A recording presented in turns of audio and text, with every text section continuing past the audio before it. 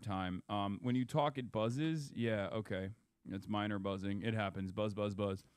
But yeah, personal news wise, I ended the broadcast last night, went to sleep, hung out with the family, went to sleep, woke up super early in the morning. Woke up super early in the morning. The buzzing. No, there are buzz bad, bro. No lie. Okay, someone link me the fucking clip. Someone link me a clip. Fox played here. It doesn't change the dynamic in context. Oh, hell yeah. Comical collapse for third way. What a way for an organization to go out. Yeah, it's really funny. I know. Third way is up my ass. Jewish Insider is still up my ass. They've done yet another article. I don't want to talk about it too much because it's like, at this point, it's over, right? But it's a done deal. These guys are they just got no emotion whatsoever. Kate Willett says, nothing against Hassan, love his work, but it's weird how all left media is ignoring Connie Chan. She's polling within a margin of error of Shoykot, and nearly all the local progressive endorsements. Because I like him and believe in him regardless of his previous donations. He's been there since the beginning with Justice Democrats. AOC played a role in the development of the Green New Deal and has one of the most radical agendas out of all the candidates I work with this cycle. I totally respect the right to support him, but I think it's anyone's race at this point. Nobody has a meaningful lead except maybe Wiener, who is pure evil. Yeah, we agree on that, by the way. You were right about her intentions, too.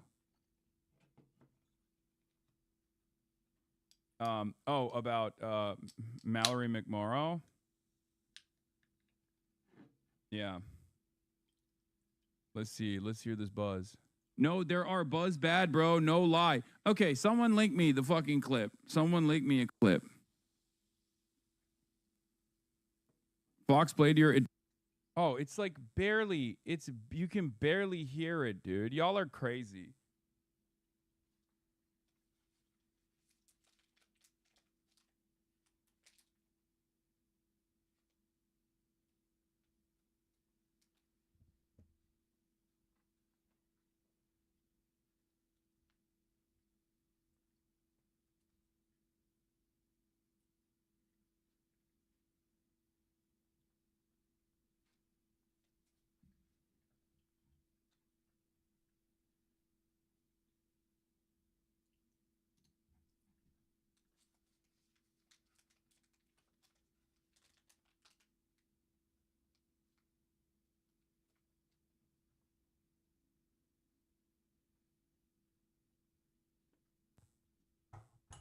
God damn it. This shit sucks so bad. I'm so fucking annoyed. Okay. Yeah, I don't know what to do here. Connie Chan is actually an awful candidate. No, she's not. This is like, I mean, she's just not as good as Shoykot, okay? She is like a typical, she's a typical person who's like running for the moderate progressive lane. That's it. She's like a McMorrow type. But she absolutely does have a lot more like left adjacent and left institutions in San Francisco basically felt like there wasn't a candidate for them because they don't trust Shoykot. And that's the reason why they like obvious that that's the reason why they put up Connie Chan. The reality is like Shoykot needs to get into the top two against Wiener because like California has a unique top two primary structure, and then he can cook Wiener from that point on. But you know, why does Wiener have a lead? Because he has all the institutional backing.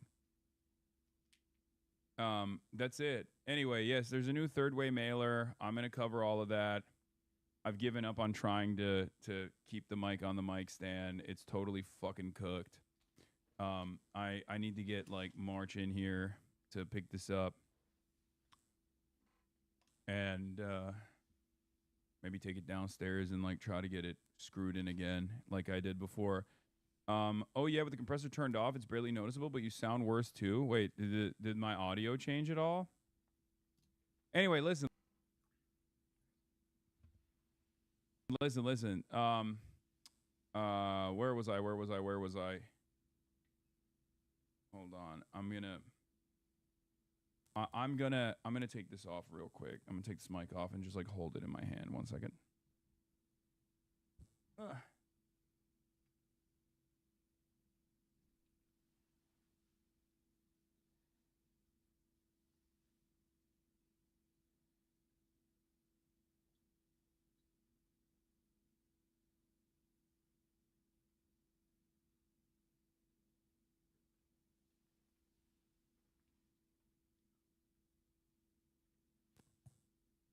Okay. Ow. Fuck. I just stuck my finger in there. It's I'm gonna be using the microphone like this for a little bit, and then I'm gonna hopefully I'll be able to figure it out afterwards. You literally sound fine. Don't listen to the motherfuckers. I have professional studio speakers. Yeah. I did see the Illinois 9 stuff as well, which is not a surprise at all. Maybe one day we'll identify exactly what took place there. But we have, we have the same problem with Shoykot. Even though he has lived in San Francisco for quite a while, they still are calling him a fucking carpetbagger too, which is very annoying. It's like it's another instance where like local progressives don't like the candidate, and they're willing to fucking throw the weight that they have behind what they've chosen as like a less progressive but still progressive candidate, and that's it. Like that's literally what's going on. That's what's happening. It happened with like Kat as well. It happened with Kat Abu-Ghazaleh, obviously in Illinois 9. It's just another instance of not having enough organization. And I understand like the reality is Shoykot is a far better national candidate, and when you're running for House of Representatives, is a national position. Okay, Shoykot has far more comprehensive agendas. All you gotta do is take it to the front and tell them to like push it in, and then tighten that screw. That's it. That's what I did last time. Yeah. Yeah. They just have to like punch it in a little bit and then force it and then screw it and then it'll be fine. Connie said she wouldn't abolish ICE among other things. Shoykot is the only viable candidate. Yeah, it's stuff like that that's like so much worse. And I'll be honest, it's the resentment that people feel towards. What are you doing? Oh, my microphone. Yeah. I don't know what happened. I don't know why it's a little buzzy. It absolutely is like a sequence of like dark money funded, tech bros that have dominated San Francisco politics for quite a while. It's the NIMBY versus YIMBY divide, which from what I understand, a lot of the people are considering him to be, what do you call it? A lot of people are considering to be like a YIMBY. Oh, it fixed it. You fixed the buzzing. How did you do it? What was it? Oh, okay. Okay. Yeah. Wait, you ordered a new XLR? Oh, like an XLR cable. Okay. Nice. Okay. Why are the MBs fighting? Not the MBs fighting. Anyway,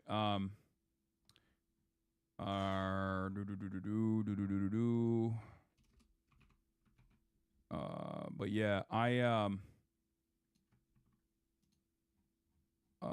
hold on. SCOTUS conversion ban, birthright. Hold on, I gotta type, so I gotta put this down for a second. SCOTUS. The buzz is gone, folks. Good. SCOTUS conversion ban, birthright hearing. Epstein Fury. Day 32. Allies scared. Trump State of the Union later. Dems mad at me. Stanford speech later. Get in now. Okay. It sucks that Trump's speech is literally while I'm giving a speech at Stanford. I'm going to be giving that speech at Stanford and instantly go back to do the SODU. Okay? The NASA stream comments are so crazy. How many trailers are saying, I hope Iran doesn't blow your rocket up?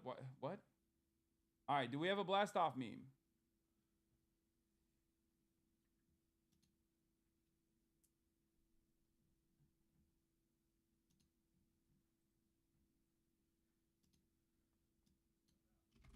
Wait. Oh yeah, it's over here. Yeah, missed it. Yeah, you need a ratchet or something like that. Glad you caught it though. That's good because otherwise would have gone down for no reason.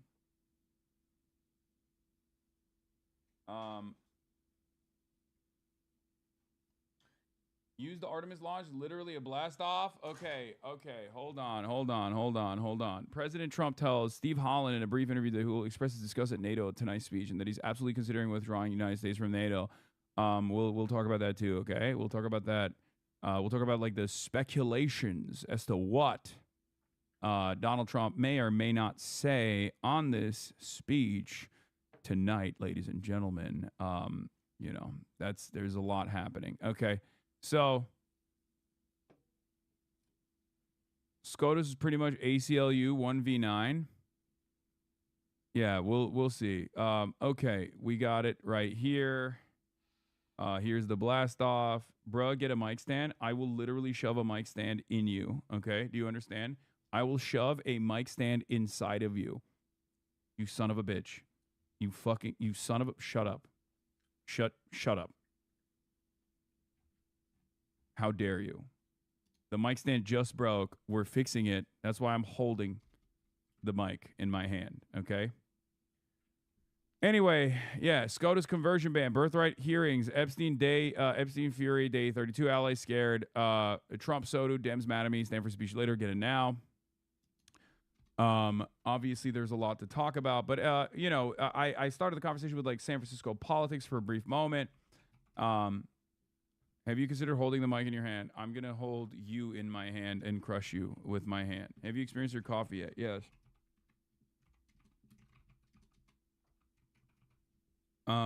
Anyway.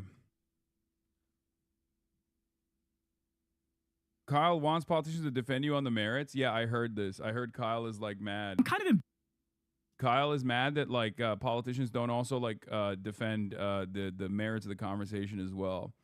I think politicians should, at the very least, they could say like, you know, this is the same old bullshit canard. This shows a bigger liability for Democratic politicians than a Hassan Piker stream. Oh yeah, 100%. I mean, of course. Embarrassed at the limp dick nature of the defenses of Hassan, because there's a lot of people who are out there going like, oh, well, I thought we believed in free speech and we believed in dialogue with everybody, and this seems very anti-free speech to try to cancel him, and we should be able to talk to him, even though I disagree with him on a lot of things. No, we need to take these smears head fucking on. It's absolute fucking horseshit that he's anti-Semitic. It's horseshit. Somebody posted the other day, it was a 30-minute compilation of Hassan repeatedly separating out anti-Zionism from anti-Semitism and saying anti-Zionism is the way we go. Anti-Semitism is stupid and dumb and wrong and bad. And Nick Fuentes is a fucking Nazi. He blames all Jews. That's fucked up. That's wrong. 30-minute compilation of that. And the best we get in terms of defending Hassan is, well, on free speech grounds, I guess I might talk to him. No, fuck that.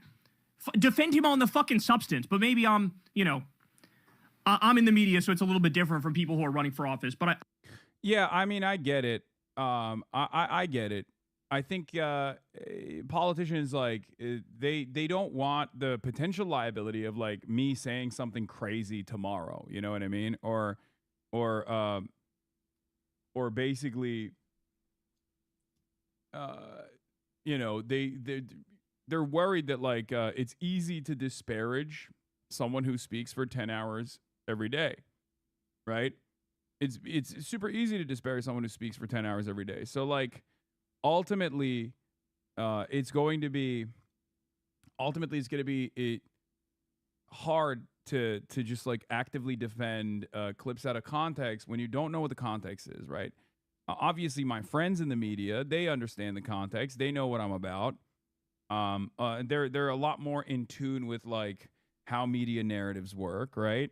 And that's why, Kyle is saying what he's saying. Walter Madison is saying what he's saying. It's just like the expectation is obviously a little different from, like, Bernie Sanders, for example. He's not sitting there watching the stream for fucking 8 hours. He hears a quote. He might find it to be, like, indefensible, right? Even if there's obviously additional context to it.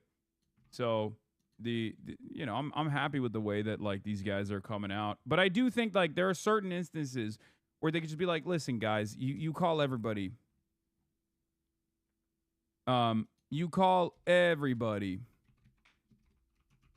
everybody a fucking, what is this?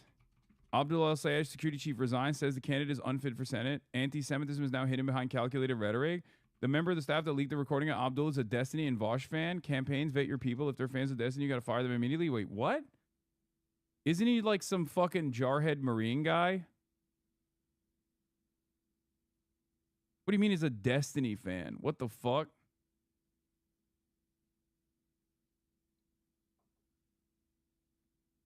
That's got to be a meme, right? Oh, John Kiriakou came to my defense Titans, as well. thanks for the $10. What do we both think about the coordinated smear campaign against Hassan Piker for so-called anti-Semitism by moderate Dems like Alyssa Slotkin? Meanwhile, she goes on Islamophobic Bill Maher's show. Yeah, I sympathize with Hassan Piker. I really Me do. too.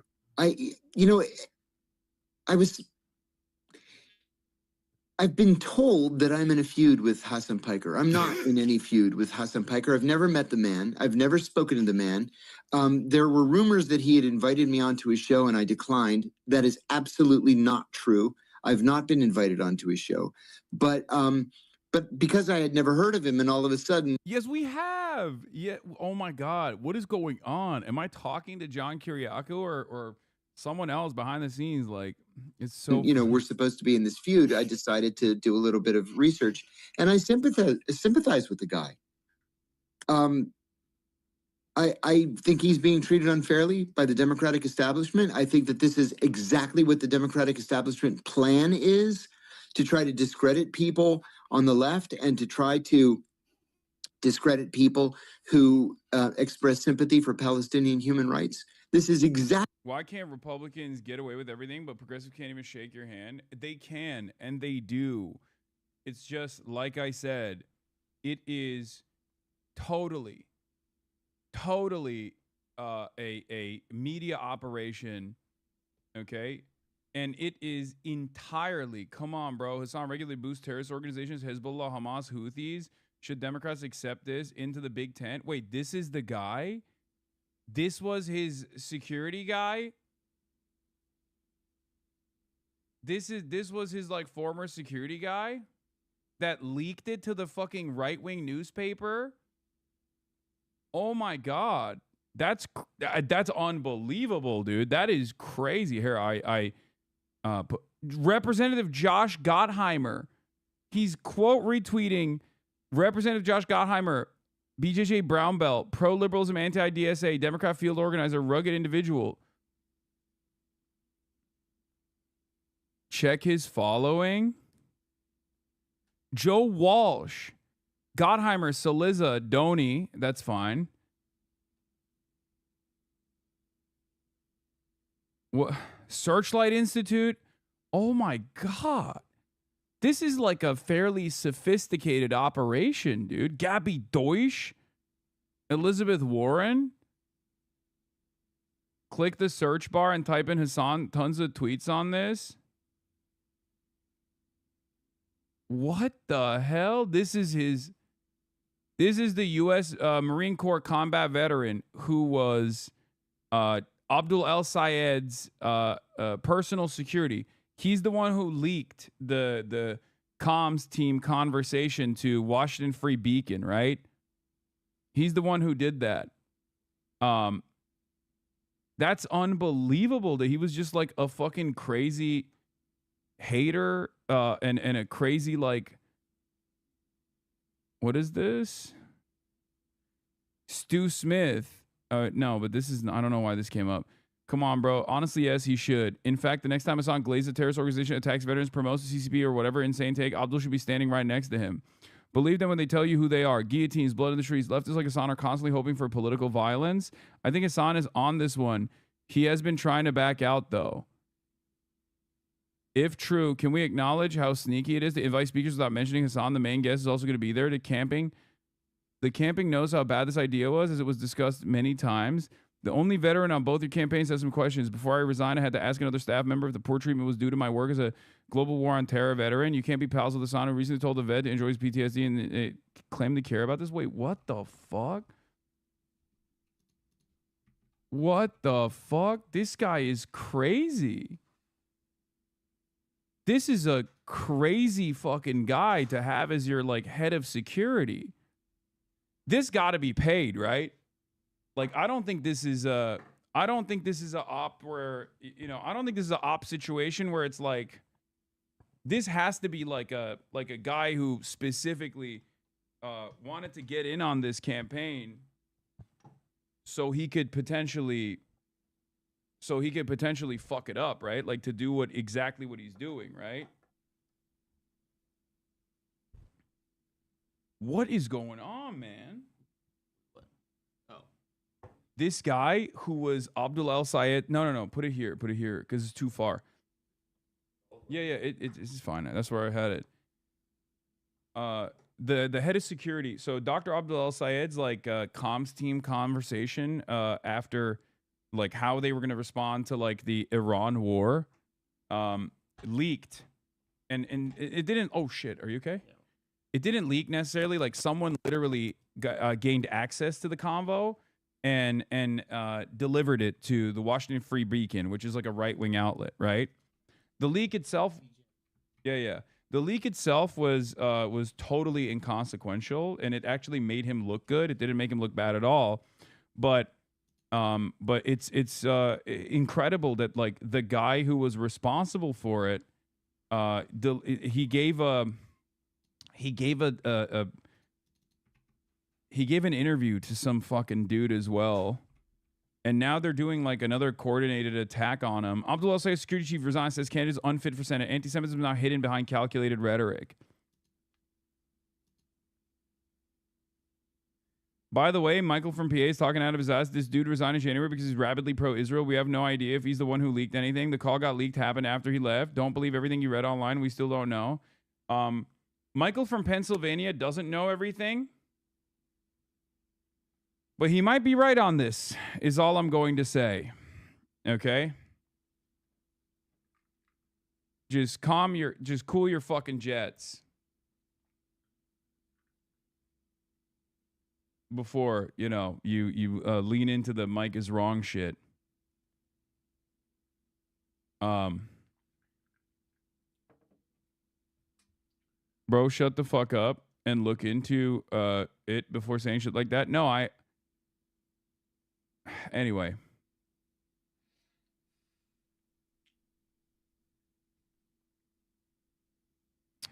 In any case, Michael from Pennsylvania, Michael from Taiwan. What is this? Hassan Piker now giving comment when the campaign doesn't. So glad I resigned from this clown show. Like, this guy fucking is obsessed. He's like a Israel obsessed guy, I think.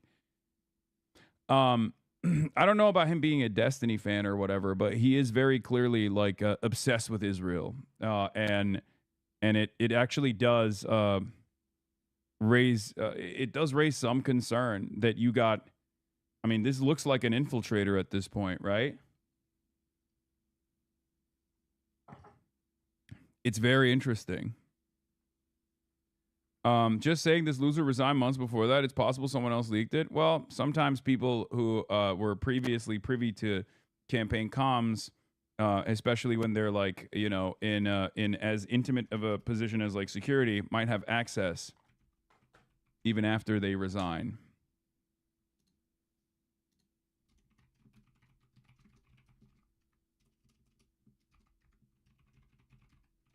Here he is replying to Destiny.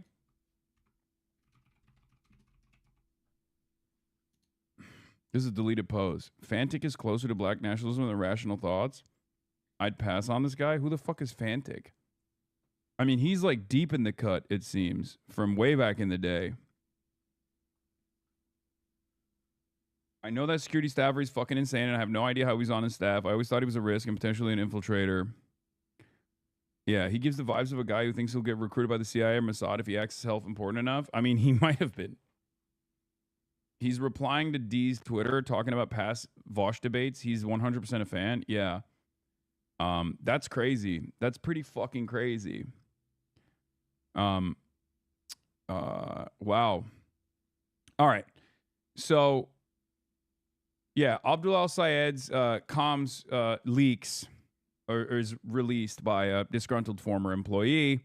This guy, right? And after that, he's going on the media. People are like saying, "Oh, you love Ayatollah Ali Khamenei," whatever, right? He did a Fox interview. We'll obviously look at that as well. I think he had a pretty good line in there that the Republicans got really mad at. but I think will play really well with the Democrats, because remember, this is a Democratic primary where they try to pin him down on this, like, don't you think Iran would be better off without the Ayatollahs? Like, aren't they so radical? And he has a bar, and he just like Uno reverses it so well. And let's take a look. Battle shaping up in Michigan. A Michigan Democratic Senate candidate taking heat over some leaked audio. This happened right after the killing of Iran's supreme leader about a month ago. Here's in part what he told his staff. I also want to remind you guys that there are a lot of people in Dearborn who are sad today. So, like, I just don't want to comment on Khamenei at all. Like, I don't think it's worth even touching that. Okay, that candidate is Abdul El-Sayed. He wants to be a senator from Michigan, and he's my guest now. And, sir, good morning to you. Thanks for coming on here. Want to give you a chance to hear you out. You know what Iran has done for almost 50 years. Why did the comment come off that way with your staff, sir? Look, I'll tell you this. We're in the midst of a war. We don't need to be fighting. It's illegal. It's immoral. It's using our tax dollars to raise our gas prices from a MAGA-backed movement that told us that they would never get us into another foreign entanglement. And here we are. And I just want to remind you that most people in the city of Dearborn and Dearborn Heights are not Arab American. They are white. And they're worried, just like I am. They're saddened by the fact that their tax prices go up, and they are watching their gas prices go up with it, all to fight a war that we shouldn't really be a part of. Yeah, I appreciate the fact that you're against the war. I understand that. But there are more people in Michigan that are going to side your fate politically who don't live in Dearborn, Michigan. Would you accept that? And would you also accept the idea that some Arab Americans in Dearborn may see the downfall of this regime as a good thing? You know, Bill, I'll tell you this. There are many people who see the downfall of the regime as a good thing. But the question of whether or not it was pursued legally, that's a different question. Whether or not it's worth $31 billion of our taxes and counting, $1 billion a day, that's another thing. Whether or not we should be paying. Chat, he's running for Senate. He's not going to say, like, as a Muslim man especially, who's currently being tagged as a sympathizer, he has to play a very delicate tightrope. Don't be fucking ridiculous. He's not going to fucking be like, oh, dude, I love... Like, first of all, he shouldn't ever say that regardless. He should never say, like, oh, I love the Ayatollah, obviously, if he ever wants to fucking hold office of any sort in the United States of America. But, like, he's saying the right thing. Like, my statement in a situation like this, if I was asked about it, would be, it's not up to us. It should be up to the Iranian population. And there has never been a singular instance where an American bombing campaign, or there's never really been an instance where an aerial bombing campaign has ever actually successfully led to regime change. But there's also never been an instance where American military intervention has left the country better off, right? Since World War II, we have not had a singular W, okay? It's costly for the taxpayers. It's unbelievably deadly and destabilizing for the people that are living under these bombing campaigns. And on top of that, it's a gross mismanagement of our productive forces, our productive output. Every single dollar that we spend on those bombs, blowing up schools, could have been a dollar that we spent on our schools in our neighborhoods, right? It's immoral, it's morally repugnant, and a lot of people that watch this show on Fox News believed in Donald Trump's message when he said, we're no longer going to get into foreign entanglements. No more silly, unnecessary wars of choice. We're not doing that. And guess what? We are doing that now. And we're doing that at the behest of Israel, another foreign country that has taken up a good deal of our attention and a good deal of our tax dollars all the same. It's a spectacular failure. And that's the real conversation here, not some leaked audio, right? You're meeting the security leaker guy for the first time? I do, but thank you. What's up, Hassan? Jordan. Nice to meet you. Chris from my team. Nice to meet you. Wait, that's the guy? I met him? So while I was meeting his ass, he was like, oh, I'm going to fuck this guy up one day.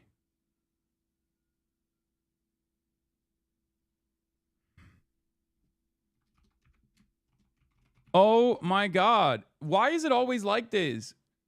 Why is it always like this? Why are people always so fucking friendly in person, but they're like seething deep down inside. Fake demon, dude. And this is a Marine Corps veteran. He could probably whoop my ass. He's a BJJ guy.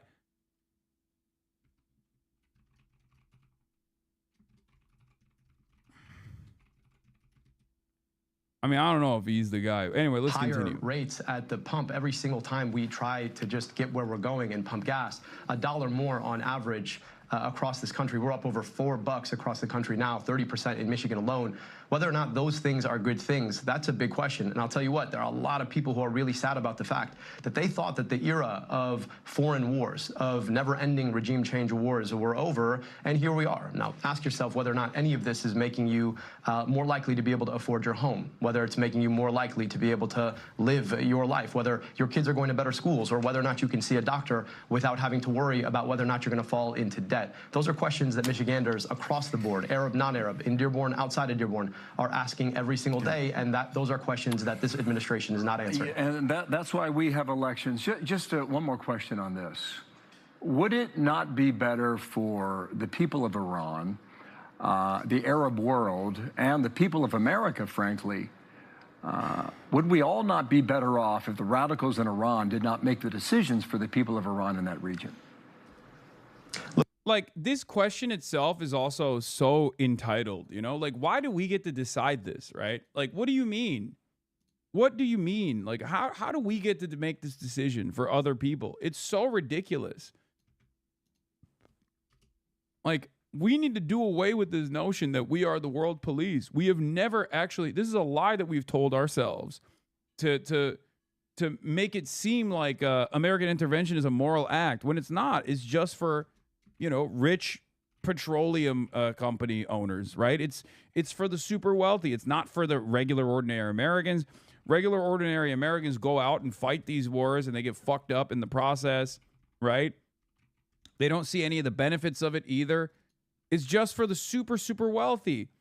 And it's conducted with our tax dollars too. Like, that's where all of our productive output is going to. It's unbelievable, right?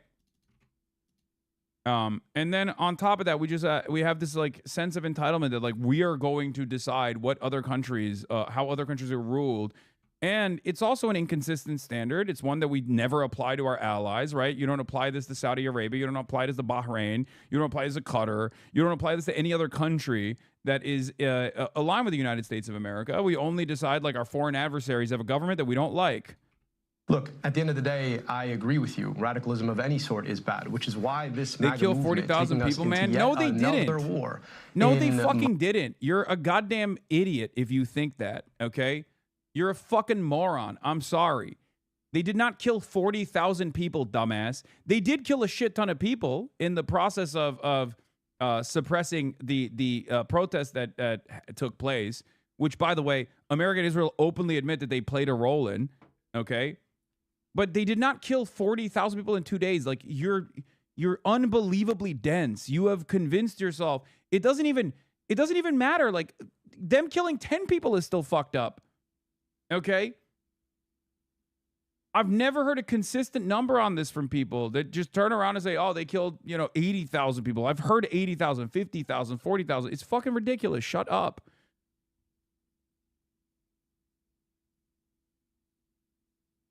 Jesus Christ. How do you not recognize it? It's like, this is propaganda to actually justify American and Israeli intervention. That's what you're leaning into. My lifetime, and I'm only 41, is so ridiculous because that kind of radicalism, that idea that we should just rattle our sabers and go to war with anybody, that's an open question. Meanwhile, you've got the Saudis, you've got the Qataris who are buying the Trump administration a jet that he plans to take after he's done with the presidency. Those are all radical regimes too, and that we're not going to war with them. To me, the question of whether or not we go to war ought to be a question of whether or not it's in the best interest of our government, of our people, whether or not it actually makes our lives better. And I think the answer to this question is already no when it comes to Iran, like it has been when it came to Iraq. We may be out of this war at 9 o'clock tonight in prime time. We'll see about that. We'll see what the president decides on that. In the meantime, you're going to have an event about... Its impact is still going to be felt around the world, okay? And it's still being felt around the world. It's being felt in America. It did not have to happen. We still spent like upwards of 20, 30, 40 billion dollars in both loss of assets that were evaporated in the process. Like, that's all economic output that went to something so unnecessary, okay? Waging war, and it was lost in the process. 13 soldiers died in the process. Hundreds more are casualties. We don't know how severe those the woundings actually are. We don't know how severe their wounds actually look like. We killed 160 little girls in a school. We killed 20 school children playing volleyball. That was on the first day. And in the process, we collapsed the global energy market. And you're over here being like, well, I guess we can pull out tonight. What do you mean? We're just not going to hold the administration accountable for these unjustifiable actions because they felt like it? Like, what the fuck are you talking about? Ridiculous, right? Totally, totally ridiculous. About a week with a man by the name of Hassan Piker, and this is what the New York Times says. Abdul El Sayed, Detroit Free Press, and then the Times, to campaign with controversial streamer Hassan Piker rallies sparked backlash in Michigan's Democratic Senate primary. I assume that meeting is going to take place. And if it was on the 7th of April, I do believe, this is what he said about the attacks on October 7th going back. In part, he said the following. It doesn't even matter. None of this justifies that Palestinians have a right to dignity, a right to emancipation, a right to live free lives, free from this occupation. Doesn't matter. Doesn't matter if rapes happen on October 7th. Like, that doesn't change the dynamic for me even this much. I don't know why you're doing this event, but I know you're going to explain it to me, just so our audience knows if they're not aware. At one point, he said about 9/11, America deserved it. That's awesome that they put like the context though. Why did they do that? Do I have a secret agent inside of the Fox News editing team? Like, is one of the Fox News producers just like, yeah, for the first time ever, let's just show the full scope here. Right? That was right after October 7th too, if you guys recall. I've been consistent on my principled stance on this, okay? The violence on October 7 does not justify the violence that came after October 7, okay? Nothing justifies a genocide. It's that simple. And that is a position that the overwhelming majority of Americans also believe in. So the idea that this is like a far out take or whatever, and not the fucking moral majority, is ridiculous, okay?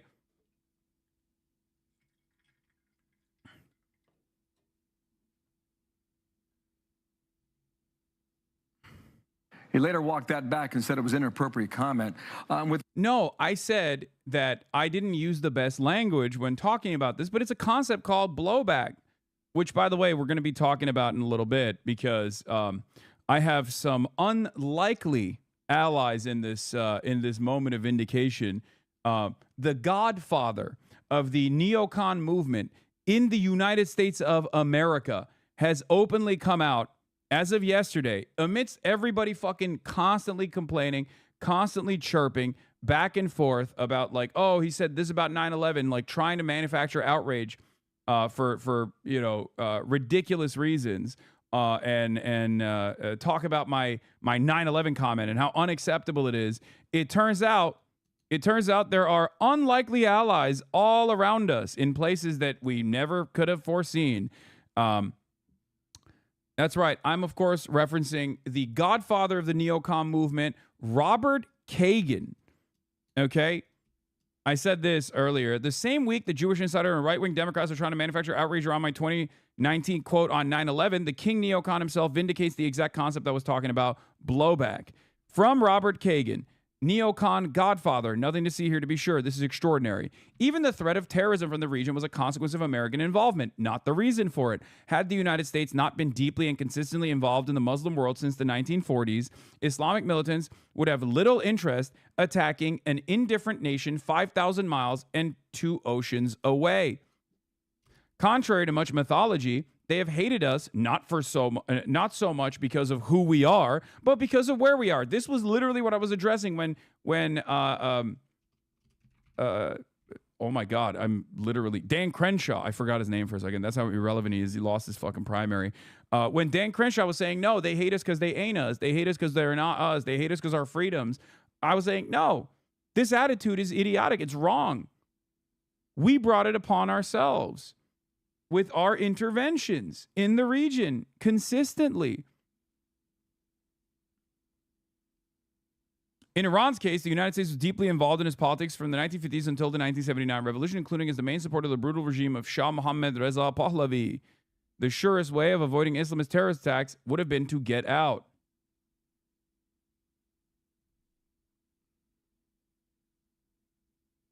This is a real, this is a real, ball knower moment, okay? Literally the founder of the people who did this, the New American Century, Project for a New American Century movement, like Bill Kristol and Robert Kagan, okay? Bill Kristol is now woke on this shit too. Both of the godfathers of the American neocon movement. Bill Kristol now owns the Bulwark, okay? And will regularly outflank many centrist Democrats on issues that pertain to ICE, on issues that pertain to foreign entanglements. It's unbelievable what is happening. Like, this is, if someone were to tell me that the architects of so much death and destruction in this region would come out and agree with statements that I have made, openly recognize maybe their own involvement, their own personal involvement, and like the lies that they peddled in an effort to continue doing military intervention in the region, 26 years after the fact, or 24, 25 years after the fact, I'd be like, you're out of your mind. Okay? You're out of your dang mind. Now, this isn't to say that like Bill Kristol himself is like super woke or whatever, or the Bulwark's output is like overall good. They still have plenty of issues. They're attacking Track APAC, for example, nonstop. The Bulwark people were calling you anti-Semitic yesterday. Yeah, Tim Miller's been in the trenches defending me, though, weirdly enough, saying this is like totally ridiculous.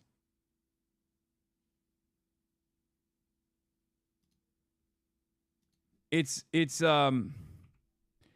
getting there. It's getting there now, okay? Where even if they say shit like, oh, Hassan is he has edgy takes or whatever that I don't agree with, like it's gotten to a point where it's so unbelievably deranged that Dave Weigel said something about it. He said, reading the Jewish Insider newsletter, wonder if we're reaching Hassan derangement syndrome. Ossoff could suffer by not responding to questions about how Hassan likes him as a candidate. It's fucking ridiculous, because I said John Ossoff is my dark horse pick, right? If you guys remember. And Jewish Insider tried to do a rat fucking operation. They went to like everyone in the Ossoff orbit and were like, what do you think about Hassan endorsing you for president? And of course, John Ossoff is smart enough not to fucking eat that bait. And he was like, he didn't respond. Piker in the interview called Ossoff my dark horse pick, depending on how he presents himself if he has ambitions for higher office. But Ossoff, a Jewish senator who's facing a tough re-election and state President Donald Trump carried twice, returned Piker's affections. His team has been unresponsive about his views on Piker, even as some leading Democrats have spoken out against the influencer and kept their distance. Multiple spokespeople for Ossoff didn't respond to several inquiries this week from Jewish Insider. Ossoff's silence about Piker could strain his already rocky relationship with Georgia's Jewish community. Key Jewish leaders and donors have repeatedly expressed outrage with the senator over his votes in favor of resolutions that block U.S. arms sales to Israel. That was ironically the reason why I said John Ossoff is actually an interesting candidate. Okay? Because he came out of nowhere before anybody else and was like, yeah, we should block weapons to Israel. It's ridiculous. And then the Georgia Jewish community, not the actual Georgian Jews, right? Not like the Jews in Georgia, but the Georgia Jewish community and all of the, the advocacy groups and whatnot got together and once again did the same thing that they always do, which is like to present Jews as a monolithic force that's primarily invested in fucking Israel. And it's so goddamn annoying that they keep doing this over and over again because it foments anti-Semitism. It's unbelievably anti-Semitic. Like, go poll Jewish people anywhere around the country, and you're gonna hear a million different opinions on Israel. Okay, I hate this shit.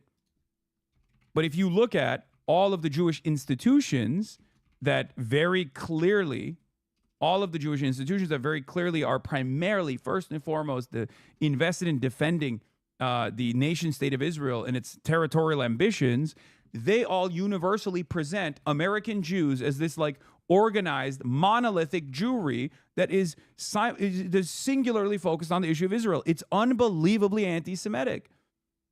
Okay? It's fucking ridiculous. And people like Jonathan Greenblatt heavily lean into this, and they heavily fucking foment anti-Semitic conspiracies with this wrong and dangerous conflation. And Jewish Insider also leans into it as well. It's so ridiculous, okay? This is not about John Ossoff's other statements, chatters. Calm the fuck down. This is not your opportunity to talk to me about how you despise John Ossoff, and I shouldn't ever say anything about John Ossoff, okay? So please, shut the fuck up. It's not the time. Now is not the moment, okay? Please, for one moment in your life, demonstrate the capacity to be able to fucking read the room, okay? I know you are oblivious to reading any fucking rooms, okay? I know that being able to read the room is actually, immoral and counter-revolutionary and bourgeois activity, okay? I know. But please, for the love of Christ and all things holy, shut the fuck up for a second and lock in, okay? We're talking about something entirely different. Ossoff's silence about Piker is obviously because he's not entertaining this fucking idiotic game because he's, smart enough not to. He's like, why the fuck would I present myself if I have ambitions of higher office? Why the fuck would I present myself as like sympathetic to Israel, a lost cause, a dead weight? The fact that you are saying you support a Jewish candidate is important to refute the idea that you have animus. I mean, that's not the reason why I said it. The reason why I said it is because I think Ossoff is an interesting candidate because of what he has done in the past, even though he obviously capitulated after all of these Jewish advocacy groups that are literally just Israel advocacy groups yelled at him, took out ads in the fucking newspaper, and then he backed away from that position, which was the right position. It was the righteous position. It was the honest position, and it was the correct position, and it will literally help him win favors in the future. It will show that he is like a real one, at least on this issue later down the line.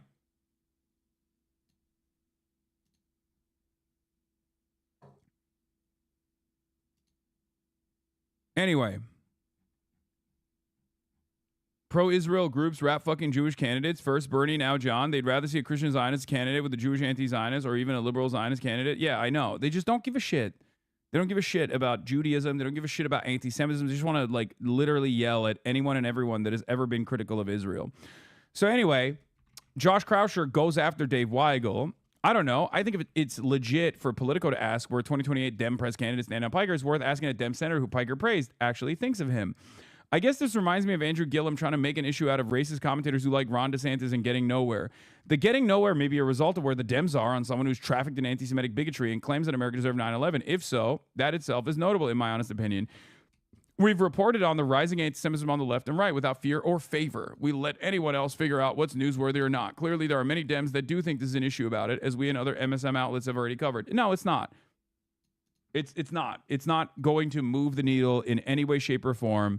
It is absolutely Jewish Insider operating at the behest of like a couple big donors or a couple influential figures who have like a vendetta against me.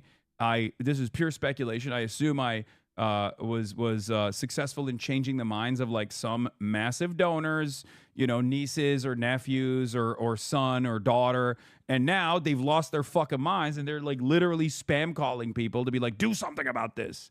Okay. That's in many instances, that's how this works, by the way. I know that you might think that there's like a real movement or a real momentum, but sometimes that's all it takes. Like one big donor who's like super pro-Israel will turn around and be like, I fucking hate this guy. He made my daughter an anti-Zionist. He made my daughter woke. And now she doesn't fuck with Israel. We have to take him out. Okay? It's same with like Greenblatt. That's what it is. Anyway, again, pure speculation, but I suspect that that's where a lot of this animus comes from, right? Anyway, it's idiotic. No one believes it. No one gives a shit. Let's hear what Abdul had to say. He said that what Hamas did is the lesser of two evils. Why saddle up with that individual? Bill, At the end of the day, I don't go on any show where I agree with everybody. You and I clearly disagree on a number of things, including the war in Iran. To me, it's about speaking to a broader audience. I'm on this show right now because I'm wanting to speak to the broader audience who are getting a bum deal because of this war. And I'm wanting to speak with Hassan's audience too. So just because you invite somebody to campaign with you or you're engaging with him does not mean that you agree with him. Famously, the president had dinner with a known neo-Nazi among many, many others. This is about being able to bring people back into. Okay, that's crazy. Don't like that. Don't like being compared to a neo-Nazi. Come on, Abdul. Jesus Christ. Every day, 30,000 people and counting tune in to Hassan's stream. A lot of folks who don't watch Fox News, they don't watch CNN, they don't watch MSNBC. They feel locked out of our politics by a politics that is more focused on corporations and their well-being than theirs. I want to answer your question. Bill, let me just finish answer your question. That you're making. But the question, yes, it's an active decision to reach out to people who feel locked out of their politics to have a conversation, just like I'm making an active decision as somebody who's running in a Democratic primary to have a conversation on Fox News, where famously many of your viewers I appreciate you coming here today. I just want to squeeze this in because we're pressed on time with the Supreme Court. You have 2 other Senate candidates. The primary is not until August. It appears to me that the lane you're picking is the far left progressive lane because you believe that is the only chance of winning. Does that sell in Michigan, a battleground state? Bill, I'll tell you, I don't believe in left and right. I believe in the people who are locked out and the people who are doing the locking out. I'll always be on the side of the people who are locked out. They deserve a politics that's not corrupted by corporations, a politics where we put money back in your pocket, and we finally guarantee health care through Medicare for all. That's not a left idea. That is an idea for people against the corporations who've dominated our government for far too long. Thanks for your time. Abdul El-Sayed is... All right. Anyway, pretty good overall. I don't think most Fox viewers would make that connection to compare you to the Trump neo-Nazi. No, I mean, look, he's trying to say that, like, you know, Donald Trump is wined and dined with like far worse figures, right? But the point is that this is like totally silly. They're trying to like you know, quote mine to the best of their ability and actively try to get a candidate to look like they're inconsistent, right? That's it. You got to stand on your principles. You'd be like, this is what I believe. Ask me about my positions, not about like the positions of a Twitch streamer that I'm aligning with, because I'm very clear about why I'm doing this, right? There are things that I agree with him on. There are things that I'm going to disagree with him on. It's you know, utterly immaterial in the grand scheme of things, right? And that's the appropriate way to just like, you know, push back. And you can also obviously tack on the you know, the much broader message that it's like kind of ridiculous to try to play these sorts of gotcha moments at a time when like the energy markets are on fire, at a time when like the president has gone back on some of his key campaign promises, and there are a lot of people who are feeling dissatisfied with the way things are going, an affordability crisis that has only gotten worse, right? Everyday Americans are frustrated that we went to war alongside Israel for no real reason. And this is the supposedly peace president, right? So it's totally ridiculous to just like consistently have this conversation. It's ironic because like Rahm Emanuel was asked about it by Dave Weigel, apparently. You've spoken out on gender identity. He says like a man can't become a woman, all this stuff. I asked because the gender EO, but one of the questions he asked Rahm Emanuel, other than like the transphobia that Rahm Emanuel demonstrates, was also his take on me and Dems being asked about appearing with me. He hasn't ruled out going on, and he sees it as a non-issue. I think I stand with the people of America is not front and center. They don't care, and I don't care. It's so funny that Rahm Emanuel has a better ability as a consequence of like wanting to win, you know, something. He obviously has ambitions of higher office. Has a better read on the situation than numerous other Democratic consultants who think this is actually a pretty solid way to drive a wedge in the direction that favors them. It doesn't, right? What is this? Why do you lie about the government forcing you to stay at the hotel in Cuba? I don't understand how you will comprehend that it is not a lie. Like, the American government has tremendous restrictions on where you can stay in Cuba. Okay, there are 4 hotels you can stay in fucking Cuba. It's just the truth. I don't know what to tell you. Okay, please go look it up. Okay, the State Department And the Treasury Department literally has a list of 4 hotels that you can stay in Cuba out of thousands of hotels that exist in Cuba. Okay, it's all illegal. And not only is it illegal, but if I stayed at a different hotel than the one that was designated, which I didn't book for the record, you know, we had hundreds of people with us, and that was the only hotel out of the 4 that could accommodate these people. Okay, and the State Department literally openly states that if you actually go and you stay in any of the other hotels in Havana, you can go to prison for 10 years and pay a $250,000 fine. Now, you're an American citizen. That should frustrate you, right? I prefer Asmongold. Nice.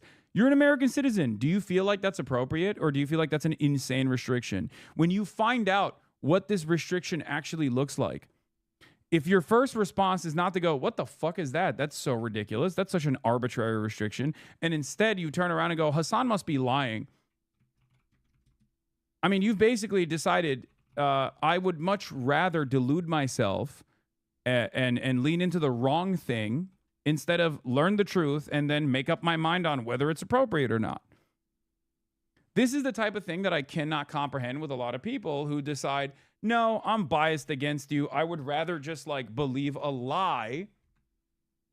I would rather continue believing a fucking lie than to you know, change my mind once I find out that the information is different than what I previously thought.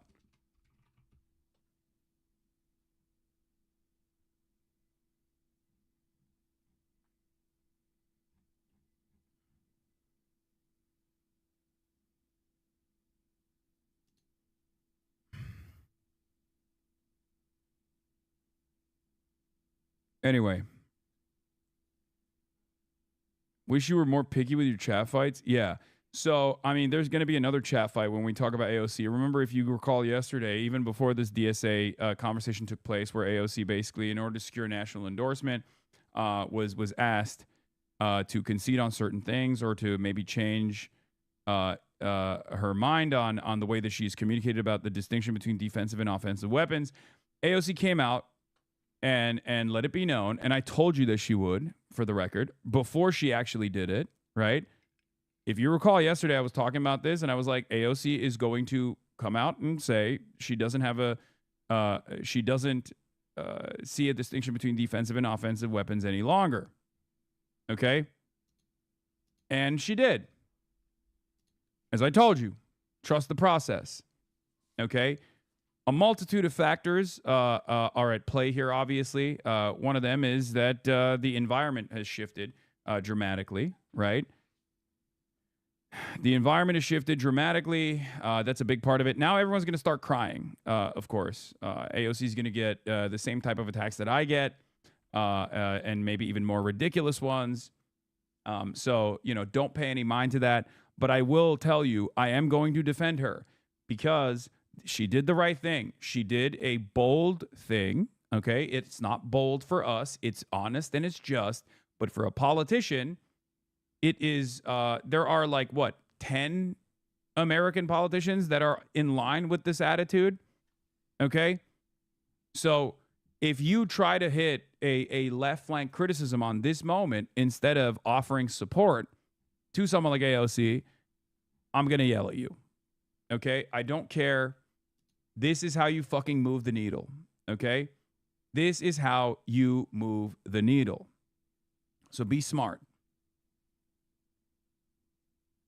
And a lot of you, unfortunately, learned the wrong lesson from this, okay? There is a lot of background comms that took place to arrive at this decision. First, I'm going to explain to you what the significance of the decision is, because it's AOC. And secondly, I'm going to tell you that your tweets are not the reason why it happened, okay? I'm just going to let you know. It's not because you fucking yelled at her on the timeline. I know you want to think that.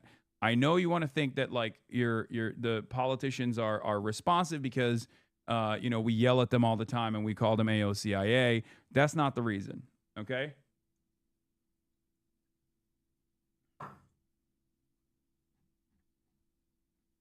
Just understand that.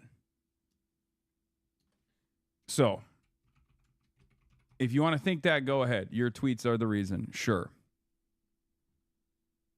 I mean, the relentless pressure from the outside left has clearly resulted in her position being unviable. Sure. That's the reason. Yes, you tweeted a lot, and Anna Kasparian did too. That's the reason why she did this, okay? You guys did it. Congratulations. You got motion. It was Zay Squirrel. You did it. Keep up the good work, okay? If you want to know the truth, that's not the reason. But it doesn't fucking matter, right? It doesn't matter. If you want to feel like your tweets are praxis, go right ahead. So, it's utterly irrelevant, though. What is relevant, however, is that AOC, as a nationally, if not internationally relevant progressive figure in American politics, has now changed the dynamic of who says they're, how people communicate that they are anti-Zionist. How people communicate. Okay, but like, don't you think you should share if it's not like the tweets? For a lot of other people. So pay close attention to people so that like who other have people made can this, use that strategy to try to like move other distinction. candidates. Pay close leftward? attention to who will continue with Question the, mark no, here. Like, I feel like it's important to know. If you know something that everyone else doesn't, I feel like that's kind of important to share. To change their mind on the Iron Dome now that AOC's come One out. of the things like I I've can noticed give you about, two like, examples. Two of my candidates, the Abdullah internet Syed left or and like Shoikat AOC and like before Hassan, AOC even came out and is like said how she much is, they're like, oh, things no were going behind more, the scenes. weapons Result Israel of this, defensive and like, offensive. okay. Before oh, she made this the real scenes, like, new you just don't litmus know. test. It's like, okay. Shoikat and At some point it Abdullah gets Syed annoying because it's like, okay, but like, also what was going on? revealed that their position is like all at some point it's weapons, like, right? okay, They too much were is not going on making behind that the scenes distinction. and not enough So that I that's can important. see. Like, how am I supposed to like That's educate or important to like remember. utilize or AOC's strategize? commitment to not arming Israel like learn if like at you're not all going to tell during me the what New the York heck's City going on. DSA forum will echo across the Democratic Party. She's considered a mainstream politician and serious contender for president. Expect no money for military Israel aid, including defensive, to be a common litmus test. Yes, that's why it's so significant. It's unbelievably significant. Connie Chan, for example, wants to fund the Iron Dome. Okay, Abdul El Sayed's the candidates that Abdul El Sayed's running against, both McMorrow and Stevens, want to either fund the Iron Dome or fund Israel entirely. Like Stevens is totally on board with continuing funds to Israel.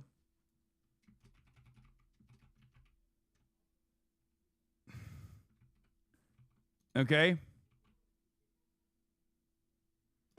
AOC then also released a formal statement to the New York Times confirming Peter Stern's reporting from the DSA. Peter Stern is a former DSA member, probably one of the best as far as like insider information on all the comings and goings of DSA. He's the state editor at City and State New York. He says, AOC released a formal statement to the New York Times confirming my reporting. Notably, she praised the Iron Dome itself in the statement, but said the U.S. should not fund it. For more, read my report. I believe the Israeli government is well able to fund the Iron Dome system, which has proven critical to keep innocent civilians safe from rockets and rocket attacks and bombardment, she said. Consistent with my voting record today, I will not support Congress sending more tax dollars and military aid to a government that consistently ignores international law and U.S. law. Okay? But she did? No, she didn't. She did not. She did not. You are wrong. AOC has never voted to fund Israeli weapons. We had this conversation yesterday. She did actively. She struck down. She voted against a provision, not the final bill, a provision that made no distinction between defensive and offensive weapons. That was a mistake. She should have never done that. She also should have never actually advocated or defended that position. Okay, so then that she was voted also wrong. Like but the in final favor of bill defensive she weapons. never voted on. She did not vote This is on this it. is like You are wrong. a distinction without meaning. In the past, she has voted present, but like but yeah, she has yeah, never on the voted final bill. Oh yeah, in with the in amendment or provision I affirmative passed. to No, fund Israel. Okay, that's not she the has point. Never done that. That is literally not the point. Alongside Rashida Tlaib and Ilhan Omar, she is one of the best congresspersons, far outflanking Bernie Sanders on this issue. That's always been the case. The problem here is the comms. Okay? The problem is the comms.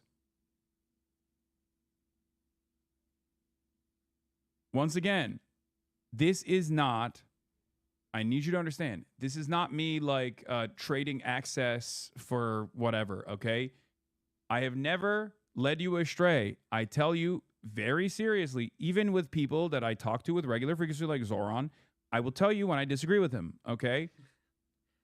Right? Even when you guys yell at me, I tell you why I disagree with politicians. Same with AOC, okay? This is not a defense of AOC unconditionally. There are plenty of things to criticize, but this is a very good thing that she did, right? However, I will always defend the truth, okay? So when you come out and say, didn't she vote for Iron Dome funding? Oh my God, no, she didn't. She has never voted for Iron Dome funding. She has never voted for any weapons funding to Israel. She has never voted for it. She's voted against it, okay? I don't like that we traffic in fake bullshit. I don't like it. And I understand why.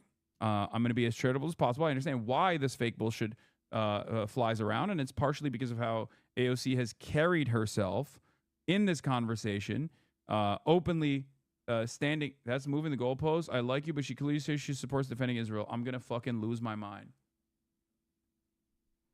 I'm Brian Kill Me. I'm Brian Kill Me. I'm Brian Kill Me. This is not a goalpost move. This is just an accurate reflection of the events that have unfolded. This is just me telling you what AOC's voting track record is, okay? Please, you are so fucking dense. It's so frustrating.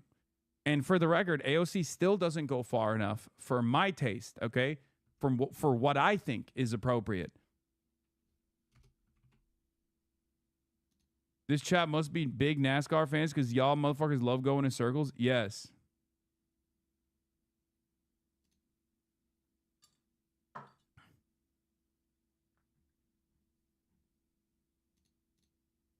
Okay. If Israel can't afford its own missile defense, then maybe it should start fewer wars. If it can't afford its own missile defense, why should we pay for it? Yes, Scott Jennings is chirping. Spiritual leader of the Democratic Party hopes as many Israelis as possible die in a rocket and missile attacks fired by radical Islamic terrorists. The reason why AOC was, I think, shy about, taking a stance where she said, like, fuck the Iron Dome, basically, right? Fuck Iron Dome defense spending. Why are we doing that? It's ridiculous. Is because of this. Because this was going to be the cynical attacks. And AOC doesn't like these sort of attacks. No one does, right? Not everyone can just sit there and eat dick on a daily fucking basis like your boy, especially not politicians, okay? Some of you have gotten far too comfortable with my commentary, and you assume that AOC or Zohar Mamdani is also going to fucking eat it. Not many politicians can do that. Donald Trump can do that, and that's perhaps one of his only admirable qualities. And I wish we had more leftist politicians who could do that as well, who could just stand there and be principled and say, "Fuck you." Okay, this is ridiculous.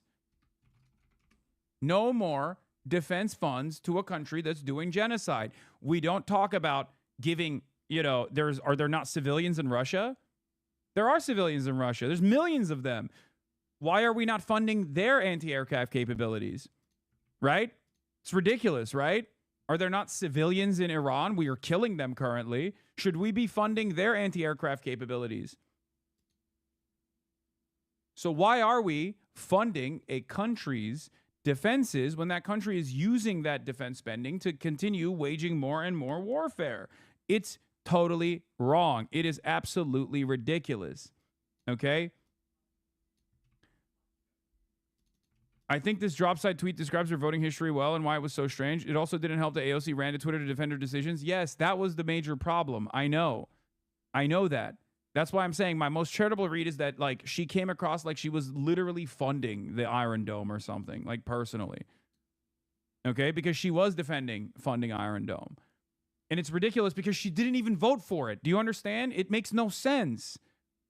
It's a classic AOC move, where she ends up doing the right thing at the end, but because of her very calculated communication strategy where she wants to have the least amount of people yell at her as possible, she ends up having everyone yell at her, okay? And she confuses people all along the ride.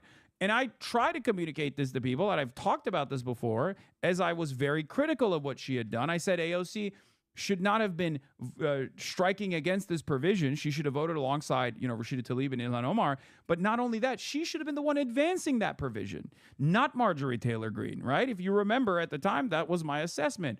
We should be leading on this issue. We should be leading on this issue. Our candidates should be leading on this issue. If you're progressive, you should be the standalone voice, unafraid to say the truth. And you will abso-fucking-lutely gain from it, right? You will win favor with the crowd over this, over your honesty, over your boldness. Okay? Anyway, you said she consistently votes for the Iron Dome. She voted against this, so she didn't vote for Iron Dome. A single vote doesn't constitute consistent. You misstated our words. That's an incorrect quote. Direct quote. Has consistently voted to maintain funding for defensive systems such as the Iron Dome. Consistent implies multiple. Can you point to multiple times she voted for the Iron Dome? On standalone Iron Dome funding bills, she has twice chosen not to vote no. In 2021, AOC planned to vote no, but famously switched to president at the last second, allowing $1 billion to pass 420 to 9. In July 2025, she voted against an amendment to strip Iron Dome funding. She has publicly stated she does not support cutting aid for what she calls defensive Israeli weapons. In the post above, we said she consistently voted to maintain Iron Dome funding. We did not say she voted yes. In both cases, she declined to block the funding. That is the record. This is the problem. It's already bad that she did that, right? It's bad on its own that she did that. It was wrong. It was wrong for her to vote present. It was wrong for her to strike down against the provision, especially when she ended up voting no anyway. She voted no at the end. Okay? For the final bill, she voted no, both against the Iron Dome funding and also for offensive funding, right? Like, so it doesn't even fucking matter. It's a 420 to 9 vote. Just say no. Just be bold. Be brave. Defend it. Okay?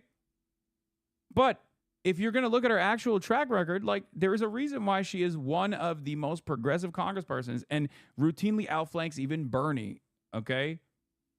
That's what's so frustrating about this, because, like, it's almost impossible to defend the truth without coming across like an AOC dick rider, okay? When I am very critical of AOC when she does, bad things, I've explained it thoroughly this time, and will continue to do so. In any case, I'm glad that she did this, okay? I'm glad that she did this. It's very good that she did this. And now she's going to get bat-faced smears, so we have to be there to defend candidates when they do the right thing. You might not think it's a bold move, but for someone like AOC, it is a bold move. So you have to literally fucking defend this move. It's called positive reinforcement, okay? Some of you have no capacity to understand positive reinforcement, and you just simply want to stand out and be the most moral vehicle possible. These are politicians. This is not your Marxist-Leninist reading group, okay? Ideological divisions in your Marxist-Leninist reading group are, utterly immaterial, okay?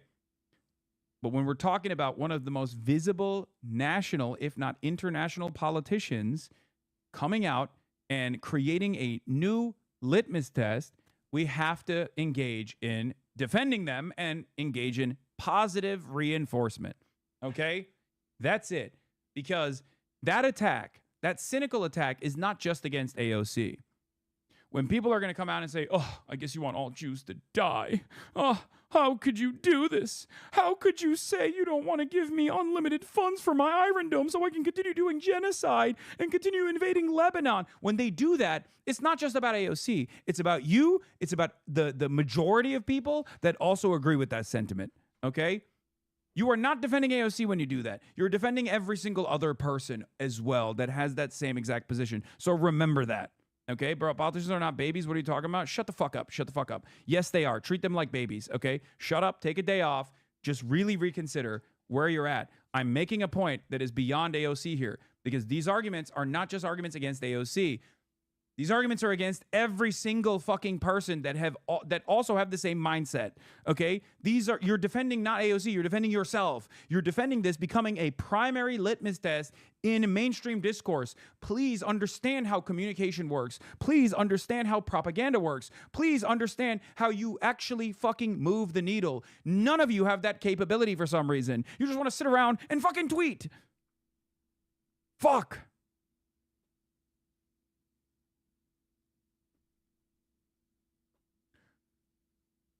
The Israeli government is well able to fund the Iron Dome system, which has proven critical to keep innocent civilians safe from rocket attacks and bombardment. Consistent with my voting record today, I will not support Congress sending more taxpayer dollars and military aid to a government that consistently ignores international law and U.S. law. Netanyahu's allies in the Knesset just approved $45 billion defense budget, and the Prime Minister himself also asserted his interest in withdrawing from the MOU with the United States in January.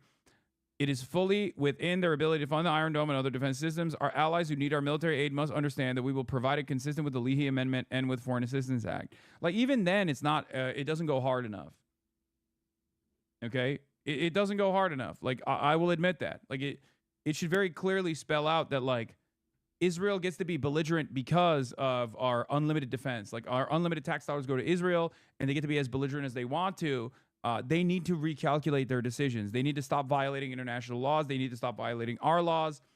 Like, you can be more clear on it, right? But she still obviously massages it in a way where it's going to frustrate people. But also on top of that, it's people that are now pissed off that she even said this because they understand how important of a decision this is, far more than you do, right? Because the people that are shitting on her, they understand what this means. You don't. Okay? The people that are now going to act like she wants every Jewish person to go through the Holocaust over and over again in Israel, they know how devastating this is when you have one of the most popular, nationally relevant politicians coming out and creating a new litmus test for what it means to be critical of Israel. Okay? So the Scott Jennings of the world, they recognize the dangers that this presents for the pro-Israel position. Many of you do not.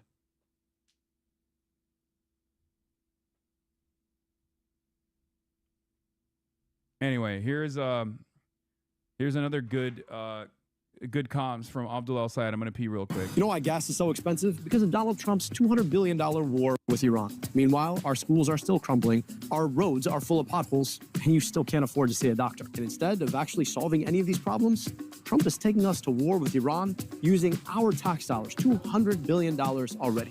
And now every time you fill up, you're paying for it. Again, life doesn't have to be this hard, but it will be until we hold the powerful accountable. I'm Abdul El Sayed, running for U.S. Senate to get money out of politics and put it back in your pockets. President Trump, he's set to address the nation tonight on the war with Iran. And just moments ago, he said that he's strongly considering pulling out of NATO. That is a massive statement. Chief Washington correspondent John Carl here with the latest. Good morning, John. Good morning, George. 5 weeks into a war that most Americans say they do not support, Donald Trump says U.S. troops are now, quote, finishing the job.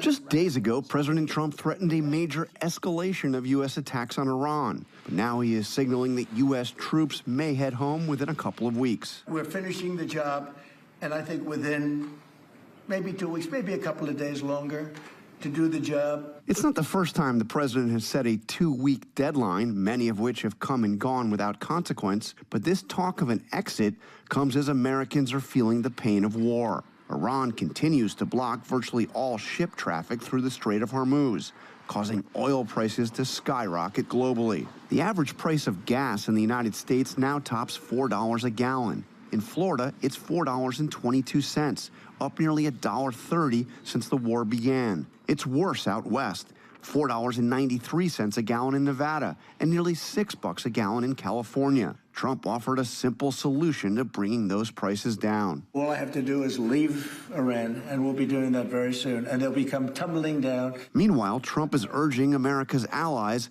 to build up some delayed courage, go to the Strait, and just take it. The president saying that America's allies... Yeah, this is both good and bad. I mean, if you're a peace enjoyer, this kind of feels like retreat, right?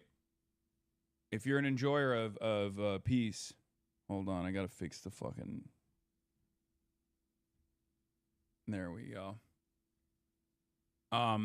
If you're an enjoyer of peacetime and you want this entire thing to be put to rest ASAP, then there's only one way to read this, right?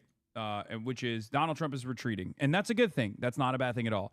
Obviously, it's devastating for like American force projection capabilities, American military posture. What this says about like where America will go in the future as far as like American imperialism, who knows?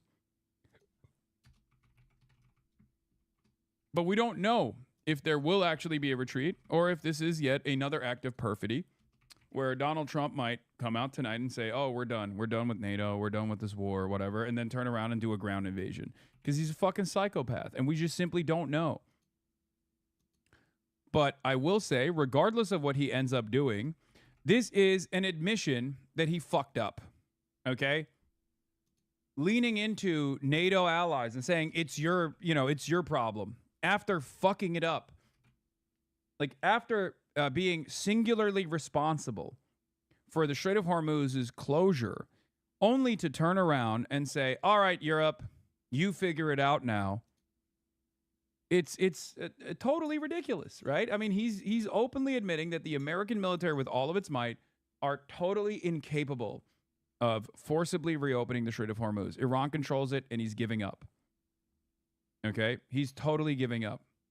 Should be there to help, even though he started the war without consulting them. In a phone call, the president told me our allies can, quote, police it themselves. Why should I do it for them? They weren't there for me. In that same call, President Trump told me he is already negotiating with what he says is the new leadership in Iran. We have regime change, he told me, and this group is much more moderate and much more reasonable. The president told me his team... It's so funny that this is quite literally the opposite, by the way. It's quite literally the opposite. I mean, there is a lot of sentiment that he's expressing to the media in the lead up to the State of the Union that's supposed to happen in a couple hours, 9 p.m. Eastern, 6 p.m. Pacific. A lot of the statements are in line with retreat. Okay. There's also an Iranian, the Iranian president released a letter to the American people. There was a union address from the Australian leader and the British one as well. We'll obviously cover that too. But it's very interesting. It's very interesting to see the situation develop. I mean, we are monitoring the situation, but you know, obviously, if you ask Axios, or a Trump administration official tells Axios, this isn't 3D chess, it's 12-dimensional. He contradicts himself regularly, so nobody knows what he's thinking. It's on purpose. It's literally, I mean, it is the Vladimir Putin meme. Because on the one hand, he's moving troops in a certain way, as though he is moving in the direction of a potential military invasion, maybe a seizure of Karg Island, maybe a seizure of other islands, maybe not Karg Island, right? But also on the other hand, he's talking about retreating. Very interesting. It's unbelievably inconsistent, and lucky for him, I guess it doesn't feed into market volatility all that much because there's far too many financially interested parties here that want to maintain market stability and have a permanent growth market, permanent bull market. So they just, anytime he says something in the direction of retreat, they lean into that pretty hard. And they're like, oh, stocks recover by $1 trillion in value, right? Like that happens over and over again. At the end of the day, however, we're talking about hard commodities that are necessary for survival, necessary for the energy grid. And there is going to be a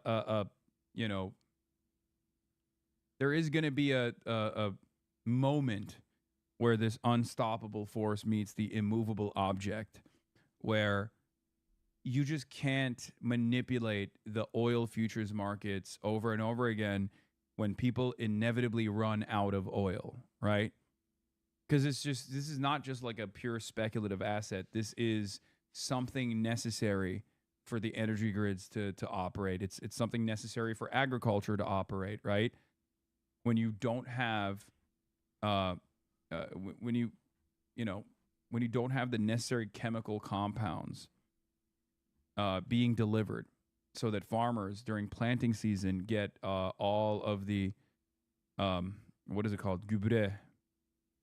I'm forgetting the English word for it. How is that even possible? English is basically my first language at this point. Gubre.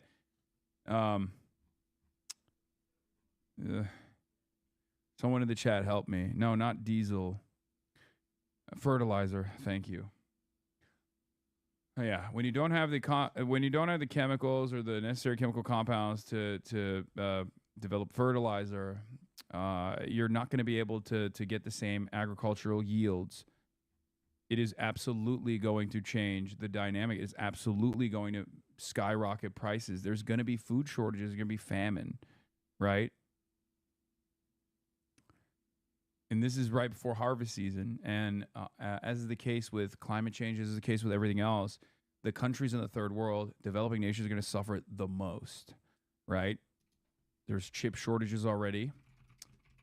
And that is going to lead to shortages in consumer goods that you can access, consumer goods that you can get. That is going to lead to inflation on that side of things, right?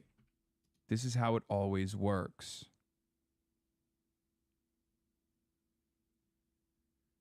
Yeah, no fertilizer, no helium, no diesel. A British commodities trader went on national television yesterday and said, tomorrow, as in today, he said this yesterday, today is going to be the last oil tanker that brings in jet fuel to the United Kingdom. It's over after that. Okay? That's insane. That's insane. Like, what will that do to deliveries? I mean, I went to Cuba. I talked about the necessity for oil in terms of like keeping the energy grid up, right? Some countries have already restarted their coal plants, like Thailand. Thailand restarted their coal plants so they can power their energy grid with coal again, right? But some countries don't have that. Like other countries have already shuttered those operations. They don't have a redundancy there. They don't have a contingency plan. So what do? When you don't have jet fuel, you don't have transport, okay? You don't have deliveries. What do? This will cause unbelievable strains, unbelievable burdens on the European markets. People will not have access to goods. Eventually, if it gets really bad, then you can't even power your energy grid at all. There will be shortages. There will be rationing. Do you understand? All for what?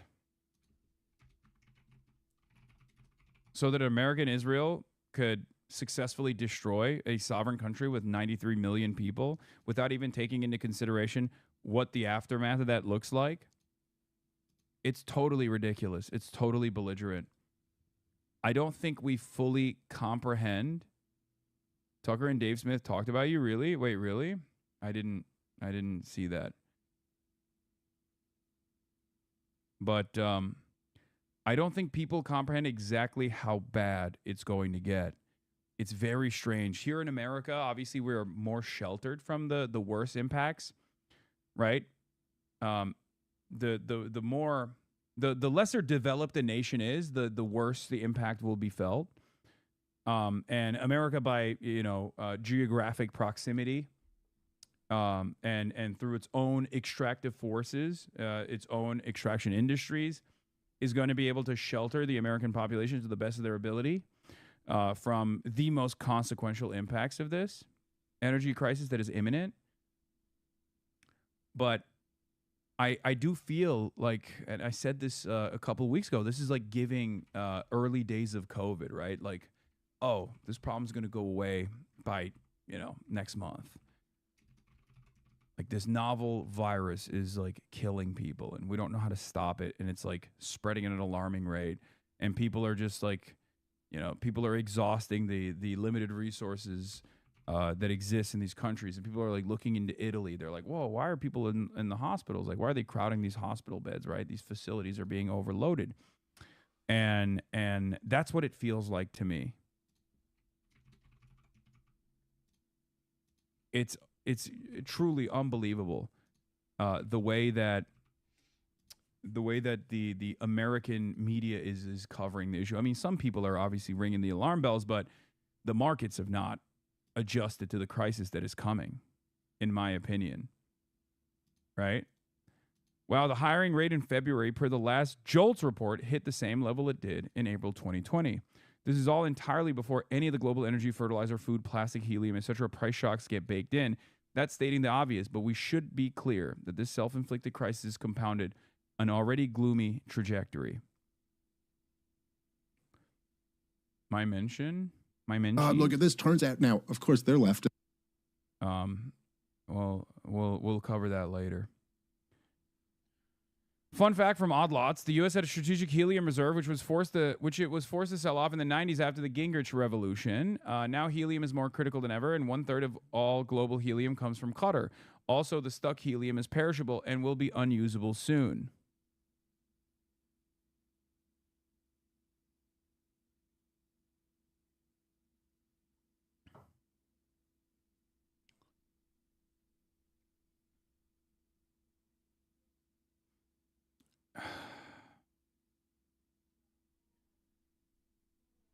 All the while, when Donald Trump, on the one hand, is saying that, we might pull out, and the market is reacting with joy, right? Oh, finally, the pain will go away, without even factoring in the pain that will come regardless, due to the impact of what we've done thus far, that we have seemingly refused to take a cold, hard look at for some weird reason. But then on the other hand, Donald Trump is saying that he is still escalating. He's still invested in escalation. President Trump requested a plan to seize nearly 1,000 pounds of highly enriched uranium from Iran. The U.S. military briefed him on a complex operation involving airlifting excavation equipment, building a runway inside Iran for cargo planes to extract the material, and potentially deploying hundreds of troops.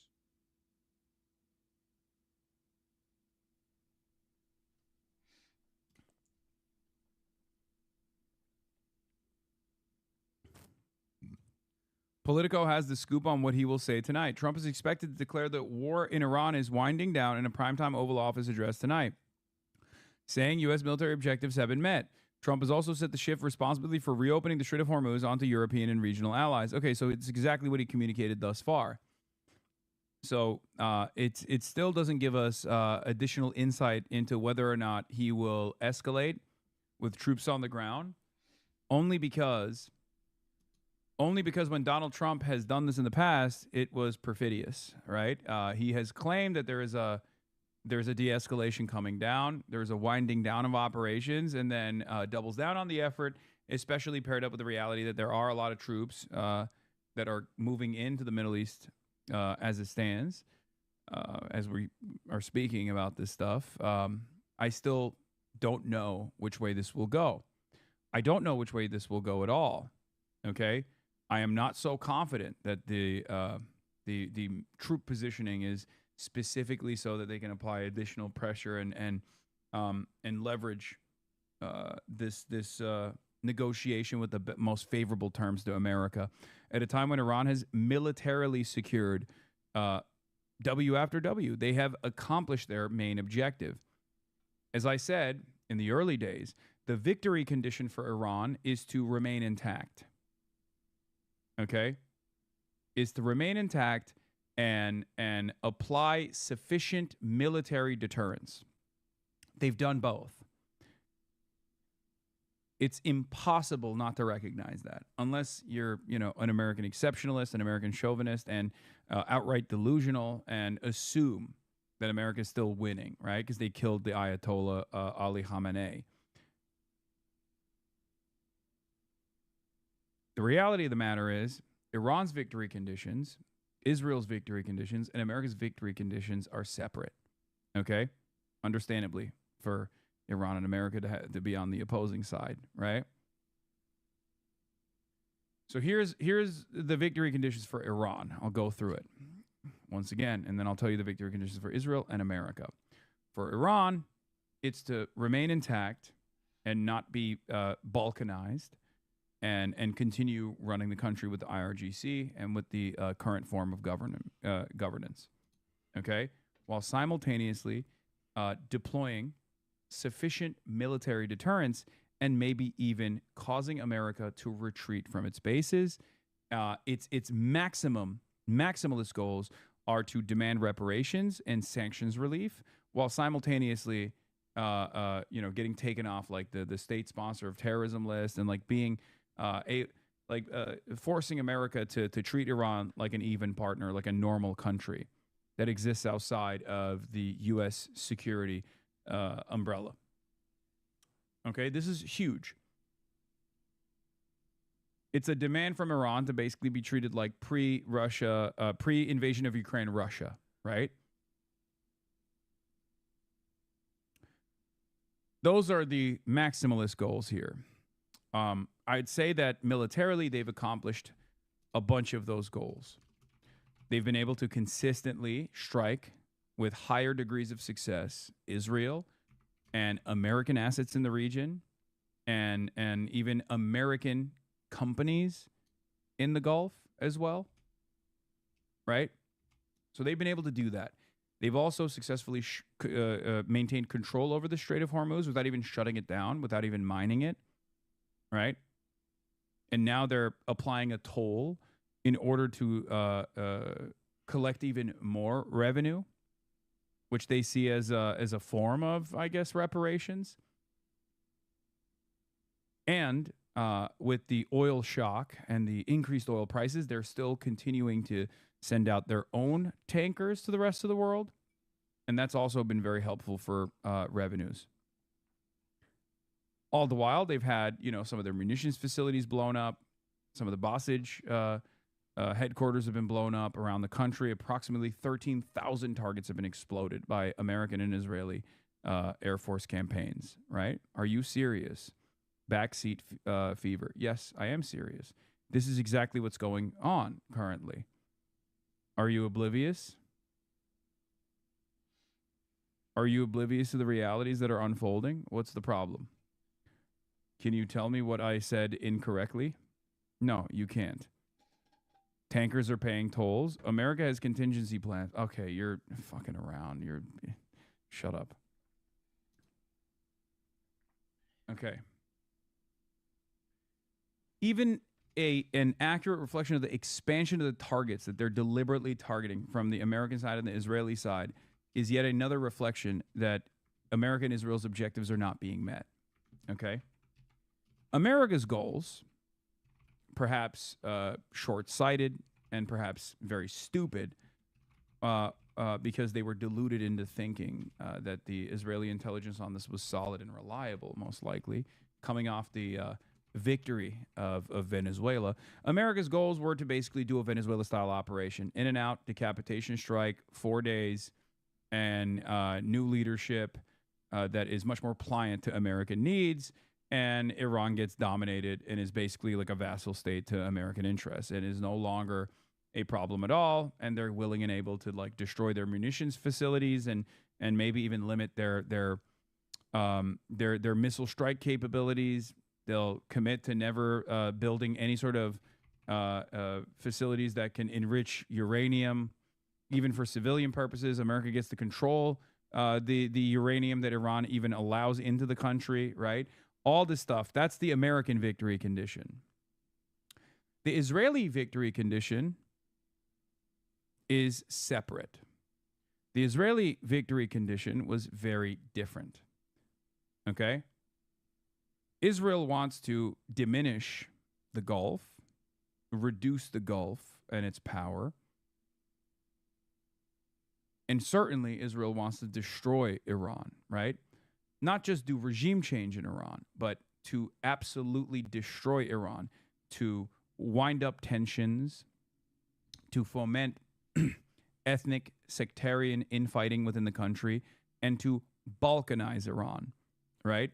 To turn Iran into a failed state, a country with 93 million people in it, turn it into a failed state without ever accounting for what kind of reverberations that would have on the rest of the planet, and especially in this region, right? What kind of instability that would create. So when you look at those victory conditions for both Israel and America and Iran, you understand why I say, with my sober analysis, that America is losing, Israel is losing, and Iran is winning. Okay? Iran has not achieved their maximalist goals here, certainly, but they've achieved many of their goals militarily, and they're continuing to achieve them every day that the Strait is under the control of the Iranian Navy. So Donald Trump coming out tonight and saying America's going to retreat from controlling the Strait of Hormuz, well, that's an admission of defeat, right? It's a good thing overall for the rest of the world. It's a good thing for Iran. It's a good thing for the region. But from the American NatSec side of things, this is a straight-up admission of defeat. Not going to lie, you are biased. I am biased. I'm biased towards the truth. Okay? There has been a reason why people keep coming in here consistently every single day. There's a reason why millions of people are tuning into what Mersheimer is saying. Millions of people are tuning into what Jeffrey Sachs is saying. And millions of people are tuning into what I'm saying. Because we're not soft pedaling it, okay? I mean, those guys are obviously infinitely smarter than I am, but the point is, I'm giving you sober and honest assessment of the events that are unfolding. I am not trying to make it seem like Iran is doing much better than it actually is. I'm telling you exactly what's going on.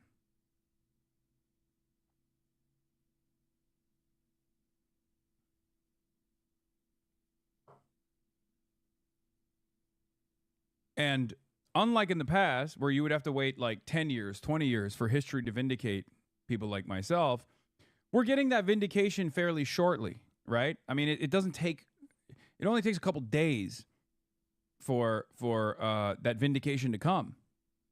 So it's up to you to make that assessment on your own. Am I hearing some hard truths that I don't get elsewhere? Am I going to reflect on what I'm hearing here and think maybe the situation is different than the way it's been presented in mainstream news? Or am I just going to simply say you're biased? I don't want to hear what you have to say. You're biased.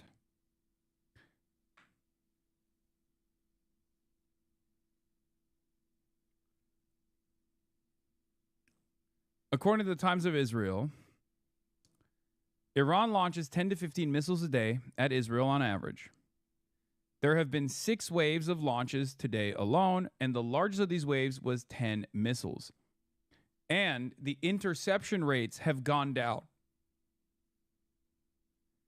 Iran has greatly improved its successful strike percentage.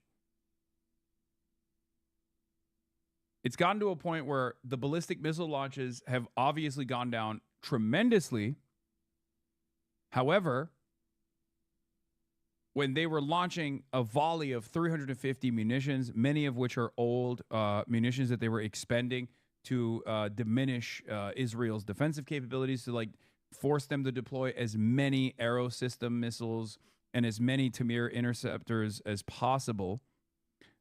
Now they are successfully penetrating the Israeli defense and actually successfully striking targets.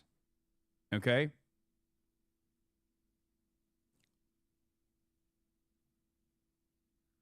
Why the missile rate from Iran is 15% to Israel and 85% of missiles to Gulf countries? That's not true. Its missile rate, its strike capabilities in Israel has gone up to above 50%. Any other number that you hear is wrong. Any other number that you hear is wrong. This is Israel's own numbers. Israel's own numbers. Israel is ringing the alarm bells. Its military incursion, its invasion of Lebanon is turning into a spectacular defeat. They do not have the numbers. They do not have the enthusiastic reservists. They are losing Merkava tanks 10 at a time every single fucking day with ATGM fire from Hezbollah. Hezbollah continues to also engage in missile barrages into northern Israel. Now the Houthis are joining the battle as well. Israel is in a very bad shape, and Israeli society has broadly shifted on its attitude as well in ways that I didn't even perceive, in ways that I couldn't even predict. Israeli society, specifically Jews in Israel, had an overwhelming approval for this Iran war, right? Partially because the Iron Dome and Israeli defenses were sheltering regular Israeli society from the worst impacts, right?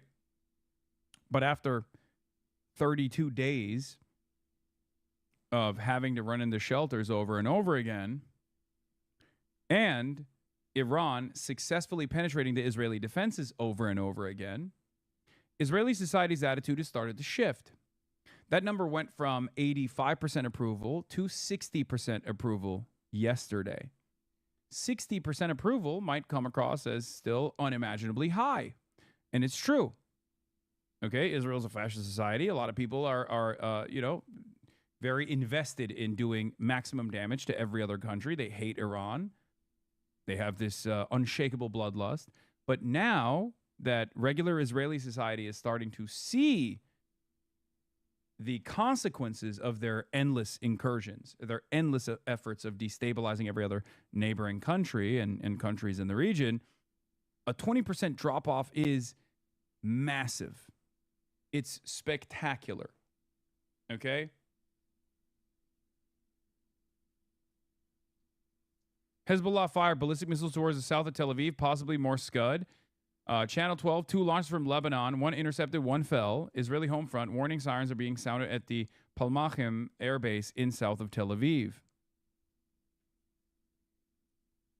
While Israeli society is still bloodthirsty, okay, by and large, what you have to consider is they are used to a level of comfort, okay? They're fucking Treatlerites. They're Treatlerites. They're used to a level of comfort, even in a fascist society. And once those comforts are taken away, once they start feeling the retaliation, the calculation changes. This was a big part of the reason why I have maintained the position that I see no difference between defensive weapons and offensive weapons that we are sending to Israel. Okay? It was the Iron Dome and the Arrow systems that allowed the Israeli government to be as violent as they wanted to and maintain majority approval, because the majority did not actually suffer any consequences for Israeli violence. Now they are. And that's precisely the reason why there is a drop-off. Okay? Important to acknowledge here. This is yet another clear-cut example, an obvious truth that the Iranian military deterrence against Israel is succeeding. Okay? It's succeeding. Anyway. Also, there's this. This wallet just put an $800,000 bet on boots on the ground in Iran. They previously were right about the time U.S. struck Iran first. Unusual, highly unusual betting taking place. It's, who knows? There's so much insider trading in the poly market side of things that this could mean that it's like it's going to actually happen. It could just be someone getting lucky. You never fucking know with these people, unfortunately.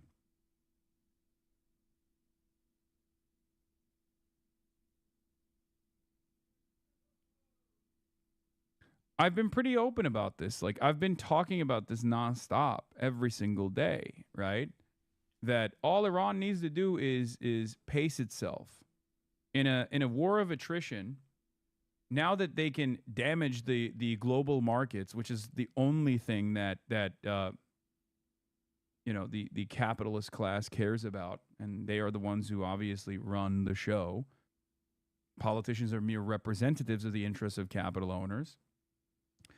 When they strike at the heart of capital, when they actually hit profit centers, and they cause instability that way, that is the most effective military deterrence.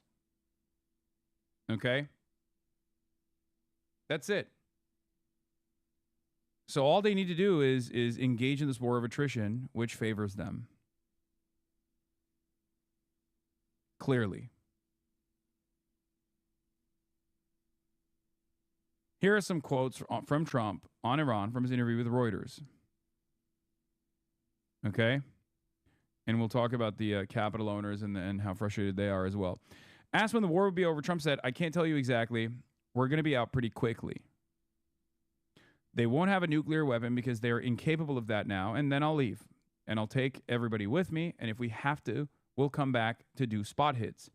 We have had full regime change, he said. I'm dealing with very good chance that we'll make a deal because they don't want to be blasted anymore.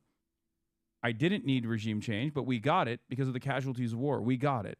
So we have regime change, and the big thing we have is they're not going to have a nuclear weapon, said Trump, adding, nor do they want one. As for the enriched uranium, still possessed by Iran, Trump said, that's so far underground, I don't care about that. We'll always be watching it by satellite. Now, that is a retreat. That is a retreat.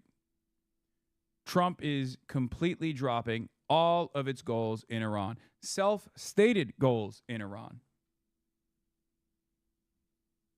down to the nuclear program, down to the extraction of the enriched uranium. So how can you sit here and tell me if that is true, if this is sincere, if this is not Trump simply trying to, abide by a pump fake or something, simply trying to pump fake Iran, and then like he's going to send boots on the ground, which, by the way, will be also devastating for America. I need you to understand that. This will be devastating for America. Okay? If that's not the case, if this is not simply perfidy once again, this means Donald Trump is going to retreat from Iran. And it will be a immensely consequential retreat.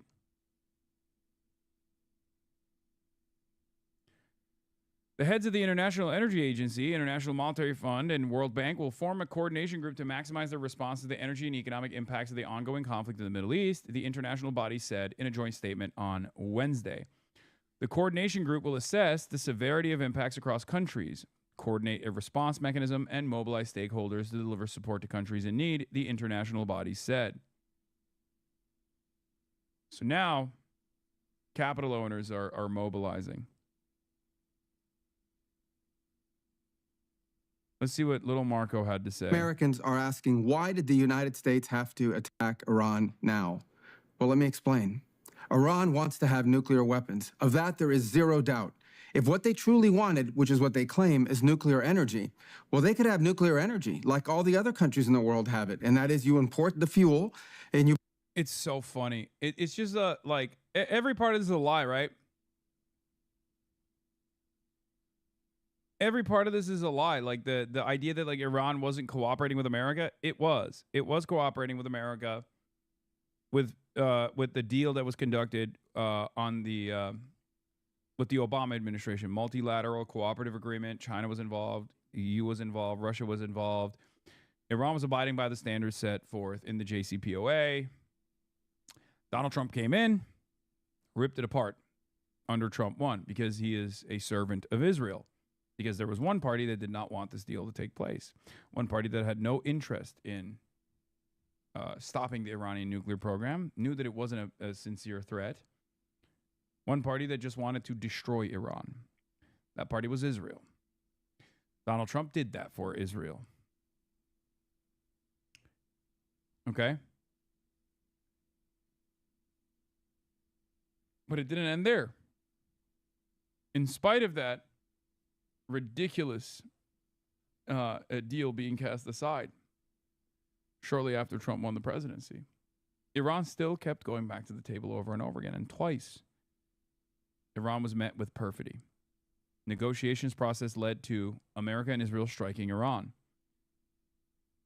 The last one being the Operation Epstein's Fury that we are inside of currently. The last 32 days of tit-for-tat bombing campaigns as America and Israel have escalated and spread their targeting to civilian targets, doing terrorism, engaging in chemical warfare, with Iran retaliating slowly but surely and maintaining control over the Strait of Hormuz. Markets are suffering. Capital owners are in a state of panic. None of this had to happen. Okay? None of it had to happen. And little Marco is still out here being like, oh, they wanted to get nukes. This is a lie. This is a lie that the Omani mediators revealed in the negotiations process. This is a lie that a British envoy that was also privy to the conversations revealed as well. The idea that Iran was not leaning into maximalist conditions set forth by America after America had already bombed them is bullshit. They were willing to play ball. And then America assassinated all the people that wanted to play ball with America. All the people that had demonstrated strategic restraint. They were all assassinated. So when Donald Trump says regime change took place and now we have much more moderate people in charge, that's a lie. Regime change took place. This is true. Except the regime that's in place right now is hardliners. Okay? And you can see that with the way that they're moving. They have not de-escalated at all. They're continuing to control the Strait of Hormuz. They passed a bill in Congress to legalize their dominance over the Strait of Hormuz and the toll system that they implemented. They're hitting the Gulf. They're hitting Israel. They're hitting American military assets with regular frequency with incredible success. They've caused billions of dollars of damage, lost assets that will never be rebuilt. And they did that in just 32 days, showing the rest of the world that America does not have the same force projection capabilities that we once thought it had, and that American security cooperative agreements simply turn these countries with the U.S. military bases into missile sponges. That's the reality. So Marco Rubio can lie and try to change the dynamic to the best of his ability here, but the facts on the ground are showing a very different reality than what he is trying to present. Build reactors above ground. That's not what Iran has done. They build their reactors and their facilities deep in mountains, away from the public glare, and they want to enrich that material. The same equipment that they could use to enrich material for energy, they could use to quickly enrich it to weapons grade. So it is clear that they've been offered every opportunity to have a nuclear program that allows them to have energy, not weapons, and every single time they have turned it down. But why the attack? That's bullshit. It's the exact opposite.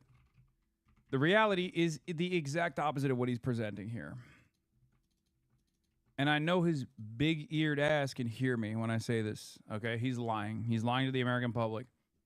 You have to be motivated and, dare I say, delusional to believe this, okay? You have to be delusional to believe this. Now, well, what was Iran trying to do?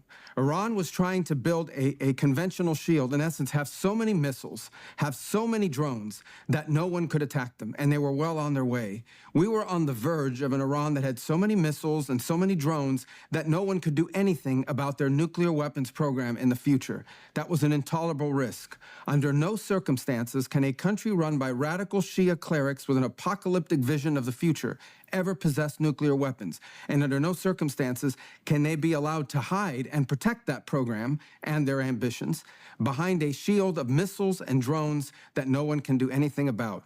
This was our last best chance to eliminate that conventional threat, that conventional shield that they were trying to build, and the president made the right decision to wipe it out now. That is the goal of this operation, to destroy their conventional missiles and their drone program so they can't hide behind it and finally have to deal with the world seriously about never, ever having nuclear weapons.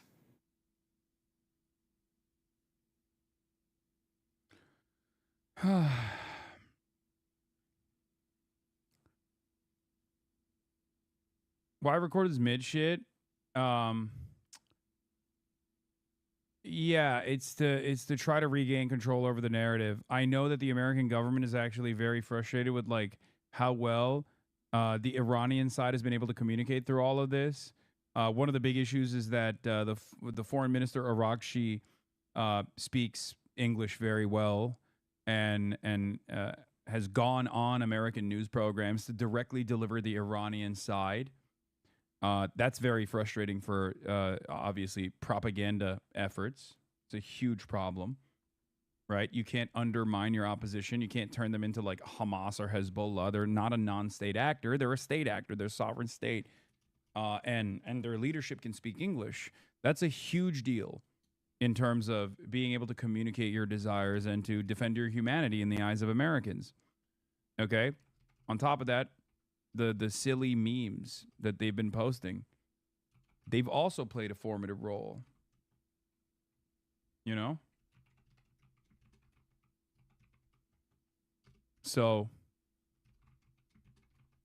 this is something that they are worried about. This is something that the American government is absolutely worried about. They've tried to get the military PSYOP team to start doing counter messaging, and that's part of the reason why Marco Rubio is coming out and making shitty videos like that.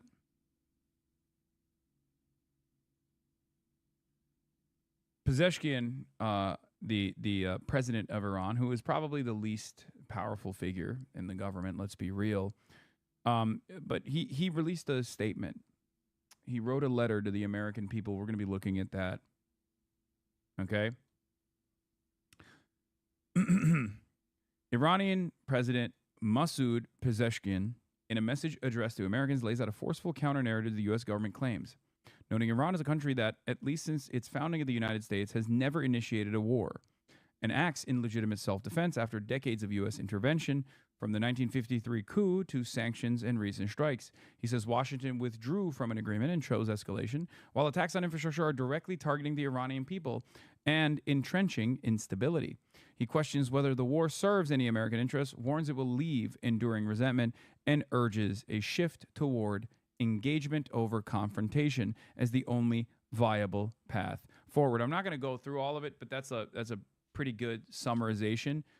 And for the record, that's just the truth, right? For these guys, they don't have to lie, okay? Because the reality of the matter is America and Israel's actions here are totally immoral and totally ridiculous. So they can just simply say exactly what the truth is, okay? Arakshi is part of Pezeshkian's cabinet. I know. Arakshi doesn't make any decisions. He's a great communicator, though. But Pezeshkian is not as strong of a communicator and has like very little, in the current government, has very little power, in my opinion, as far as like making decisions.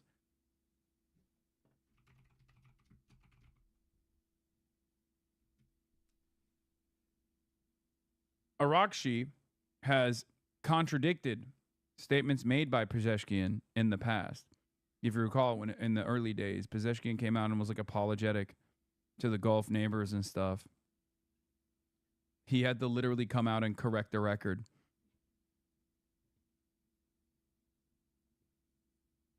He decided to look handsome? Yeah.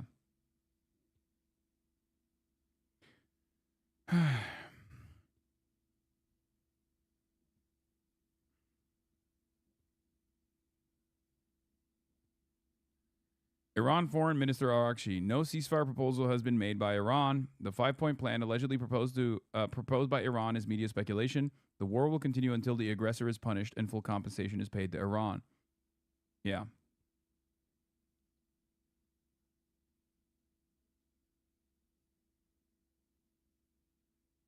U.S. intel community issues advisory for protecting VIPs at public gatherings, citing Iranian attempt to kill an American critic. Interesting. I worry about this.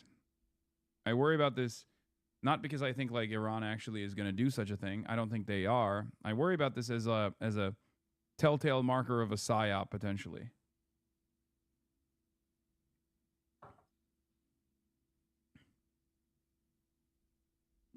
You know, false flag. Calling the shot ahead of time so you can turn around and say, see, we told you.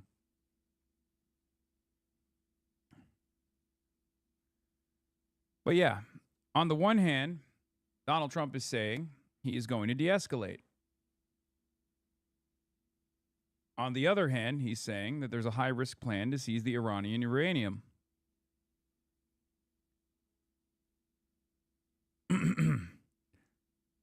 But our allies are also pulling out.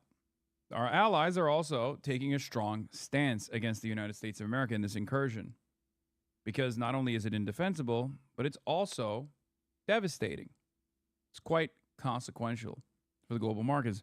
And England doesn't want to participate in it. Even Germany is shy. Right? This is like Five Eyes is a core part of American and Western imperialism.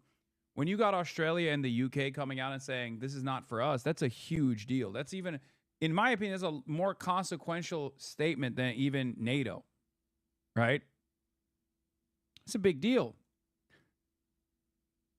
Mark Dubowitz from FDD, one of the beggars of permanent war with Iran, comes out and says, Five Eyes was built for another era. We get diminishing value from our partners, and ties with Britain are at a low point. Time to rethink the alliance around those actually delivering intelligence value. Israel, Poland, Ukraine, UAE, Japan, Republic of Korea, and other serious partners. Of course you would say that. You are literally an agent for the state of Israel. Remember, FDD, Foundation for Defending Democracy, is basically an Israeli think tank. It is literally an Israeli think tank. You could even go so far as to say it's a Likudnik think tank. It is Benjamin Netanyahu's personal think tank in Washington, D.C. And that's precisely the reason why they're saying this. Oh, fuck Five Eyes. What you should care about is the United Arab Emirates and Israel, right? Get the fuck out of here. Oops, hold on. I'm going to go back to that because there was a Sina Tusi take here as well. Sina Tusi says, for decades, a core project of the Israel lobby and the rise of neocons was to cast Israel as a strategic asset to the U.S. global hegemony, especially from the 60s and 70s onward, as many of its leading figures made that ideological turn. That logic helped embed Israel within the broader U.S.-led alliance system. What is striking now is that as Israeli actions are increasingly acknowledged as a strategic liability for the United States, leading pro-Israel voices in Washington like Mark Dubowitz are questioning the very alliances that actually underpin American power. To discerning observers, the through line is hard to miss, a consistent push to direct U.S. power in ways that align with Israel, even when they run against any rational definition of U.S. national interests. Israel is like an abusive boyfriend, for those of you who don't understand, okay? Or an abusive girlfriend, an abusive partner that like constantly gets you into fights, has no ability to defend you when those fights happen, okay? Uses you as a fucking meat shield, and is also trying to forcibly separate you from your friends and family so that you are increasingly singularly reliant on your abusive partner. That is literally what's going on here. This is what it is. Straight up. Arrogant, temperamental, hysterical, entitled, narcissistic. That's precisely what this is. A fascist country that is increasingly at odds with American State Department goals, but is able to manipulate and utilize the American government and all of its power to advance its own personal ambitions, even if it goes against long-standing security cooperative agreements. That's precisely what's happening here. Because at the end of the day, what is more valuable to America? Trillions of dollars of investment coming from the Gulf that is the underpinning of the petrodollar system that we have, or a nation state the size of New Jersey that constantly fucking destroys every one of its neighboring countries and demands unlimited billions of dollars of defense. What's a more valuable asset, you think? Now, I'm not in favor of American imperialism. Having said that, however, if I was a competent State Department official, I would look to this dynamic and say, we have to cut Israel out of this equation. We have to bring Israel to heel. Because at this point, it's absolutely harming our interests. It is diametrically opposite to our interests. I wouldn't say this about previous military incursions in the way that, like, Joe Kent or Tucker Carlson does, where they shift the blame over to Israel. Israel's the reason why we invaded Iraq. That's not true. We did not invade Iraq because of Israel. Did Benjamin Netanyahu play a role in the invasion of Iraq? Absolutely. Was he playing an advisory role? Yeah, of course he was. He came to the United States of America, delivered speech after speech to Congress. about why this was good. Maybe he gave a 10 to 25% push, right? But our ambitions were ours when it came to extracting the natural resources of Iraq. However, this time it's different. It wasn't 40%. You're wrong. This time it's different.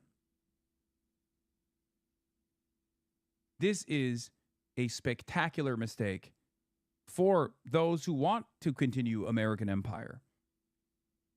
Allowing Israel to basically infiltrate the highest levels of decision-making in this country with its helpers. I forget what the proper term for it is, but it's helpers like Jared Kushner and Witkoff, people who are sympathetic, people who aren't directly paid by the Israeli government, but like sympathetic to that cause. Okay? And also direct agent-backed interceptions like with Lindsey Graham.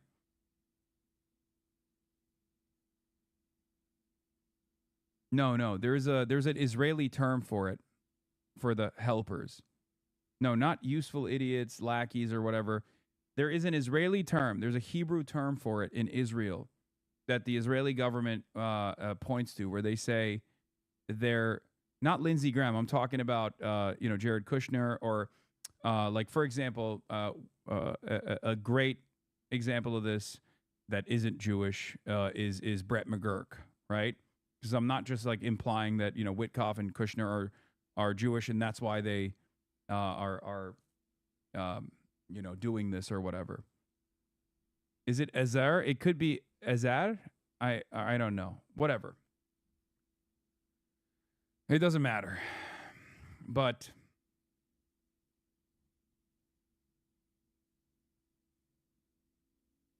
there's helpers, there's assets, there's agents, and then there's envoys. Okay? In this circumstance, Donald Trump is surrounded by people who are sympathetic. And so was Joe Biden, but Joe Biden himself was also sympathetic, right? Donald Trump is more malleable.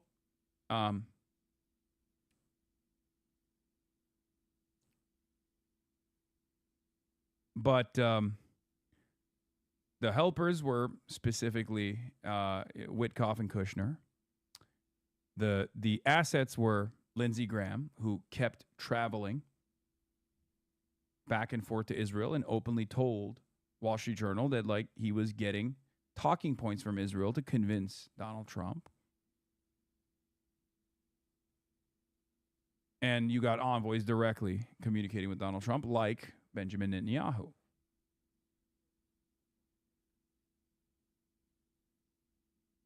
And that's how we arrived at this spectacular fuck up. Okay? And Donald Trump did not listen to his own generals, his own intelligence assessments on how things would go when they warned him. And he went through with it regardless. So that's the reason why I say this time it's different, that Israel is in the driver's seat.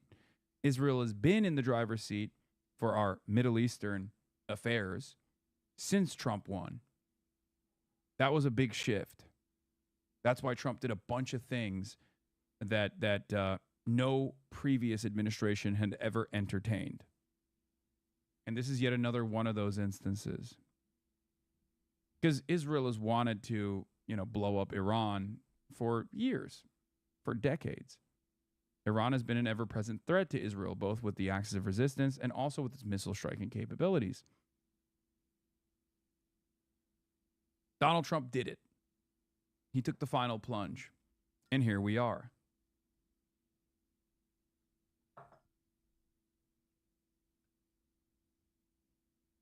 Has been talking with the Speaker of the Iranian Parliament, who just a few days ago was taunting Trump on social media, posting, "Sad, but this is what happens when your leaders put others ahead of hardworking and ordinary Americans." But Trump telling me he's toned it down a lot. He's much better. The president then added what sounded like a threat to the man he says he is talking to. "We know where he lives. Let's put it that way." And President Trump will address the nation tonight in what the White House says is an important update on Iran. This comes as a new Ipsos poll out this week shows 60% of Americans disapprove of U.S. military strikes on Iran, and that nearly 2/3 of Americans want to see the U.S. to work to end the conflict quickly. And George? John, as we've been saying just moments ago, the president gave this interview to a British newspaper, already drawing reaction across Europe. Yeah, this is something else. Asked directly, would you consider withdrawing from NATO? And look at his answer. He says, oh, yes, I would say it's beyond reconsideration. I was never swayed by NATO. I always knew they were a paper tiger, and Putin knows that too, by the way. The reason why Donald Trump uses paper tiger when he's talking about NATO is because everyone else is calling America a paper tiger for understandable reasons, because it is. But it's really funny because NATO is America. So when he calls NATO a paper tiger, he's still calling America a paper tiger, but he's too stupid to recognize that for some reason. In his endless need to shift the blame over to someone else, he ends up he ends up fucking, what is this? What? We already read the letter, man. Calm down. Yes. We read it. You're like spamming it. You're like, dude, Pezeshkian dropped something crazy, bro. You got to read it. It's crazy style. Didn't give you a lot of time yesterday. Yeah, look, I have to say, one thing that struck me, I spoke to him for about 20 minutes yet in the middle of the day, in the middle of the work day. He seems like somebody who doesn't have a concern in the world. He seems extremely confident that the war is going to be just fine, that Americans will turn around and support it, that prices will come back down. He spent a lot of the time, George, talking not just about Iran, but about the ballroom that he is building, which was stopped yesterday, about the fact that his signature is going to be on the dollar bill, that they're renaming the airport in Palm Beach, even talking about plans for the library that his son Eric is working on in Florida. He really seemed like a man that was not troubled at all by what was going on. All in the middle of the war. All in the middle of the war, yeah. John Carl, thanks very much. Turning now to the latest on the war in Iran. President Trump has announced a prime-time address tonight on the conflict. On Tuesday, he said the war could wrap up in 2 to 3 weeks, but it's not clear what he'll say this evening. Major stock markets were up Tuesday on optimism the fighting could end soon. Weijia Jiang spoke with the president about his plans. Weijia, good morning. What did he say? Adriana, good morning to you. Good morning to everybody. Even if the U.S. pulls out of the Iran war in 2 or 3 weeks, that would be longer than President Trump's original timeline. I asked him what else has to happen between now and declaring victory. Trump said, quote, not much. We want to clean up some ends, but we have done our job. We'll be leaving very soon. President Trump said the U.S. continues to negotiate with Iran, but will soon be done with the war. I had one goal. They will have no nuclear weapon. And that goal has been attained. They will not have nuclear weapons. But we're finishing the job. And I think within maybe 2 weeks, maybe a couple of days.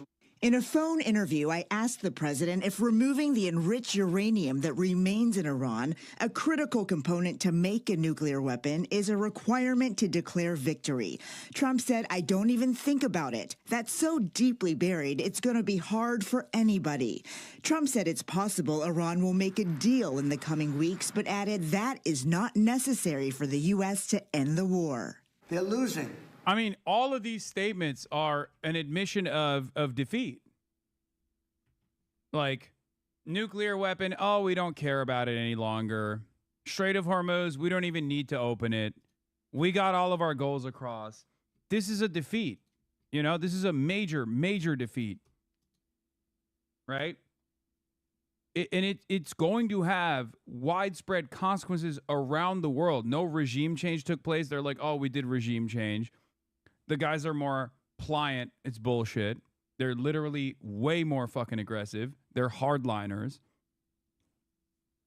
So I don't know. In the case of Donald Trump, I never know if it's like someone lying to him in his orbit and he's such a fucking moron that he doesn't know that people are lying to him and he's just like repeating what he's heard, or if he's personally come up with this lie to save face. I just don't know. Right? But every single reason that he did this, he has dropped at this point, piece by piece. Like, this video goes through each individual goal, no matter how silly it was from the start, and openly recognizes that they're lost, right? claiming that he's won on these, maximalist goals when the reality is the exact opposite, right? They admit they're losing. They're begging to make a deal. Earlier Tuesday, the president said reopening the Strait of Hormuz is up to other nations since they depend on Gulf oil far more than the U.S. I'm not a gatekeeper for them, he said in our interview. Countries have to come in and take care of it. They'll go right up there. We're operating like there's no tomorrow, right? We're behaving like there's no day after. This is the same thing that I was considering for Israel, right? Like when Israel was doing this genocide and openly showing the rest of the world that they're not a force that you can reason with, right? That they're just like this unstoppable force of evil. They were not calculating what the day after would look like. When you unwind international standards, when you destroy the liberal post-World War II consensus, the post-World War II international rule-based order, eventually someone is going to strike back against you in a similar fashion. Here, I'll give you a small example of this, right? Cluster munitions. America and Israel have never signed on to the weapons conventions, barring the usage of cluster munitions, right? They've never done so. And now Iran is using cluster munitions on Israel. So Israel keeps turning around and saying, they're using cluster munitions on us. Like, this is a war crime. And no one gives a shit. Because you fucking violated the rules from the start. You violated the rules from the start. Of course they're going to fucking use it against you. And no one is going to turn around and be like, wow, I can't believe it. You know? Like, that's ridiculous. That's fucking ridiculous. This is the problem with might makes right politics. It only works if you are the most mighty, okay? And it certainly doesn't work if there is a country that is invested and has the capabilities of conducting asymmetrical warfare. Iran is that country. That's the problem here. Might makes right only works as long as you are the most mighty. When you are no longer the most mighty, all of a sudden, you're in a spectacular position of weakness. Far weaker than you actually ever were when you first entered the battle.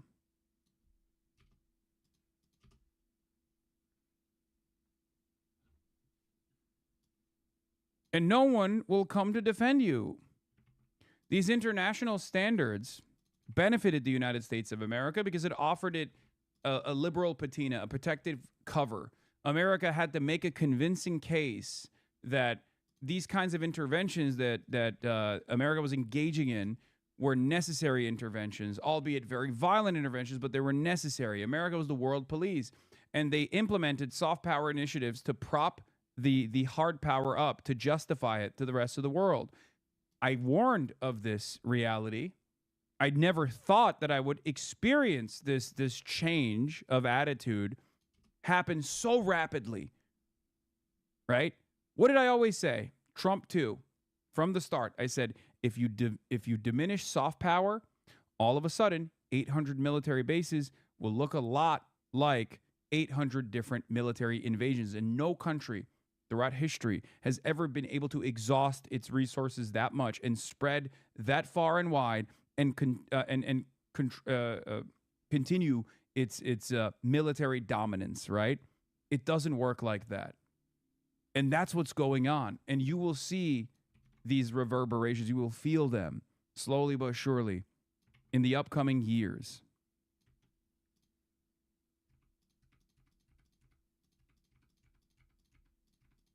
And they'll be able to fend for themselves. I think it'll be very safe, actually, but we have nothing to do with them. Iranian restrictions in the strait have caused gas prices in the U.S. to spike by almost 35% since the war began. All I have to do is leave Iran, and we'll be doing that very soon, and they'll become tumbling down. In a new warning, Iran's Revolutionary Guard Corps is threatening to attack the Middle East offices of American tech firms tonight if Iranian leadership continues to be targeted by airstrikes. 18 companies were singled out, including Microsoft.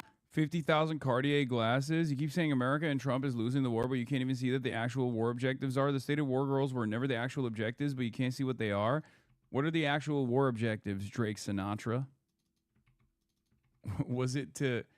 Was America's actual war objectives to show the rest of the world its ass? Was that what it was? To just like light billions of dollars of weapon systems, radar installations, and you know, irreplaceable aircraft on fire? They want to blow up Middle East. Oh, okay. Got it. Thank you for your analysis. Oh, I didn't realize that America's goals here was to diminish the confidence that people have in the American military. That is the underpinning of why the dollar is the global reserve currency, while simultaneously destroying the petrodollar's resilience. You know, it's a twofold mission right there. What do you think destroying the Middle East means, chatter? It means no more petrodollar. It means no more SWIFT system. Are you crazy? And also showing that America does not have the capabilities to force project or to defend its allies, defend its security cooperative allies, where there are American military bases. Remember, 800 of them around the world. Those military bases are not actually a guarantee that you will be secure. As a matter of fact, it's a guarantee that you will be insecure if there's a country crazy enough to fucking fight back against America. Do you feel like those are, you know, do you feel like that would be the goal of any country, let alone the United States of America, that has dominated the planet as the hegemonic superpower for our entire lives? Of course not.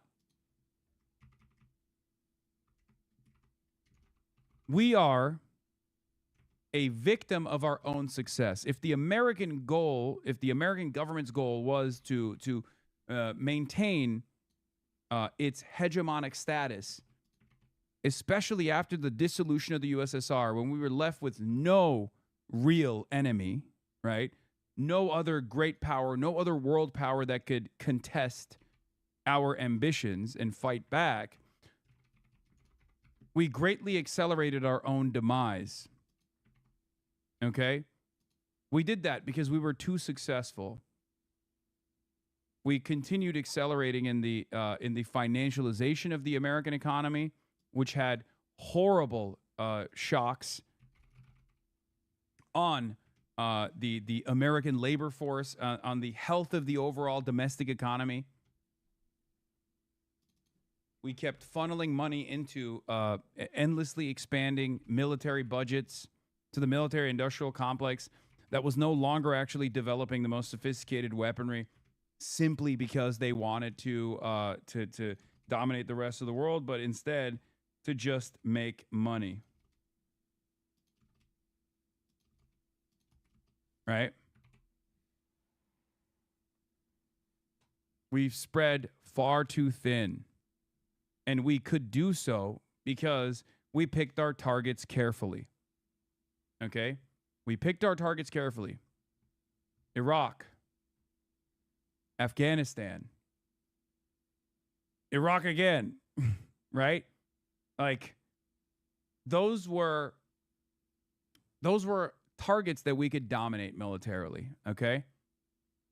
They did not have the capabilities of fighting back. We implemented much more sophisticated messaging operations in the buildup.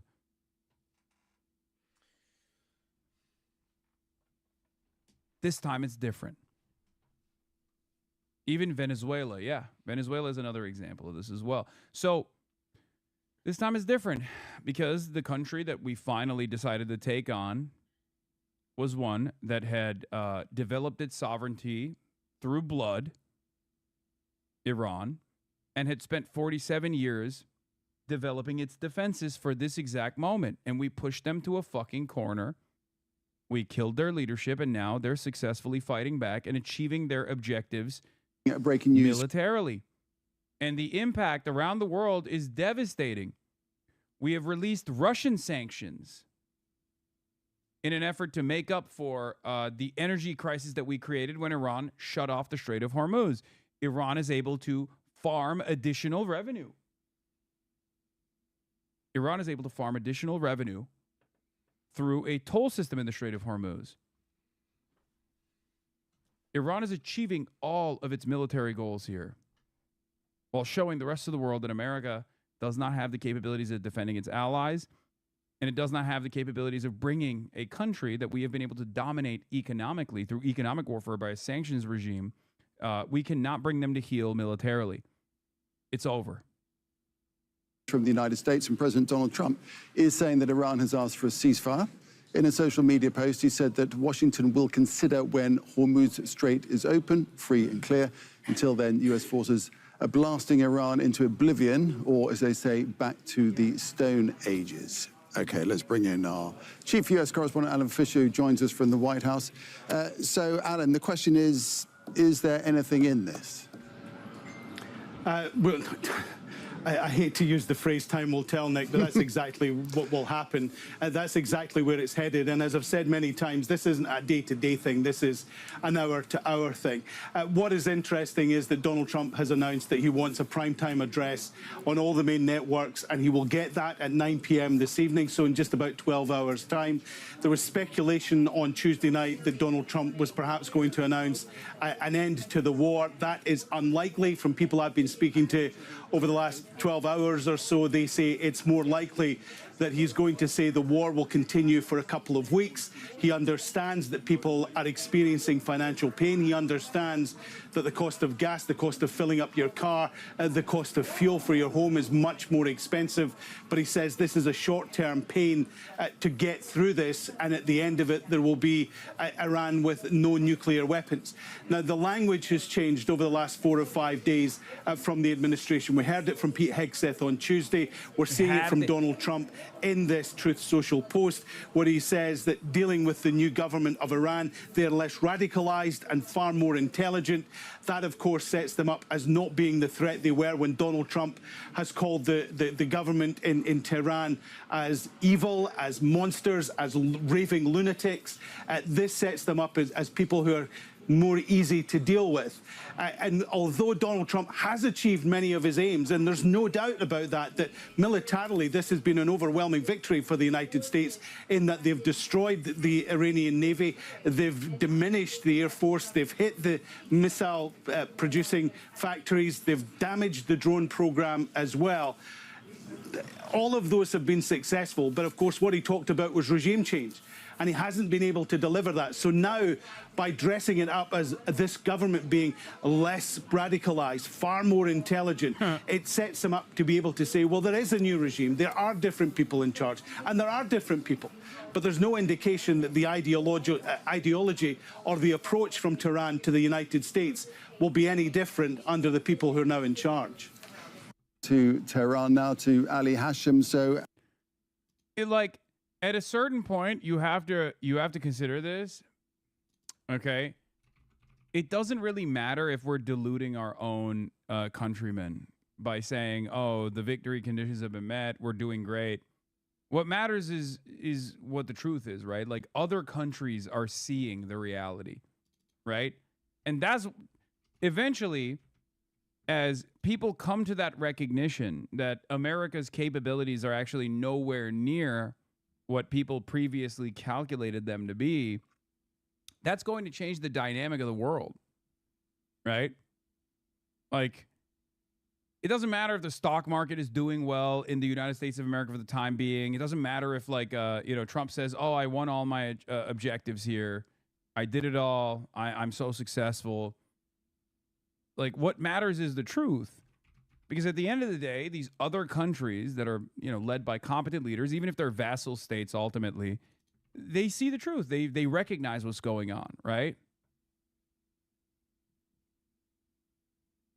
It doesn't even matter how they communicate. It doesn't even matter because, you look at 32 days ago, you look at the statements from European leaders 32 days ago. And look at how they're talking about the situation now, okay? Match those statements up. Listen to Merz. Listen to Keir Starmer. Listen to Macron. They were salivating. They were so elated. They were like, oh, finally, we're doing this. I mean, listen, it's great. Fantastic, Mr. President. Thank you for doing this. Now listen to them 32 days after the fact. It's impossible. It's impossible to avoid the truth. When you hear the fear in their voice, their tenure has changed, right?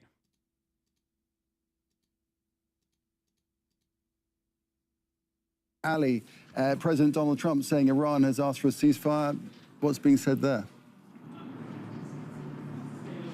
Well, according to Iranian officials, they're denying completely this request for a ceasefire. The only thing that comes to mind is President Pezeshkian's call today with the head of the European Council, president of the European Council, where he said, we have the necessary resolve to bring this war to an end while observing its requirements, especially the essential guarantees to prevent the recurrence of aggression. This is the only thing close to what might be an idea of ending the war. But of course, it's not a request of ceasefire, and it emphasizes on the idea of ending the war with guarantees that it's not going to occur once again. So it's completely different from what President Trump has been tweeting or, posting on Truth Social. So Iranian officials are denying this completely. And we heard yesterday the foreign minister, he's the man in charge of the diplomacy in this country, saying that they're not looking for a ceasefire. They want a comprehensive end of this war. And actually, it's so funny because, like, as critical as I am of Barack Obama, for years I've maintained the position that his signature foreign policy accomplishments were with the JCPOA and the normalization of relations with Cuba, okay? The easing of sanctions on both of these countries. And it's unbelievable that the Democrats, when they were in charge, did not even reverse that position and go back to the Obama administration stance on Iran or with Cuba. What a fucking spectacular failure this was by the Biden administration. Here's Sina Tusi all the way back in May 25th, 2022, talking about the sanctions relief. What did Iran do with the sanctions relief it received under the deal in 2015? According to the Director of Defense Intel, Lieutenant General Stewart, the preponderance of the money Iran received from the JCPOA went to economic development and infrastructure. Opponents of the Iran nuclear deal in Congress choose to avoid the facts and prioritize politics over what's good for U.S. national security and global peace and stability. Diplomacy and engagement delivered results on Iran. Trump's maximum pressure failed on every front. Okay? Like, this was our own military assessment, that they were straight up taking advantage of the sanctions relief to develop their own country. They were not using it in the way that the Trump administration was claiming that they were. Okay? It's so ridiculous, dude. It is so fucking stupid. And honestly, I have smoke for Obama, too, who never actually defended his legacy on this. He loves defending his legacy. And he never turned around and said, hey, remember when I did the Iran nuclear deal and it was awesome? He never defended it. He didn't urge the Biden administration to push for it again. We just left it in the fucking rear view. Why? Because everyone in Congress is a dick rider for Israel. That's why. If you want the honest truth of it, it's because every single fucking dumbass congressperson, both high-ranking officials in the Democratic Party and every single Republican, is unconditionally pro-Israel. Okay? That is why. That's precisely the reason why.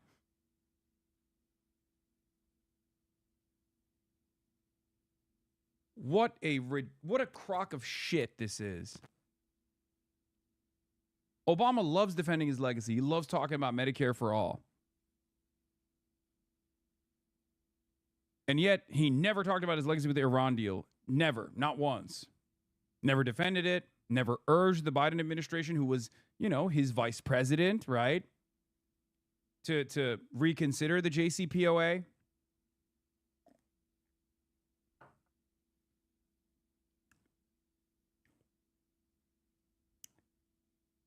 Oh, did I say Medicare for all? Sorry. ACA. Obamacare. That's what I was talking about. Obviously, he didn't do Medicare for all. he's antagonistic to Medicare for All because it questions his legacy. Let's be real. Analysis here in Iran and observations and officials are saying that they are not in a position to ask for a ceasefire because this is going to be very harmful for Iran because it's going to leave this whole conflict in this just flying in the sky in tatters. At any time they might be attacked once again. What they want is just like Mr. Pezeshkian said, the president Pezeshkian, that they need guarantees so that this is not going to happen again. Also, Abbas Araghchi yesterday in a phone call with the Lebanese speaker, Nabil Berri, said that the end of the war in Iran is going to be in accordance with the end of the war in Lebanon. I mean, it's very complicated to end this way. Ali, thanks for that. Ali Hashim there in Tehran. 昨天，中共中央政治局委员、外交部长王毅同巴基斯坦副总理兼外长 China and Pakistan launched joint peace initiative to stop the spillover of Middle East.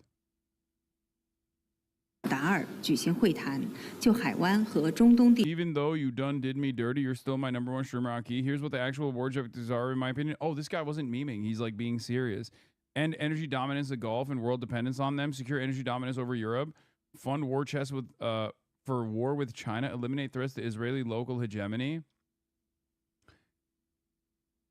Dog, do you think we're achieving any of those things? Do you understand that like the refinement capabilities that we have to implement on U.S. soil in order to take advantage of the Venezuelan crude that we have, heavy crude that we have, to make up for the loss of supply from the Gulf is infinitely riskier. Hello, what's up? No real, with no real mechanism Just to achieve those chilling goals. here. I've talked about this Some, already. I guess, co-working, as you could opposed to say, just, like, working on keeping the fucking GCC encoding in the stable background, because they're vassals or coding anyway. in the foreground. You're out of your mind. Listen to politics in the background. You're talking about like a 5-year period where what? There's just going to be rolling blackouts in every country with the exception of the United States of America and Canada and Mexico? That's fucking insane. And Russia?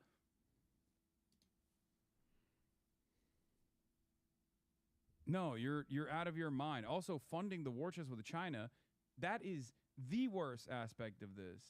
Because the Economist and Financial I think the project's Times going well. are literally behaving kind of in a like phase fucking right now where it's Hassan hard to Abiy has show right now. Okay, off I've been much. talking about this I'm for trying to get years, and something working, I never but thought in a million years would I see the same commentary going that, well. that I've been talking about, the same Getting analysis closer to that I'm getting through this seeing part. from like America's Trying to get endless to- militarism in reflected in the fucking Financial Times of all A places. few more comments here, specifically these two, and then I'll be able to Remember, try it out. we were joking about American Century of Prosperity, after I J.D. work through the Pondon, errors. right? The Economist Basically, it's like literally did a J.D. Pondon do nothing win meme.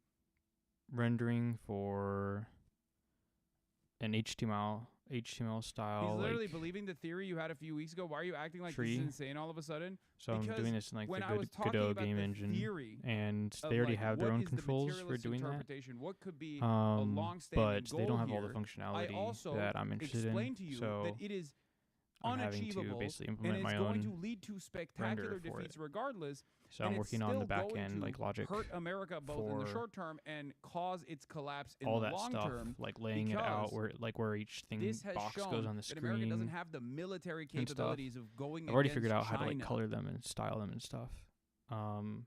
So the issue right now is I just got to figure out how to place them. I've never shied away Which from I've already that figured out, but perspective. I'm reorganizing Chinese that. export controls will diminish in a if way not that I think is going to destroy work better for the future, because the way I American initially made it development and was procurement capabilities. I got it to okay? work if you just like created the entire like tree, What you rendering assumed was tree what the Americans believe from the start. I don't think America has the capabilities of achieving but this. I don't if you know were to like this is move going a to be node, successful at all. That's why I'm telling the chatter that hide a it's node, show a ridiculously node, risky endeavor. add a new one while the tree already exists, that was a little more questionable of how updating the tree would occur, especially in an optimized like way. You could always like destroy the tree and remake it, but that would be Trump is now that'd in be an the slowest impossible bind. solution. If he tries to occupy Cargill, The best he will solution almost is certainly to have to use find a U.S. way to troops make committing to the U.S. fully to a war that will the ration up minimum gas amount of prices. updates If Trump you chickens out can due to Hormuz, it makes America's military with a might look reasonable laughable. algorithm. You obviously don't want to spend like too much time. I think chickening out or not, this is already too much code. unsalvageable. Like,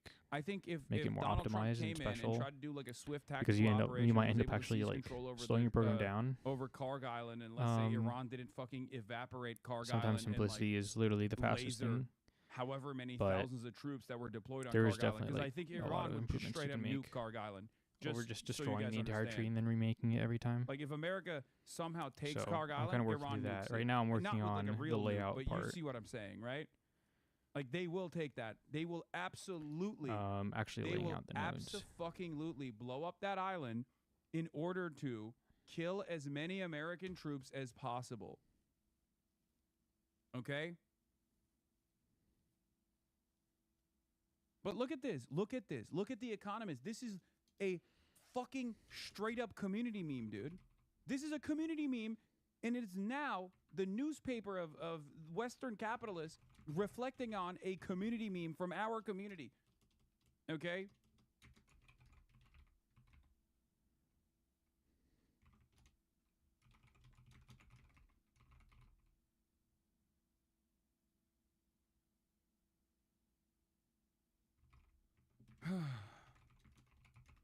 It's just like I've never seen so much unbelievable vindication in such a short period of time.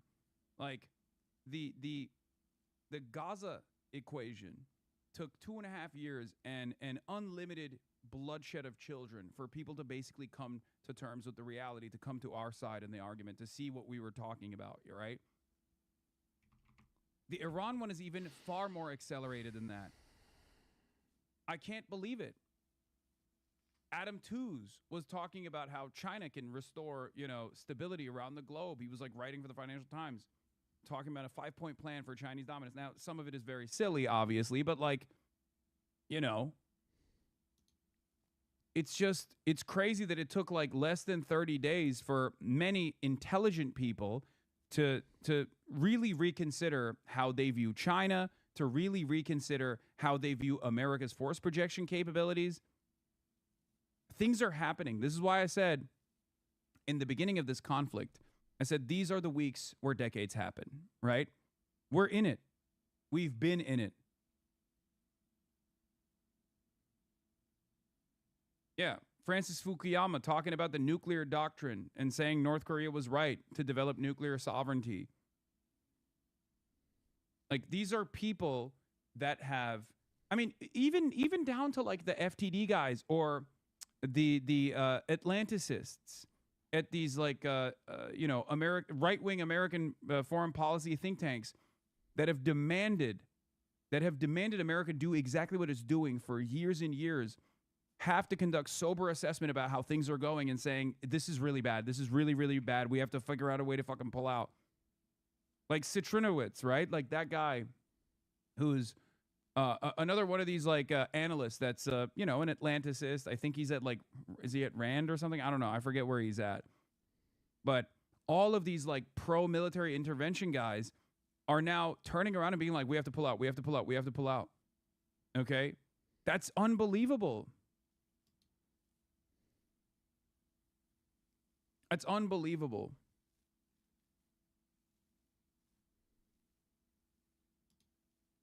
It is a moment of pure vindication. And yet, of course, there is, boundless, endless stupidity on the American side. So, of course, there's still going to be people who don't recognize what's going on. And they'll say, oh, you're just wrong, or you're biased. You don't want to see the truth. But it doesn't matter, because the truth is the truth. Okay?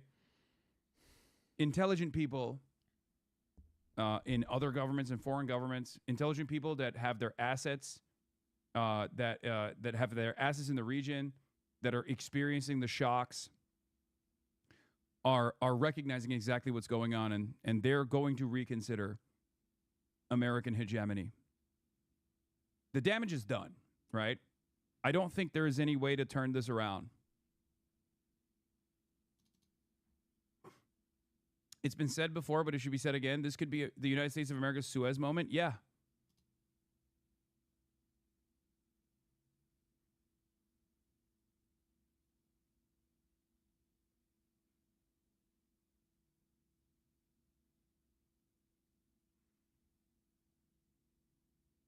I do not see a way out of this that that creates face saving for America. I don't see it.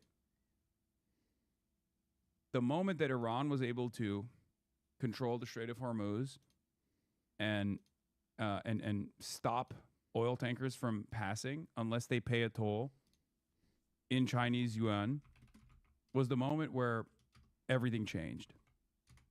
Okay? And they have not let up.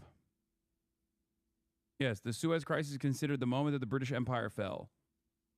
A devastating blow. I think this is worse than that. Because I don't think America has the capability of managing imperial decline in the way that the British Empire was able to do so. The British Empire was able to retreat and basically become a vassal state to the continuation of Western imperialism under the hands of America. This time it's different.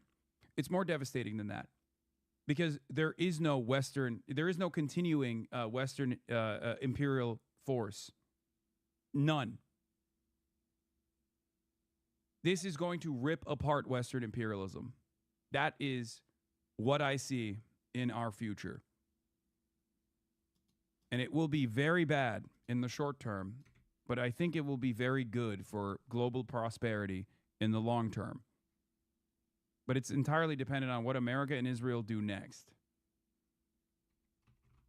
Yeah, meanwhile, Trump's approval amongst 18 to 34-year-olds has went down to a net 60, minus 60, 20% approval, 80% disapproval.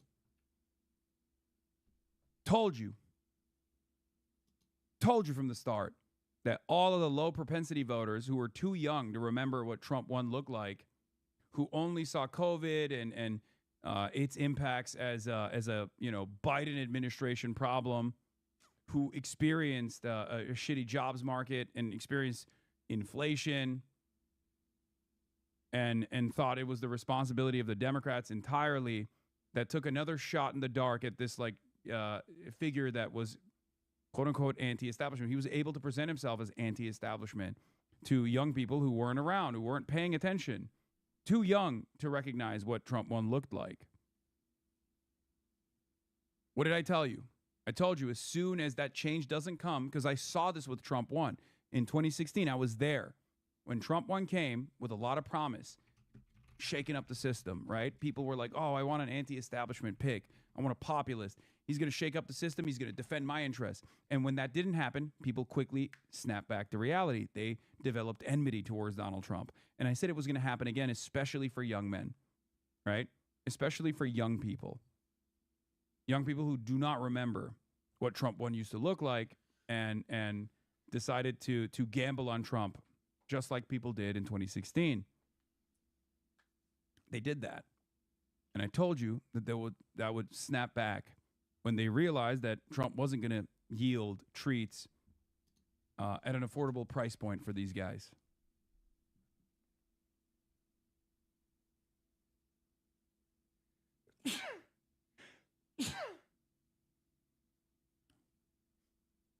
In any case, here we are. Iran's president just released a letter to the Americans saying they're being fed lies about this war, and tonight every U.S. network is clearing their schedule for Trump's 9 p.m. address. The UK Starmer just went on TV and warned of a crisis while Australia's prime minister gave a rare national address telling people to brace for economic pain. All of the Five Eyes nations addressed their countries trying to separate themselves from the war and warn that economic hardship is coming. It's almost as if they know what Trump is about to announce, and they probably do. Five Eyes is at the end of the day an intelligence sharing alliance. I worry on the ground troops. I worry that these guys are doing the same thing that General Dan Cain tried to do, trying to clear their image ahead of what comes next.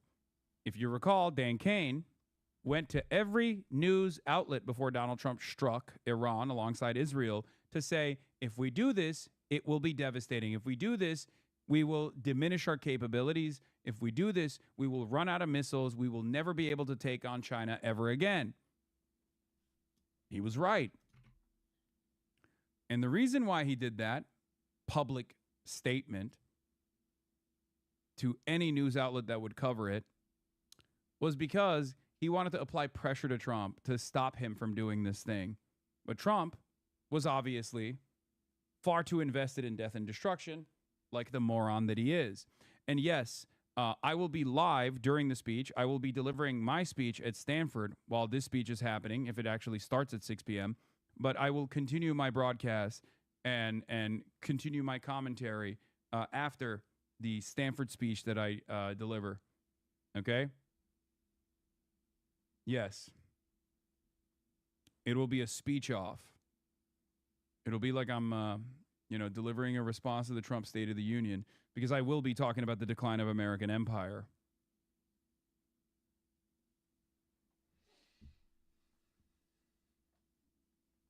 Has Iran obliterated the Hasanabi Doctrine? Does it need revised? What? No.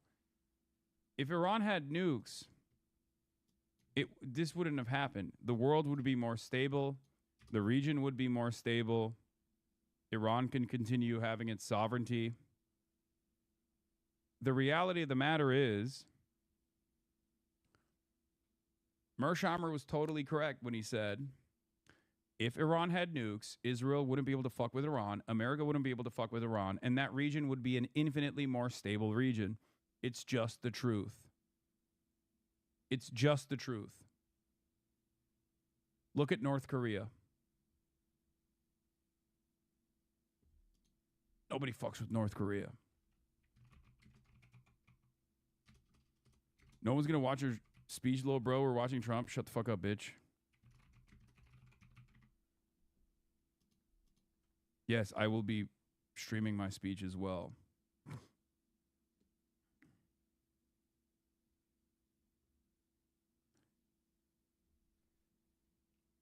Wait, are you in the Bay Area? Come to San Francisco? I will be in San Francisco tomorrow. I'm in Palo Alto today to go to Stanford.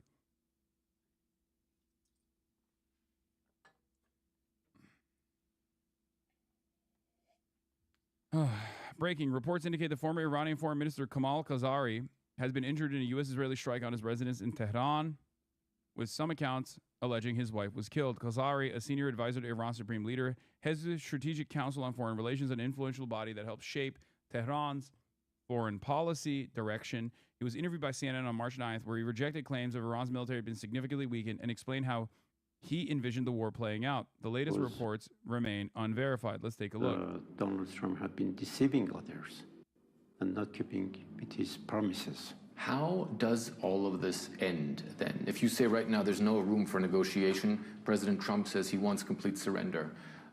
What does that lead to? There's no room unless the economic pressure would be built up to the extent that other countries would intervene to guarantee this termination of aggression of Americans and Israelis against Iran. Iran has a new supreme leader. What does that mean for your military effort and the confrontation with the United States and Israel? That means the system is quite functioning. The United States says it's drastically degraded the Iranian military, the capabilities as far as missiles is concerned. This was March 9th, by the way, okay? So just remember that.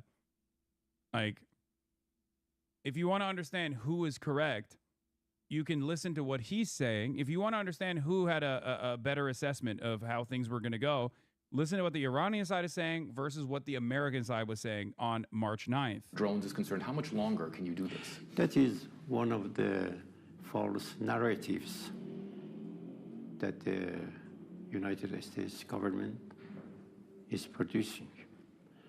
Iranian military is quite strong, as you see, because they have the motivation, they have the arms that they need, which are produced in Iran. So your side is ready for a long war if the United States and Israel choose that. Do you consider this an existential threat to the Islamic Republic? It is an existential threat to the Islamic Republic, and therefore we have to stay with full might, as we are doing now. Finally, what is your message to President Trump as we sit here, as the war is going on? What is important for us is the end of this game. And we are ready to continue that game. You mean how this war will end? Is for the end of the game would be the time that Americans and Israelis would come to this understanding that this strategy is not working. And they have to stop their aggressions.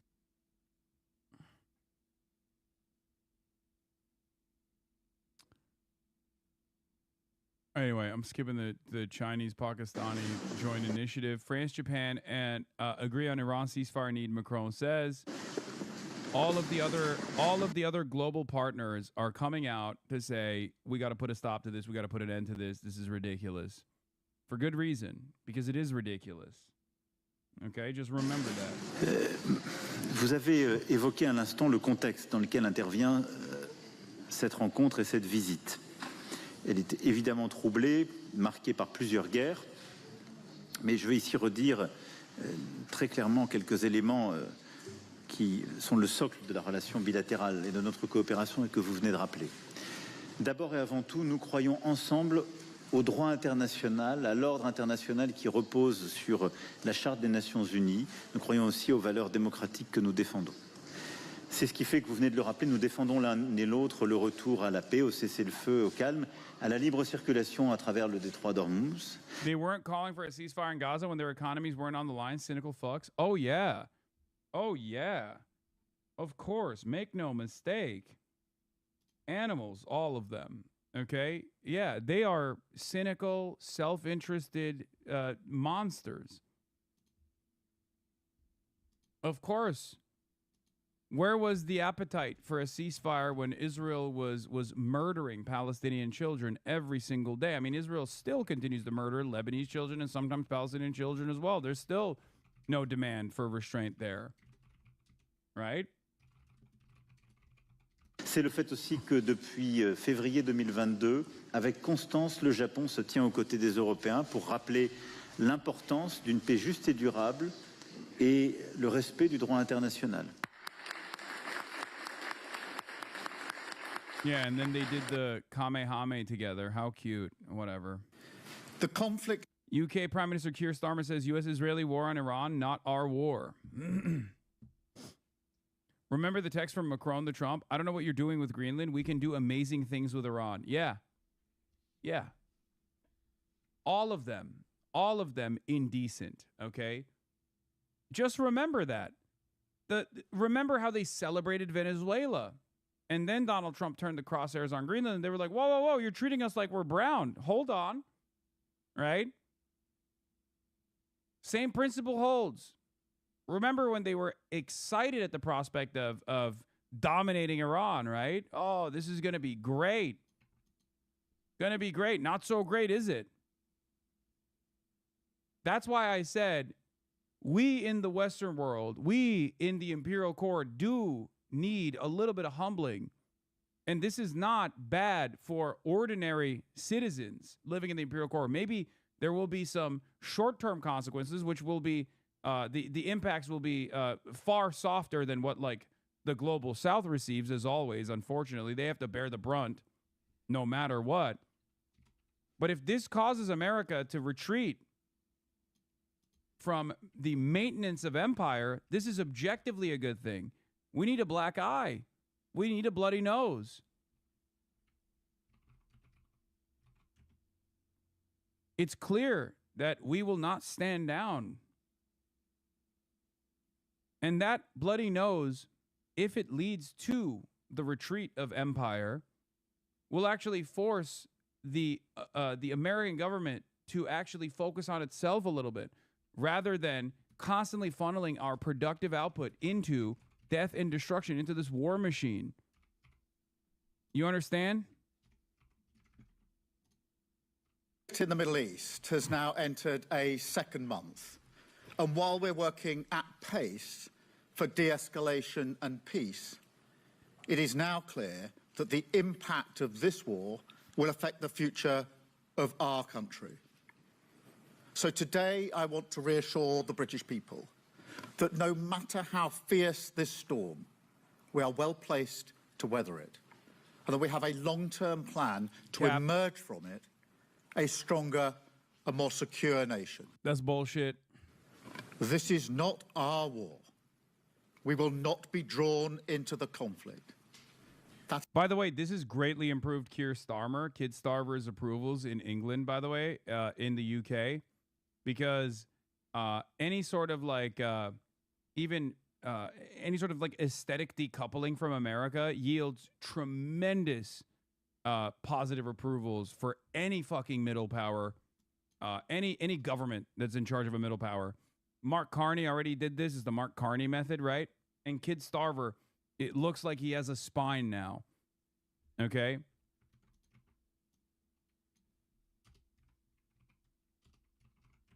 Now, of course, this once again gives people on our side a unique opportunity to demand far more, because as the permission structure expands, right, there is a larger window of opportunity to make more aggressive demands.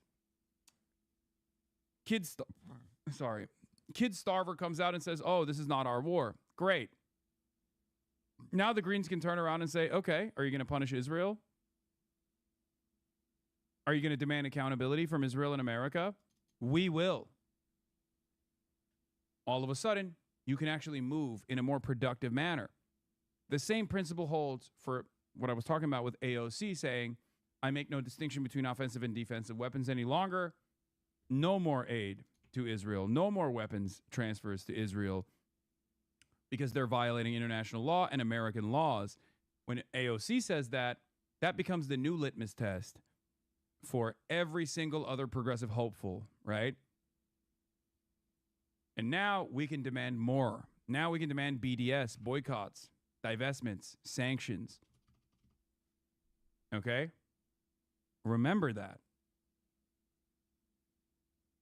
There's a new floor now. There's a new bare minimum acceptable rhetoric on Israel now.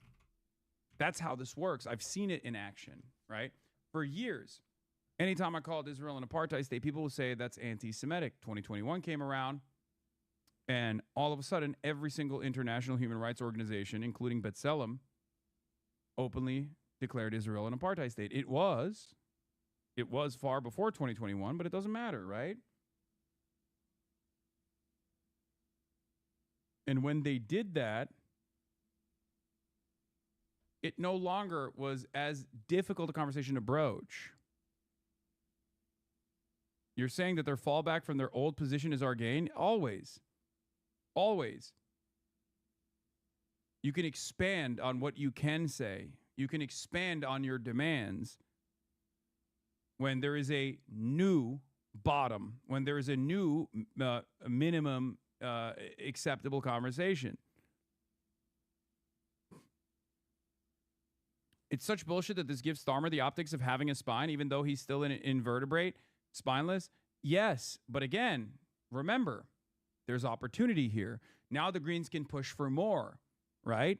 Now the Greens can demand accountability from the British government, demand investigations into the Royal Air Force conduct over Israel's genocide, demand to decouple from Israel, demand to decouple from America for bringing about this energy crisis, demand condemnations, things that Keir Starmer won't do that the British public has great appetite for, if not great need. Okay? That's how you can carve out a space for yourself. That's how you can actually be more impactful.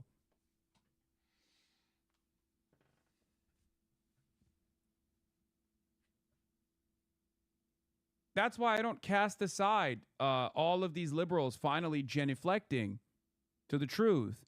Matt Iglesias, as soon as AOC came out and said, no defensive and offensive weapons at all, boom, Rahm Emanuel is asked about it. Okay? Rahm Emanuel's asked about it, and he says, yeah, look, nobody else has the Iron Dome. There are a lot of other countries that want it. Now, what you can say about the Iron Dome is that this was jointly developed. So that's something we have to think through. But what I'm saying is you won't get taxpayer support anymore. You're going to pay full price. You don't have special status. Right? All of a sudden, Rahm Emanuel is entertaining it, right? Because he wants to run in 2028, and Matt Iglesias is praising it. There are a lot of problems with Rahm 2028, but he's the guy most clearly attempting the Iglesias-endorsed, go left on Israel and moderate on everything else strategy. Matt Iglesias is wrong on all of that, okay? But that's an admission. That's an admission that he was unbelievably wrong on the issue of Israel. He has recognized that he was wrong on Israel, and now he is retreating on the issue of Israel. He's saying, drop it. He's urging candidates that listen to him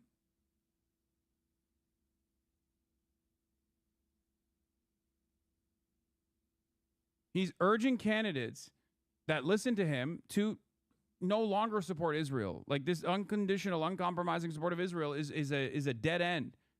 Even Matt Iglesias is fucking recognizing that. And there's more. There's so much more. Here, the genre of tweets of liberals in retreat, right? Where the fuck is it? Hold on. Oh, my favorite genre of tweets, one that is more and more common, is liberals and centrists bemoaning the fact that the reality has vindicated leftist critiques. Many of us, liberal Europeans, this is for the other thing. This is another thing that Matt Iglesias had done as well. When Donald Trump was like, I'm taking over Venezuela because I want the oil. And Matt Iglesias was like, oh my God, it sounds like he read imperialism, the highest stage of capitalism. Like he's making like Leninist, he's recognizing Leninist critique of empire. And it's like, yeah, no shit, dude. It's not because Donald Trump is an anti-imperialist and he's just trying to like give the game away. It's because he's fucking vulgar and he's a dumbass and he's just saying the quiet part out loud. That's how it works. Many of us, liberal Europeans, spent decades pushing back against the European extreme left's cartoon version of America. It's all oil, imperialism, getting rich at the expense of others. And then one dumb administration walks in and performs the caricature to perfection. It's not. It was the correct analysis. And you recognize that it was the correct analysis now, and you feel a sense of embarrassment as a professor at London School of Economics for being a fucking liberal. But instead of making a new assessment and saying, you know what, this position, a Marxist critique, an anti-imperialist critique of American empire was totally correct. It was totally vindicated. And instead of going back to the drawing board and reconsidering the decades of effort I put into propping up liberalism and maybe leaning into Marxist critiques, dialectical materialism, historical materialism, I am going to simply say, oh, it's because Trump is playing out this cartoonish version. Well, you've all but considered it, right?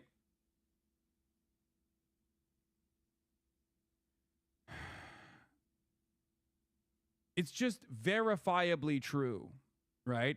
And we've been saying it for years. It was true all along. It was true when Lenin wrote about it. It was true when America was the top cop, the world police, when we said we're invading Iraq for oil, okay? It was true back then. And liberals, on the other hand, still try to maintain this mirage, this image. They're trying to coat their narratives with the intellectual liberal patina. Liberalism is wrong. Okay? It has been dismissed. The events that are unfolding under the helmsmanship of Donald Trump's maximalist empire positions is destroying the argument for liberalism. It's done.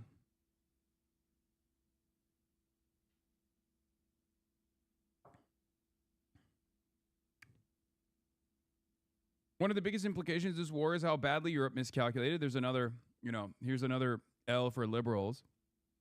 European liberals miscalculated. On Iran, they had a real chance to help make diplomacy succeed. Instead, they aligned with and enabled Trump's worst instincts. Now they face a cascading crisis, severe economic shock, a fraying NATO, weakened support for Ukraine, and the erosion of the very security architecture they built over decades. Such strategic malpractice by European policy class. It's not even a miscalculation. It's just like they're calcified in their position. They're comfortable being vassals. Even if it's like whip them around over and over again. I mean, that was clear with Russia's invasion of Ukraine. Right? When Russia invaded Ukraine, it completely destabilized the European energy markets, right? Europe had to go to the United States of America to get its oil and gas at a much higher price point. They even blew up the pipeline. And Europe had to sit there and eat it.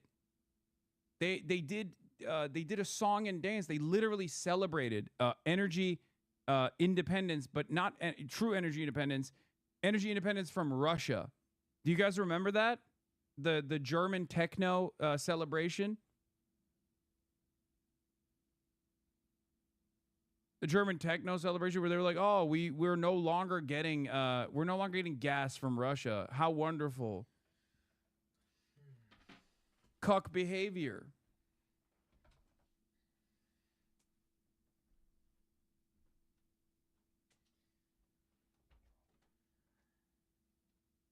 Shashank Joshi says, I find this detached from reality. Nothing Europe did or did not do prior to February 28th would have prevented Trump from attacking Iran. In any case, there's at least some evidence that one European country, the UK, did support a deal.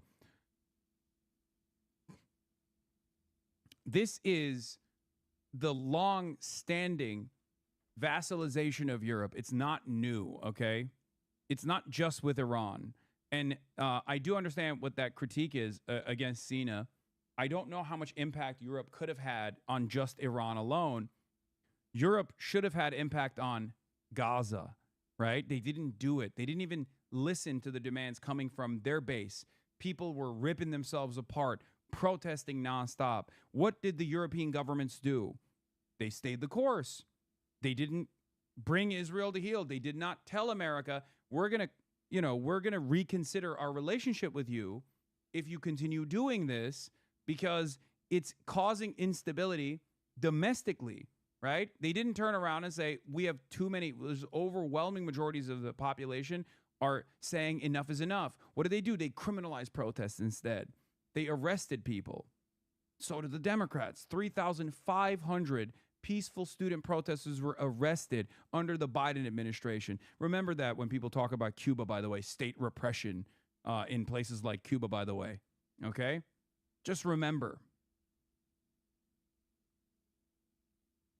Palestine Action was prescribed as a terrorist organization in the UK. Thousands of pensioners were arrested in the process for holding up a placard that said, I support Palestine Action. They tried to make it impossible to protest. They shut off these liberal values that they supposedly cared about, right? There were many off-ramps for Europe to decouple. People like myself kept repeatedly saying, if you want to maintain sovereignty as middle powers, you can get together and you can actually tell America, we're going to reconsider our allegiance to you if you don't do something about this, because our people are recognizing that democracy is not real, right? That's a huge problem. So they cast aside even their own sovereignty and their own ambitions of maintaining stability, maintaining confidence amongst their own base of support that like democracy was real. They destroyed all of that because they were vassals. And here we are. Whether Europe could have stopped Trump is almost besides the point. The real question is whether in the months and years leading up to this, they put any meaningful obstacles in the way or invested real political capital in creating viable diplomatic off-ramps. They did neither. This is true. At key moments, they had leverage and used it in ways that fueled escalation rather than de-escalation. Also true. Taken together, part of the story behind the path to this war is one of missed European opportunities, weak follow-through, and, more clearly, clear alignment with escalation. Whether you started the timeline in 2025, 2022, or 2018, there's a consistent pattern with respect of the E3 European role. In just the past few months, the E3 moved in a much more hawkish direction. For example, since January, Macron has signaled alignment with Trump, saying they can do great things on Iran. Hasanabi is in LA calling others vassals. You be a cucked American. Where be Turkey in the genocide? Where be Turkey? Yeah, I'm an American citizen. And I'm trying to do my very best to change the political structure in this country. What are you doing in Europe? You have a lot more opportunity to make changes. It's a much smaller country. It's not the tip of the spear, right? It's not it doesn't even have the driver's seat in empire. You can make a much more convincing argument. The governments are supposed to be much more responsive to your pressure. Ours certainly isn't, and I'm still trying my fucking best. So what are you doing? I mean, why do you think every day people yell at me and say I'm a terrorist, a radical, an Islamist fundamentalist, anti-American, pro-communist, pro all of America's foreign adversaries? They obviously see that this is a threat. They obviously see this movement as a threat. Even if it's like chipping away at the established bipartisan uniparty consensus on maintaining American empire. I'm trying to do my best, and I'm eating it on a daily fucking basis as a direct consequence of trying to do my best. And you are too in this community. So why the fuck are you complaining? If you recognize your vassal status, you should do something about it. You have a lot more opportunity to do something about it.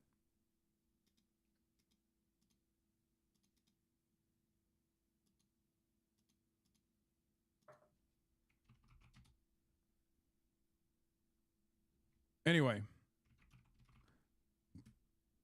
then there's snapback. The E3 decision last October to move forward was a major escalation. It closed off a fragile diplomatic opening with the International Atomic Energy Agency that helped set the stage for future confrontation. That was not inevitable. It was a choice. Going back to 2022, the same pattern holds. European officials themselves acknowledged that the deal was within reach, and what remained were political decisions in capitals. For sure, there were real pressures, i.e. the Ukrainian invasion, the Masa Amini protests, but they did not make diplomacy impossible. They made it harder and required greater political investment to sustain. Instead, Europe drifted towards a more reactive and increasingly hawkish posture. Go back further to 2018, and the bottom line is the same. Every single step of the way, Europe had off-ramps, and they didn't take it. Every single step of the way, Europe had an opportunity to put pressure, and they did not do that. When they had an opportunity to apply pressure, they did not choose to do so because they thought American military might will continue. American imperialism will continue in the ways that it has so far. And there's good reason to try and sustain it. There's good reason to try and step out of the way rather than to bring it, rather than to, force America to retreat at times or force America into a diplomatic stature at times. And it would have been helpful for these European allies, but they didn't do it. New NATO Secretary General Mark Rutte, Mr.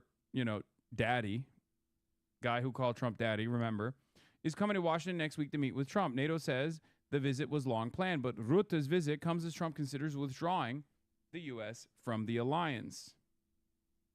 Yeah, Merz said, Germany, said Israel was doing the dirty work for us all during the 12-day war. That was a different time, though, if you recall, because Iran was still maintaining strategic restraint, only a theatrical response to American and Israeli bombing campaigns. It's no longer theatrical. It's real now. It is not in our national interest. And the most effective way we can support the cost of living in Britain is to push for de-escalation in the Middle East and a reopening of the Strait of Hormuz, which is such a vital route for energy. Brexit did deep damage to our economy, and the opportunities to strengthen our security and cut the cost of living are simply too big to ignore. So, in the coming weeks, we will announce a new summit with our EU partners. And I can tell you that at that summit, the UK will not just ratify existing commitments made at last year's summit. We want to be more ambitious. Closer economic cooperation. Closer security cooperation. Oh! You mean like a union? Huh. Like a union of what's the continent that the UK's on? European countries? Is that what you mean? Like I mean, I guess I could shorten it and say like a European Union. Would you say that that is perhaps the direction that you're moving in? Because I can't comprehend what you're saying. It almost feels like you're saying that you want to do a union of countries in the European continent. Just how odd. That recognises our shared values, our shared interest, and our shared future. And today I can announce that later this week, the Foreign Secretary will host a meeting that brings those nations together for the first time, where we will assess all viable diplomatic and political measures that we can take to restore freedom of navigation, guarantee the safety of trapped ships and seafarers, and resume the movement of vital commodities. I've got ITV Harry. Harry. Thank you, Prime Minister. Harry Houghton from ITV News. President Trump has said this morning that he's considering pulling the US out of NATO. You've just talked about looking at a new long-term partnership. I kind of want to know what like the Americucks are saying. Like, do we have like what could someone like a regime dick rider be saying possibly at this moment? Like someone like a Asmongold, like what could he possibly say to defend what's going on?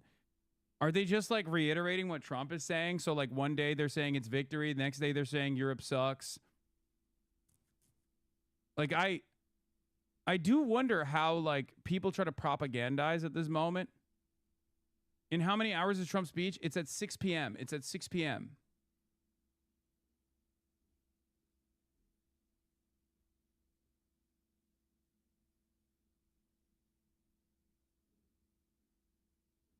With the EU, including on security. Is this an acknowledgement that Britain's long-term security relationship with the United States is about to change? Well, let me say a number of things in response to that. Firstly, NATO is the single most effective military alliance the world has ever seen. And it has kept us safe for many decades, and we are fully committed to NATO. Secondly, that whatever the pressure on me and others, whatever the noise, I'm going to act in the British national interest in all the decisions that I make. And that's why I've been absolutely clear that this is not our war, and we're not going to get dragged into it. But I'm equally clear that when it comes to defence and security and our economic future, we have to have closer ties with Europe. That's why we had the summit last year. This year, as I've just announced, there'll be a further summit. We will make good on the commitments that we put in place last year, but we will also go further in relation to the alignment. Thank you very much. Joe. President Trump said yesterday that he wouldn't come to the aid of the UK anymore in his Truth Social post. How seriously do you take that threat from our main ally? Well, it's very important that we're clear. There's been a good deal of pressure on me to change my position in relation to joining the war, and I'm not going to change my position on the war. So whatever the pressure, whatever the noise, I'm the British Prime Minister and I have to act in our national interests. I should say that on defence and security and intelligence, we're obviously working closely with the US, as we always do. And in relation to the planning on the Strait of Hormuz, of course, that involves talking to the Americans as well. So, as I say, whatever the pressure, whatever the noise, my job is, as British Prime Minister, to concentrate on what's in the British national interest. That's what's guided me through this conflict so far. It will continue to guide me as we go forward. Thank you very much indeed. Thank you. My fellow Australians, by nature, we're an optimistic country. But I understand that right now it's hard to be positive. The war in the Middle East has caused the biggest spike in petrol and diesel prices in history. Australia is not an active participant in this war, but all Australians are paying higher prices because of it. I know that you're seeing this at the servo and at the supermarket, and I understand farmers and truckies, small businesses and families are doing it tough. And the reality is the economic shocks caused by this war will be with us for months. Tonight, I want to speak directly with you about what the government is doing to shield Australia in these uncertain times, and also what all of us can do to help our country and help each other in the period ahead. On Monday, National Cabinet adopted the National Fuel Security Plan. Leaders from both sides of politics, from right around the country, working together to keep Australia moving, making sure that we are prepared so that if the global situation gets worse and our fuel supplies are seriously disrupted over the long term, we can coordinate the next steps together. Today, we cut the fuel excise in half, cutting the tax on every litre of petrol by 26 cents. Those savings have started showing up at your petrol station. For our truckies, we have cut the heavy vehicle road user charge. You can't be a serious company and fucking call a serious company, sorry. You can't be a serious country and say things like truckies for the trides and the truckies, mate. Fucking hell. For the truckies, yeah. Lefties losing it is fucking elbow. Is elbow, mate. For the truckies out there, right? For the fucking truckies out there, right? We're doing our very best, yeah? New York Times, Trump lied about serious negotiations. New York Times reports multiple U.S. intelligence agencies have assessed in recent days that the Iranian government is not currently willing to engage in serious and substantial negotiations to end the ongoing war against Israel and the United States. Assessments indicate that the Iranian government believes it is in a strong position in the war and does not have to accede to American diplomatic demands. And while Iran is willing to keep channels open, it does not trust the United States or President Trump. U.S. officials have told the New York Times. Fucking hell. Please speak like this in Stanford. Right. Or no, the dollary dues are perishing. A dingo ate my baby. I'm fucking Albanese. I'm fucking Albanese. And I'm here to tell you, the dollary dues are on fire. Many people for the last couple of weeks have been calling me a shit cunt. I hear you, and I have only this to say. Fuck you. Is a dingo eating your baby? No. No. To zero. Both these measures will be in place for the next 3 months. We are working to bring the price of fuel down, to make more fuel here and to keep it on shore, and get more fuel here, using our strong trading relationships with our region to bring more petrol, diesel and fertiliser to Australia. Now, it's the Australian way that people want to do their bit. And there are simple ways that you can. You should go about your business and your life as normal. Enjoy your Easter. And if you're hitting the road, don't take more fuel than you need. Just fill up. That's so funny. Oh my God. That is something you never want to hear from leadership is, you know, enjoy your time, but also maybe take a shorter shower. Maybe don't fill up all the way. Like, that's a fucking full system panic moment. That's a red alarm, dude. That is absolutely going to cause people to be like, okay, what the fuck? Oh my God, we're so cooked. We're so cooked. You normally would. Think of others in your community, in the bush, and in critical industries. And over coming weeks, if you can switch to catching the train or bus or tram. Don't use the fucking fuel. Work, do so. That builds our reserves and it saves fuel for people who have no choice but to drive. Farmers and miners and tradies who need diesel every single day. And all those shift workers and nurses who do so much for our country. The months ahead may not be easy. I want to be upfront about that. No government can promise to eliminate the pressures that this war is causing. I can promise we will do everything we can to protect Australia from the worst of it. These are uncertain times, but I'm absolutely certain of this. We will deal with these global challenges the Australian way.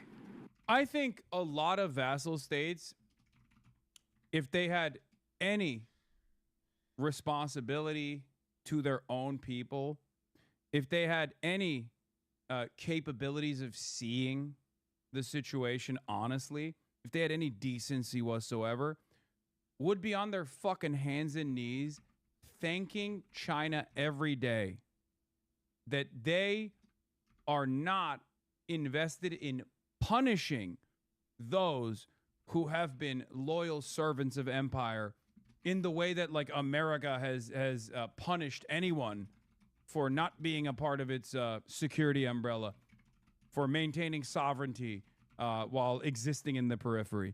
Could you imagine a world if like China behaved in the way that America did? You should thank your lucky fucking stars that these guys on the opposing side are actively invested in maintaining stability, you know? Because if they wanted to dominate, they could. You militarized because you claimed that they wanted to behave like America. You thought for years and years that the only thing holding them back from behaving like America, doing to you what you have done to them, or what you have played a role in doing to them, because you thought you had the mightiest weapons. It turns out you don't, and yet no one is doing to you what you have participated in doing to others. Think about that. I'm just saying, like, there's a lot of bogans in Australia that fucking constantly complain about China. And the only reason why the Australian economy has actually thrived in spite of everything else, as opposed to the rest of the liberal capitalist Western world, is because it's basically pegged to the fucking Chinese yuan, right? Like, the Australian economy is entirely reliant on the Chinese economy. All of the extraction that takes place, where do those materials go? They go to China. And yet, these people still have the audacity to be like, fuck China, fuck China, fuck China. China's taking over. Mate, China's fucking taking over the country, mate. Fucking hell. Don't recognize this beautiful city. Right? You owe everything to China. Everything. Have you said thank you?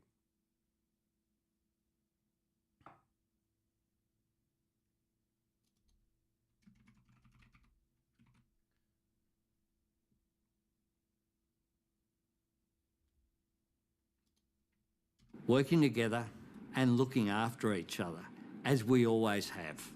Thank you and good evening.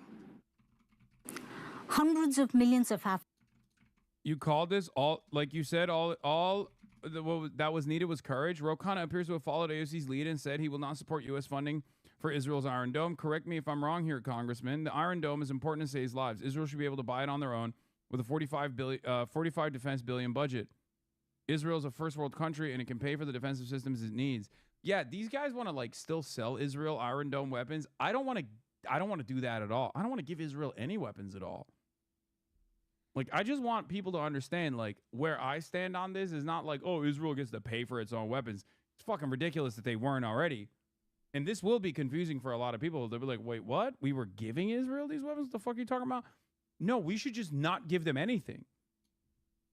Now that the conversation has shifted on defensive, offensive weapons, like, I'm here to tell you what my position is. We should restrict trade with Israel. We should not give them any weapons at all, even if they want to pay for it. We should boycott Israel. We should divest from Israel. We should sanction Israel until Israel is a singular, secular, solitary state that offers equal rights and representation and reparations to all the Palestinians it's dominated and destroyed the lives of, and a state that actually allows a right to return for all the Palestinians. That's my assessment. That's what I believe in. That's what I want to advocate for, and that's what I will continue to advocate for. In any case, you know, so step in the right direction.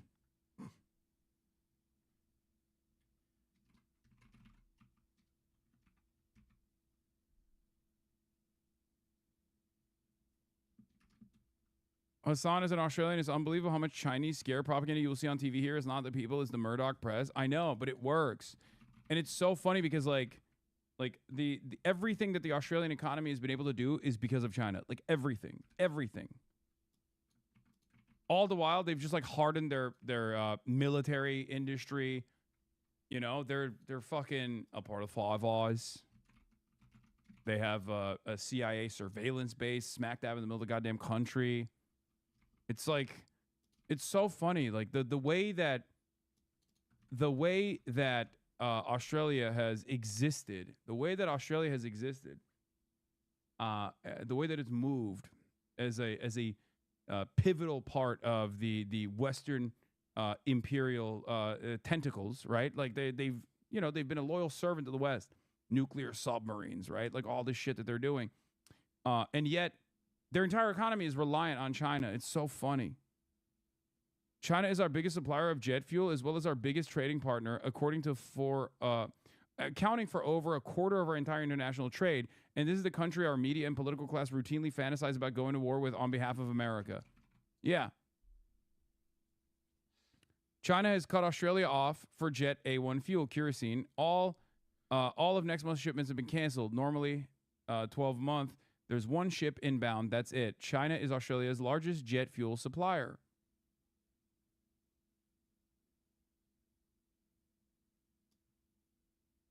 This is what I mean. Like, will your speech be streamed? I'm tired of spamming, boss. I need to know. Dog, I've literally said approximately 754,000 times that yes, my speech will be streamed. Yes, not only will my speech be streamed, but I will also come back here to do analysis on Donald Trump's State of the Union afterwards. Okay? Yes, it's on. I always stream my speeches. And not only do I always stream my speeches, I also literally have put it in the fucking title. It's in the title, chatter. Oh my God. Learn how to read. Yeah. Albo be like, pilots should only fill half tanks.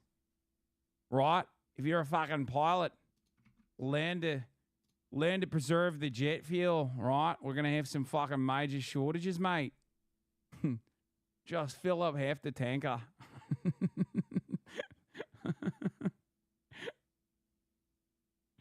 Fucking hell. R&R. Flaw half the time.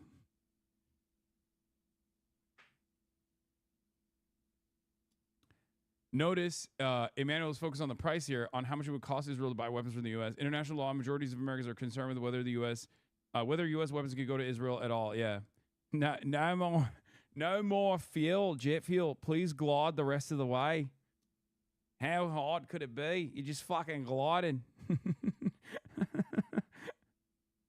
You're just fucking gliding, mate. Just glide a bit. Just keep fucking gliding.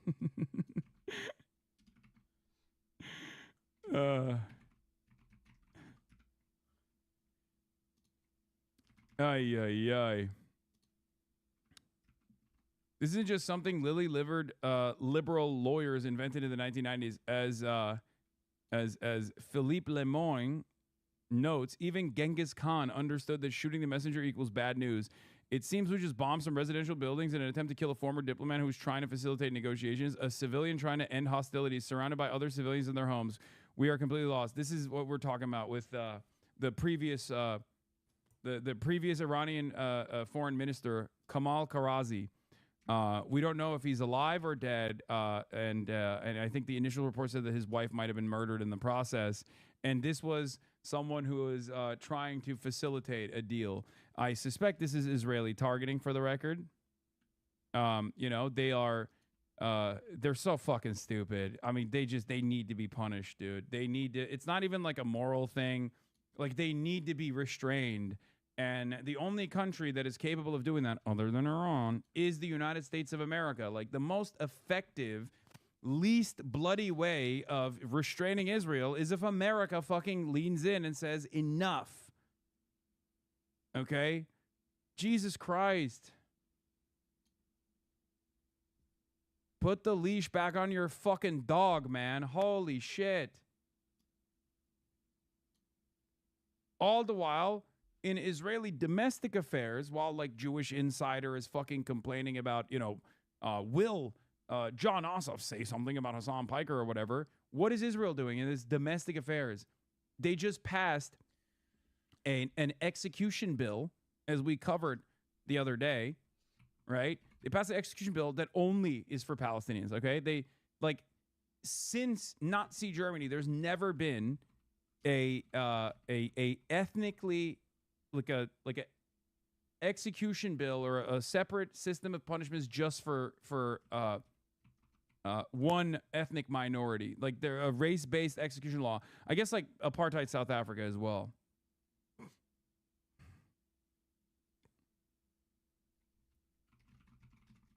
Remember, they have 10,000 Palestinians held hostage in their concentration camps right now under military detention. So they're not even getting a civil trial.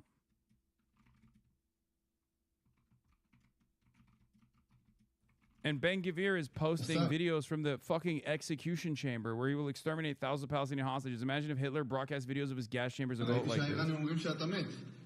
אני מת להוציא מחבלים להורג. עונש מוות למחבלים. And then people go, oh, Itamar Ben-Gvir is not reflective of Israeli society. Yes, it is. Okay? It absolutely is. It absolutely is. Okay? 100%.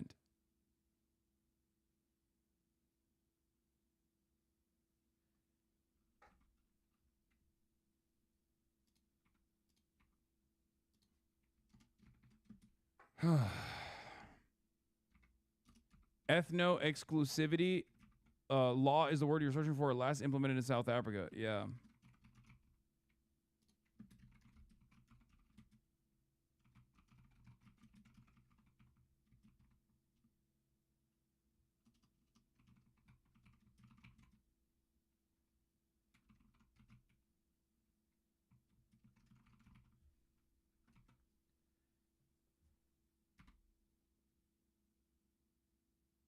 PBS, call us out. Piker Broadcasting Service is sponsored by you, the viewers, for you, the viewers.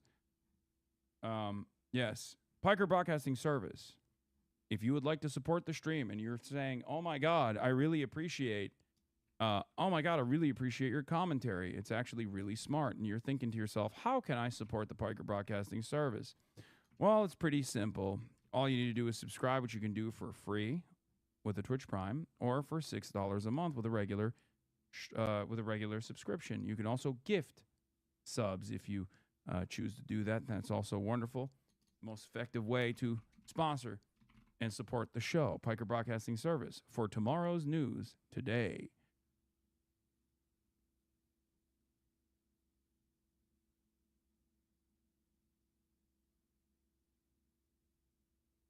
Piker Broadcasting Service. For you, the people, by you, the people. Thank you.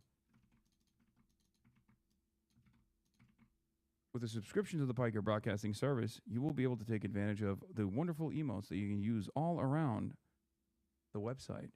You can also rewind on your desktop, and you can also send me links. There's no assurance that I will click on your links, especially if they're dog shit consistently.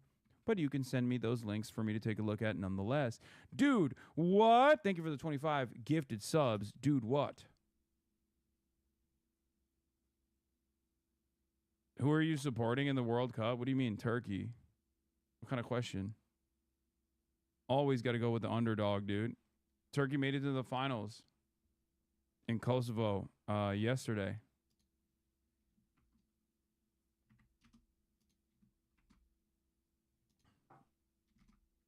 Closed presents. Mr. F, thank you for the 10 gifted. Closed presents, thank you for the 50 bones. And Akiwara Iskawara Kawara, thank you for the 5 gifted. BD reacted to the Jake Tapper interview. Fluffy Professor Jihad. Bro, if you keep going like this, you'll end up shooting yourself in the back one day. Why has Hassan been talking so much about politics since last year? Wouldn't it be better to just focus on being a gaming streamer, or does he want to go into politics? He's been talking about politics for over a decade. Hassan is a commentary streamer, occasionally plays games. Wow, really? Yesterday, I was asking the comments about what happened with Hassan and anti-Semitism. Now it's on CNN. Watched CNN bashing him during the stream. Appeared on CNN show after ending the stream, just a few hours apart. Doesn't make sense. Just saw Global Times saying the U.S. wants news media and influencers to promote a positive image of America abroad. Is it because of this? But the Cuba issue was caused by the U.S. First, economic sanctions and arresting Nicolas Maduro, leading to the Cuba's oil supply being cut off. Chinese netizens are always on top, by the way. They're so good. How have your numbers been since the attempted media hit job? Pretty good. Blonde Bob, thank you for the 50 gifted subs.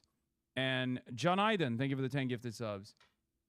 I mean, my numbers have not changed at all. I think maybe a little bit higher on the concurrent viewership.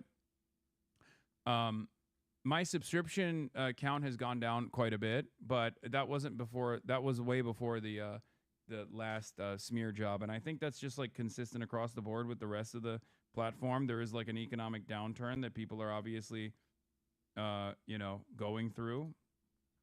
So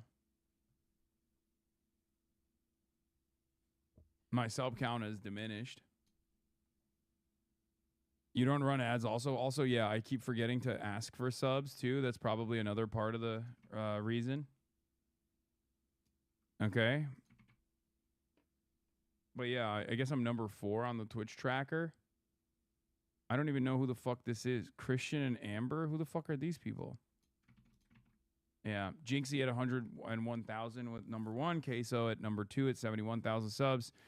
I think I was at number 3, and now I'm not. I don't know who this person is. They cooked me.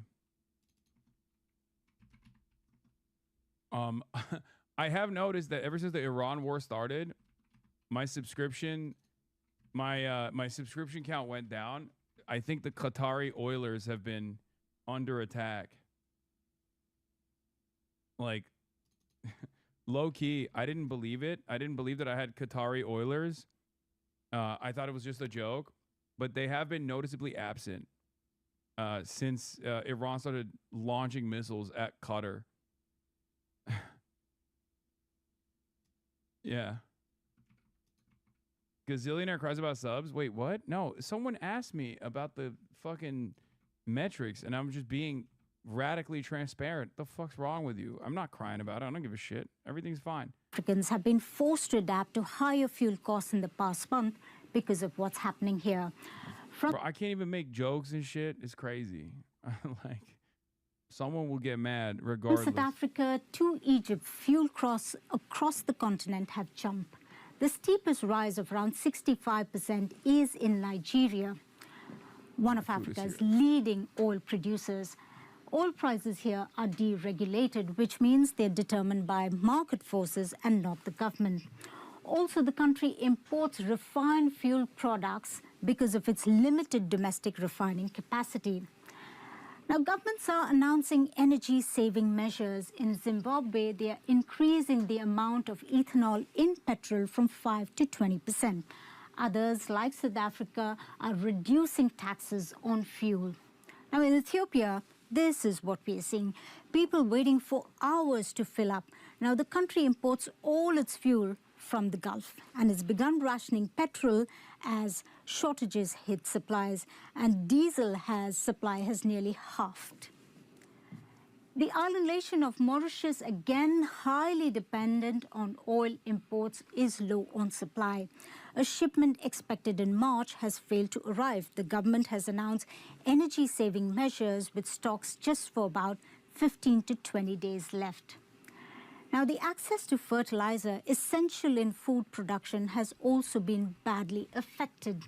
Now, the near closure of the Strait of Hormuz has halted 1/3 of global fertilizer trade. Now, it's pushing up prices and it's threatening agricultural yields in Kenya and Tanzania.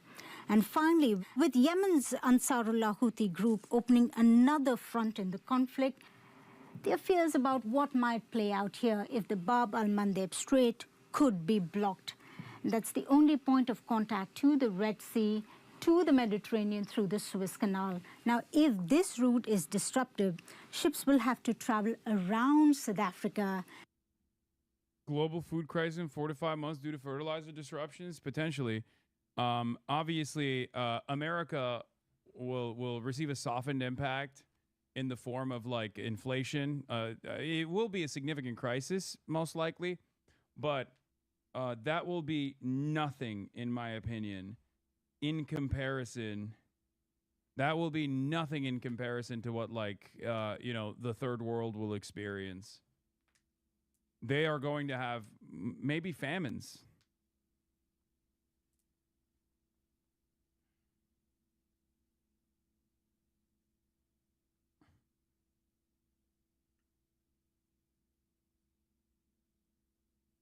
Real question, do you think Trump will fail Economics 101? Yes. POTUS on Iran. We've already had some very good allies over there. Sort of pretty much winding that up. Have to take a few more hits. We want to. Bro, he keeps saying we're winding that up. Or we're winding that down is what he means, right? I swear J.D. Pondam wants to start a cultural revolution in the United States. Virgin nuanced economists. Stop focusing on the welfare state. The American economy is so robust, war doesn't affect that. Chad Hawk president. You can't see a doctor because Israel needs more bombs. Wait, what? Make sure we don't ever have them allow them to have a nuclear weapon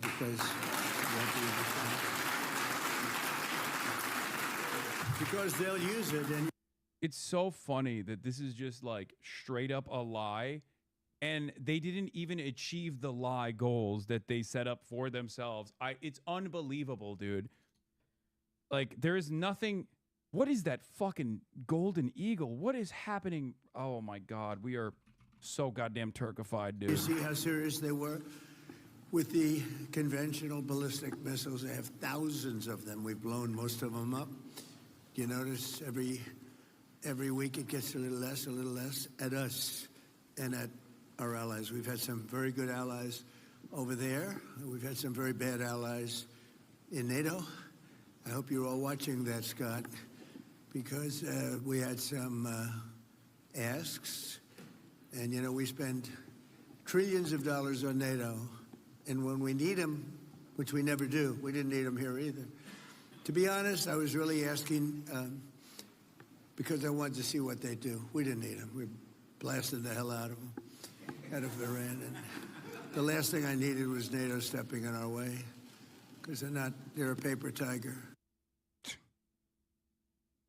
They're a paper tiger. Dog, you're NATO. NATO is an expression of American military dominance. Okay? When you say NATO is a paper tiger, you think that sounds like you're just shitting on Europe, right? But you're not. When you say NATO is a paper tiger, everyone understands you're saying America is a paper tiger. The only person who doesn't understand that is Donald Trump himself and all the fucking dumbass Americans in general. Obviously, they're delusional. Because the United States can't take care of daycare.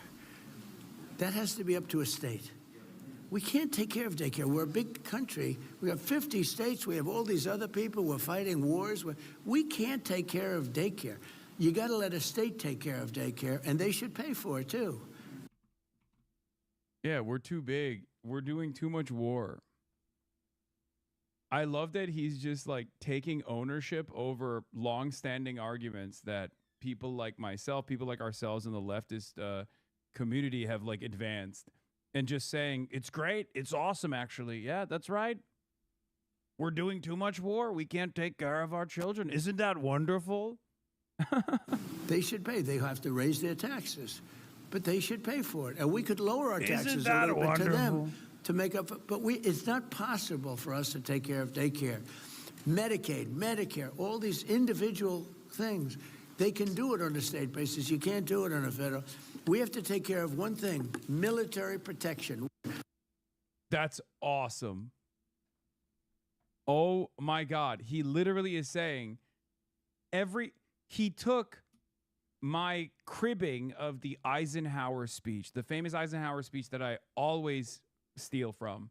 Whenever I say every dollar spent on a bomb could have been spent on, a school, right? It's like stolen from you. It's stolen from your productive output. It's taken away from you. There's an opportunity cost to it all. That is the Eisenhower speech. I say it all the time because it's like, pretty easy to understand. Meanwhile, this dumb fuck is basically saying that, but also is like a pro military industrial complex position. Who the fuck is that for? It seems the White House may have uploaded that video unintentionally. It's now been made private, but I downloaded it, so here's the full White House feed of the Easter lunch earlier today. Trump does sound a bit more candid here than he does in front of reporters. That's the reason why he's saying all this dumb shit? I'd say we'd love to have some help. Oh, President, I'm not sure that we can. Oh, that's okay. You don't want to do it? Well, if we, oh, that's okay. You don't have to do it. So he gets off, probably says, man, that was easier than I thought. Then I call up France, Macron, whose wife treats him extremely badly. Oh, might not be a wife. Who knows? Who knows? They call her Brigitte. I don't know. And still recovering from the right to the jaw. And I say, Emmanuel, we'd love to have some help in the Gulf, even though we're setting records and knocking out bad people and knocking out ballistic missiles. We'd love to have some help. If you could you please send ships immediately? No. We cannot do that, Donald. We can do that. Donald. After the war is won. I said, no, I don't need after the war is won, Emmanuel. Many of them said, we'll be there after the war is completed. And so I learned about NATO. NATO won't be there if we ever have the big one. You know what I mean by the big one. We ever have the big one, hopefully we won't. Relationships very good with the big one, better than with NATO. But they won't be there. And we spend billions, you know. We didn't have to go into Ukraine. Ukraine's thousands of miles away across the ocean. We helped them. Bro, he's still butthurt about he's still butthurt about having to do anything about Ukraine that goes against Vladimir Putin. I mean, I guess that's understandable, right? It's kind of understandable. Because it's like,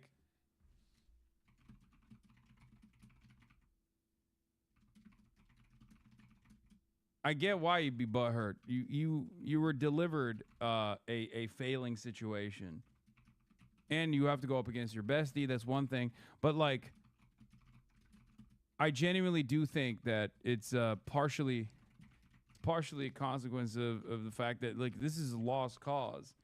Like America genuinely doesn't hold the cards here any longer, right? You can funnel as many weapons as you want into Ukraine.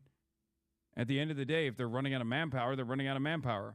Very difficult to push Russia back from its hardened positions now, right?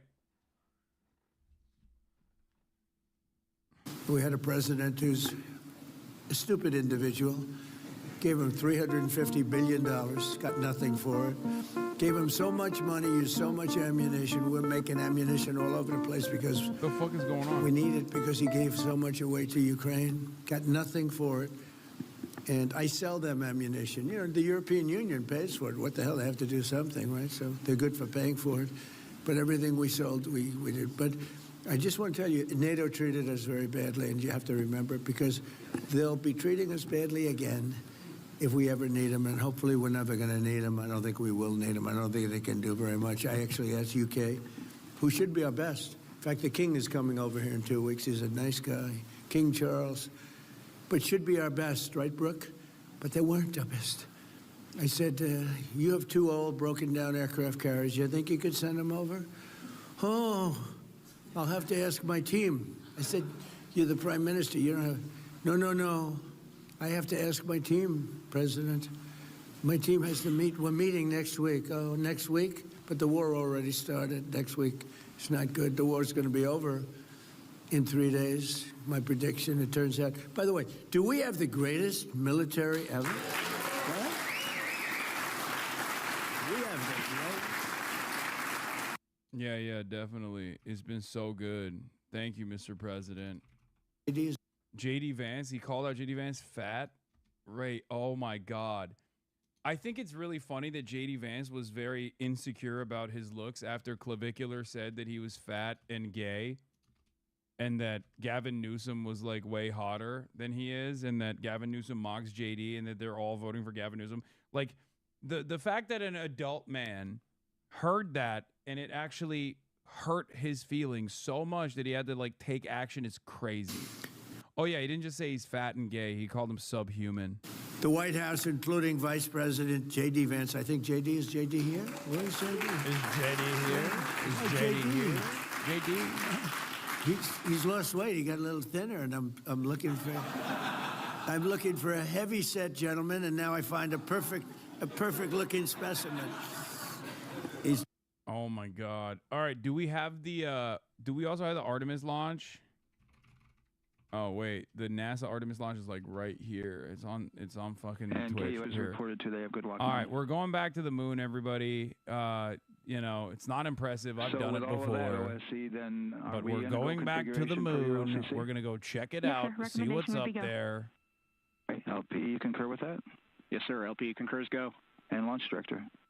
And it's T-minus 10 minutes to launch. Right, and I'm going to go ahead and just verify everybody has everything else complete. They're holding it 10 minutes at the moment? We'll pick up the poll at that time, unless there's something else. It's so funny when chatters are like, dude, you have to watch this, and like, it's not even happening yet. I would like one last check. Not impressive. It's not impressive. I've been there before. We've been there before. Many people are saying going again is not that big of a deal. Yeah, OTC, this is CBSC. That 400. You've been watching that. What's impressive is, will Iran be able to go to the moon? I think not. I think not. I've done it. I'm going to the moon once again. They told me it's unbelievable. No one can do it again. I said, I've done it before. My uncle is a professor of rockets at MIT. Many people, including my uncle, said I could be an astronaut. And he knew rockets like Rocket Man. And it's been amazing. Our military is so amazing. I rebuilt the military my first term. I didn't know I'd use it so much, because then you also...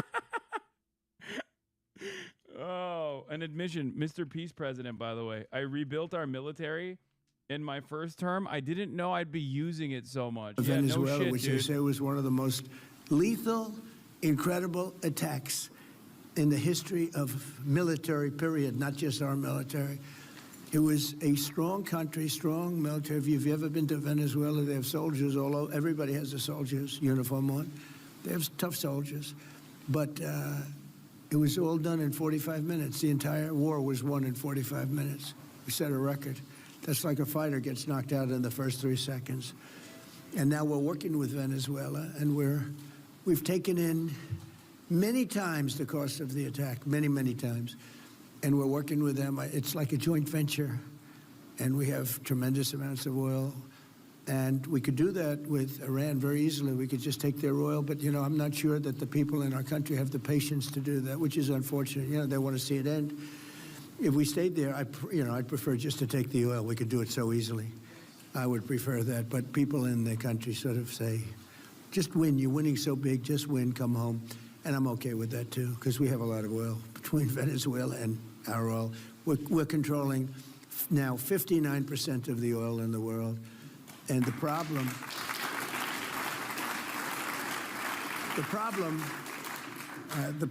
that we have is we really don't need any more oil. It'd be nice to take it, but we don't need it.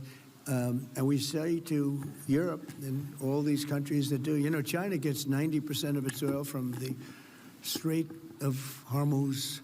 And Chat is not going on. The fuck do you want? They're still holding. On this historic mission, you take with you the heart of this Artemis team, the daring spirit of the American people and our partners across the globe, and the hopes and dreams of a new generation.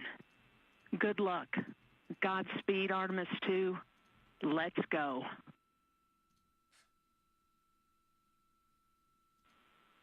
And into the launch director. Go ahead, launch director. Yes, sir. You have a go to proceed with countdown. Oh, shit. Copy that. I'll put it in work. CDR, NTD.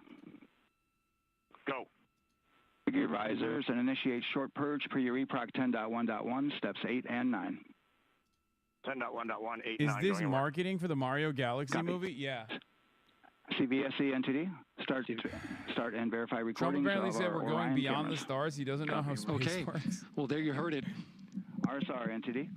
RSR. They're getting ready to start terminal count. arm rotation enable at this time, please. It's currently at T-minus 10 minutes.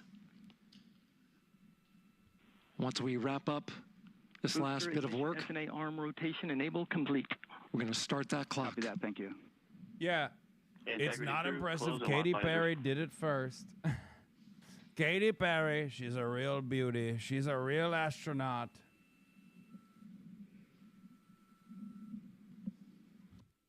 Alongside Katy Perry, we sent Jeff Bezos. You heard an sent issue, Katy Perry worked up in there, real time said, with you're telemetry gonna lock on like the it. Orion. You're going to It was stay up transitory. there. That's what he It's said. very short.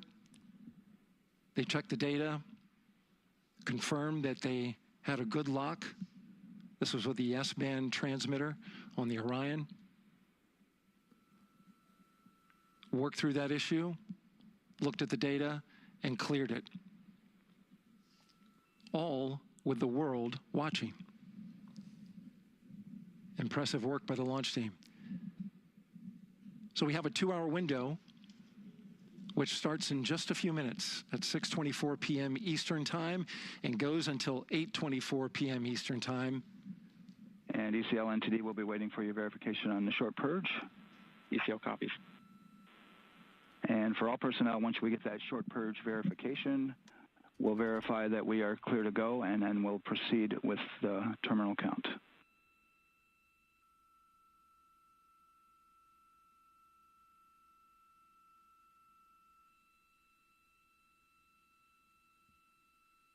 Is this April Fool's? Yeah. I mean, it is pretty impressive that we're just like launching a fucking rocket to the moon. It's crazy because like I have a rocket scientist for a ECL brother, time and I estimate? wasn't even like aware that this About a was minute. happening. Copy.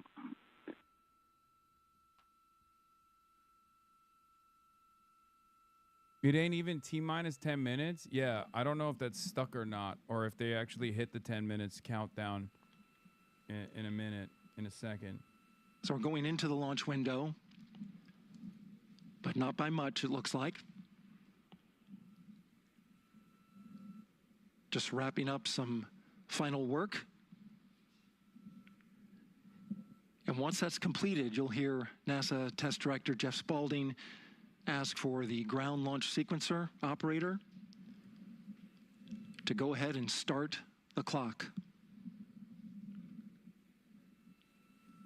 The ground launch sequencer is an application software. It runs on top of the launch control system in the firing room, acts like a conductor of an orchestra, executing hundreds of commands in precise order and timing. It's all autonomous. NTD CCL 212, short purge initiation is verified.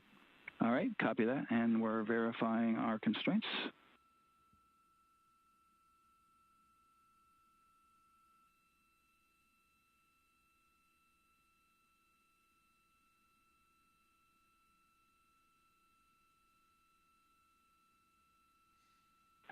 All right, and we're clear from cutouts. And with that, we're going to resume the clock momentarily. And CGLS, you can resume the clock on your mark. Imagine if Donald Trump TLS copy. says the first moon landing was fake, 1. just so he can take TLS ownership mainline has over been the initiated. only moon landing that has 10 minutes and happened counting. under his watch. It was fake, folks. Believe And it. that It was begins fake the terminal first count. time. Our I new know. I'm the T0 president. They is told me. They leaked me the 6:35 secrets. PM Eastern Time. It was fake. It's 6:35 real now, PM but it Eastern was time. fake last We time. are now counting down to liftoff of Artemis 2. I didn't want to say it, but we never From now made on, it you're to going the to hear moon. two voices on the loops. If everything goes nominally, Oh, this isn't a NASA landing Test mission. Director Okay, Jeff that makes Spaulding, sense. who's That's why it's not as directly managing impressive. the launch team, and Alex Bendelos, the GLS operator who closely monitors the software. He has the ability to stop and restart the countdown. Still very impressive, just not as impressive as landing. Believe it, folks. A lot of people ask We're about whether landing, there's a and we're launch landing button. good. I'm gonna make them land.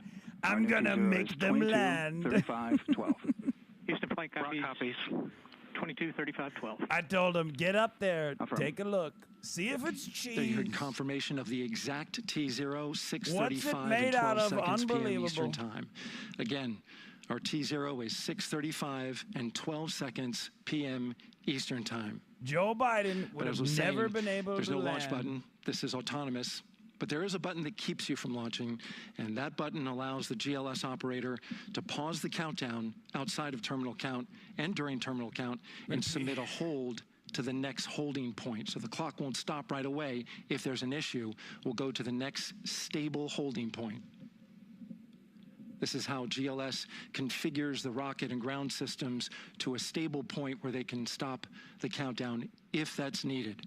But right now, we are counting down. Our next big milestone, looking to retract the crew access arm. GLS is go for crew access arm retract. And there you see the crew access arm moving away.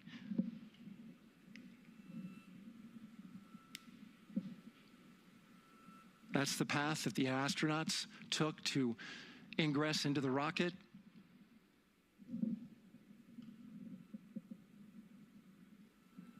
Until this point, that was their way off the pad if they needed to evacuate. But now with that arm retracting, the backup transitions to a launch abort system, and they'll begin arming that shortly.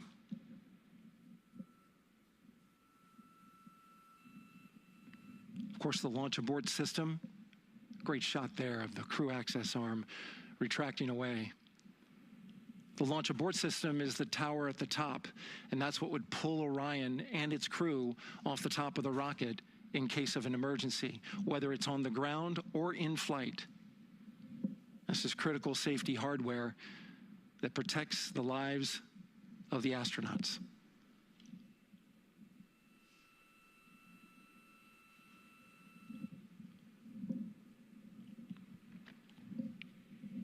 Starting at T-minus 6 minutes, the GLS will start bringing that and other high-energy systems online, starting with core stage pressurization. I'm standing up while I'm watching like I'm at the fucking, I'm at the mission station. I'm in the command center.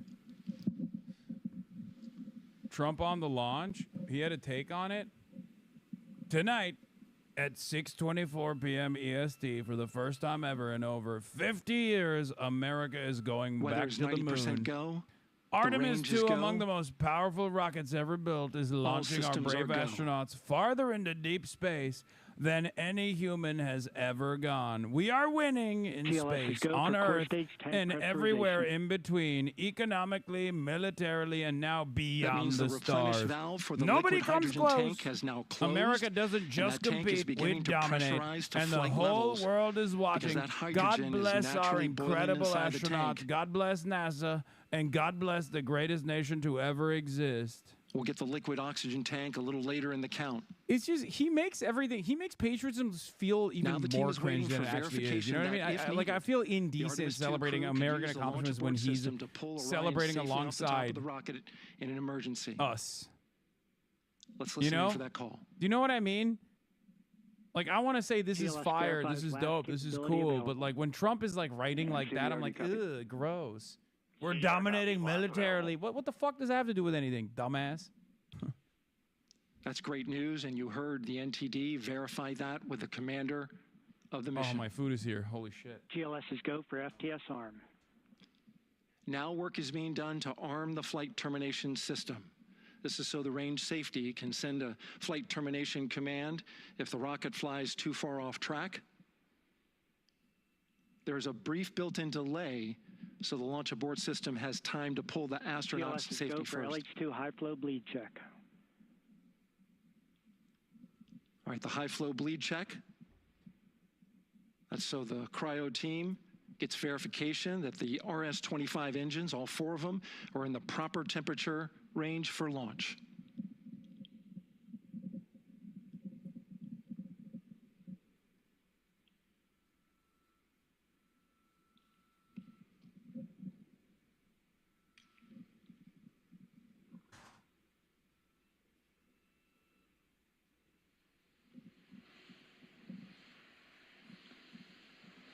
GLS is go for core stage APU start. Core stage APUs start. Those are auxiliary power units. High-speed turbines, which provide pressure to hydraulic pumps that steer the RS-25 engines. We're going to see a gimbal test a little later at T-minus 2 minutes and 30 seconds. This is what allows that to happen.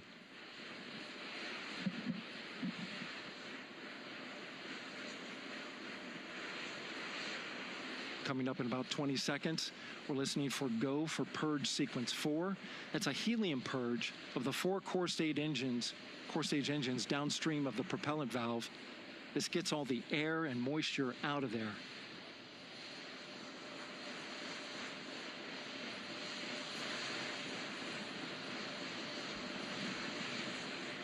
GLS is go for purge sequence 4.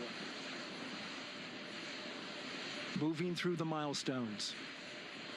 All is looking good.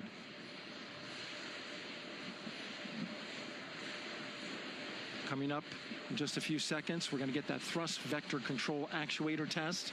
This is a gimbaling of the engines.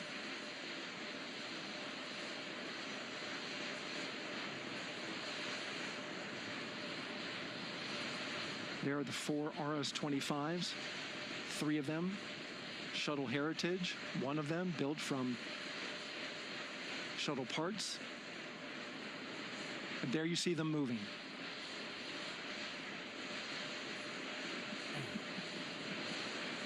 Stop the count. Thank God I didn't miss it while I was getting my food. Now we're going to start moving the power from both the upper stage and the lower stage of the rocket to internal, taking ground power away and now going to battery power. GLS is go for upper stage to internal power. All right, power is removed from the rocket's upper stage, the ICPS, and it's been switched to battery. Same milestone for the lower core stage coming up at T-minus 1 minute and 30 seconds.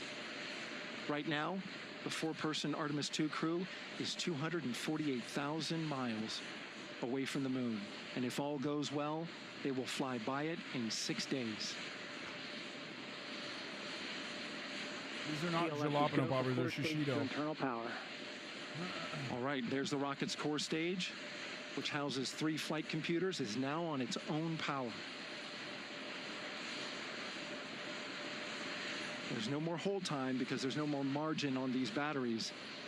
So we would have to recycle back to T-minus 10 to recharge if we had a hold.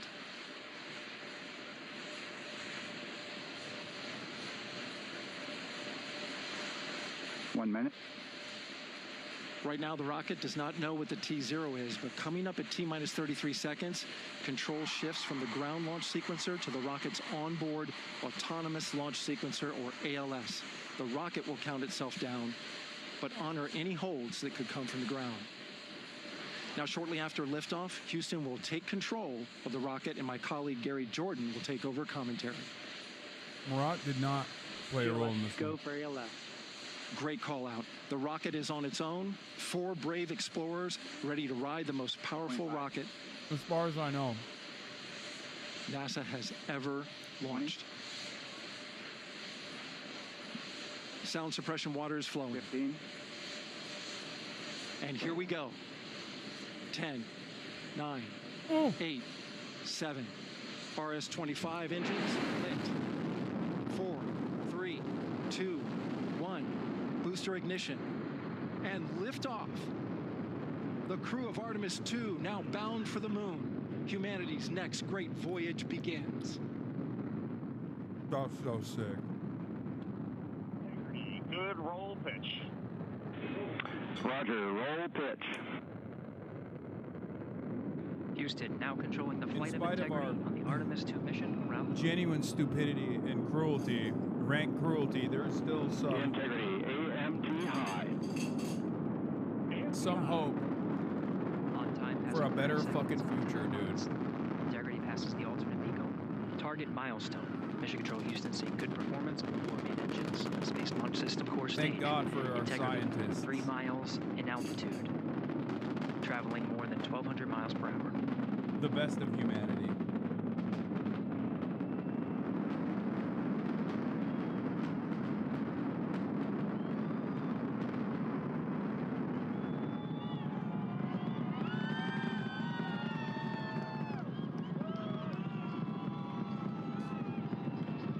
Mission elapsed time, passing 1 minute, approaching max Q.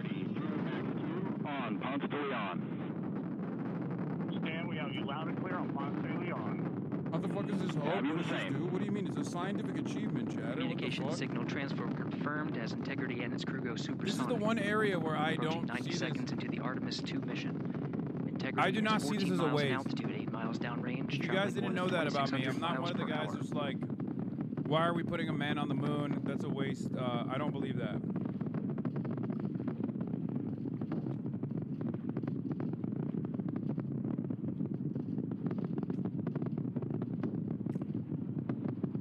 This is where all 1 of minute our 50 seconds of mission elapsed time, standing by for main engine throttle down to 85%, ahead of solid rocket booster separation, expected at the 2-minute 9-second mark. We see throttle down.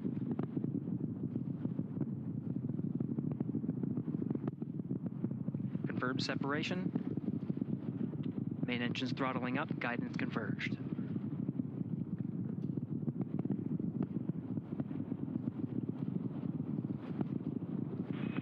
Integrity, guidance converged, performance nominal, upper stage RCS ready.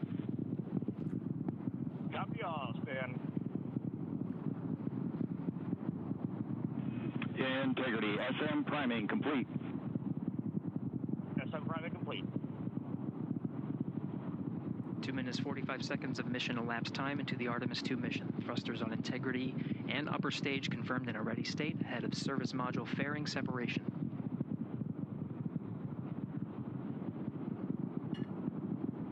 3 minutes into the flight. Integrity, 49 miles in altitude, 78 miles downrange, now passing 5,000 miles per hour.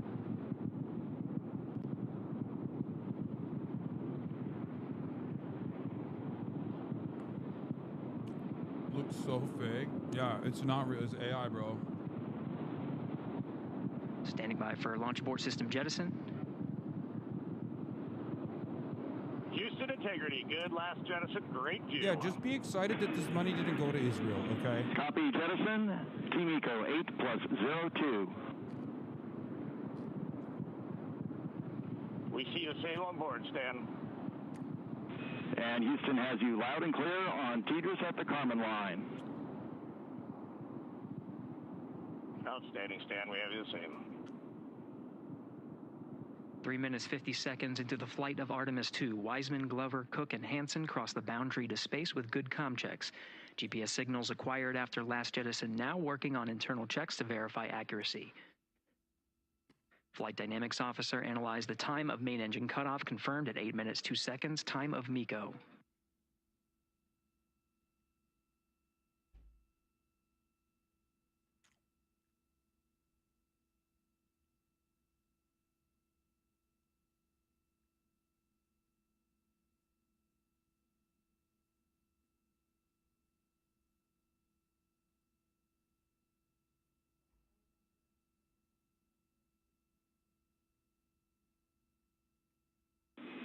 Integrity, GPS processing. Outstanding, Stan, we see the same, and we have a beautiful moonrise. We're headed right at it.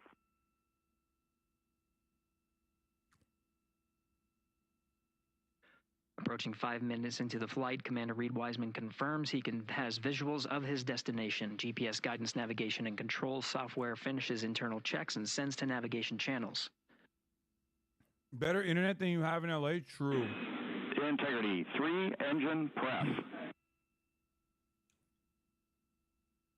3 engine press. It is on crazy. time, now passing 5 minutes 20 seconds of mission elapsed time into the Artemis 2 mission. At this point, 3 good main engines are all that's needed to carry Integrity to a nominal main engine cutoff target. Though at this time, we're seeing 4 good engines here in Mission Control Houston. Integrity, 75 miles in altitude, 330 miles downrange, approaching 10,000 miles per hour.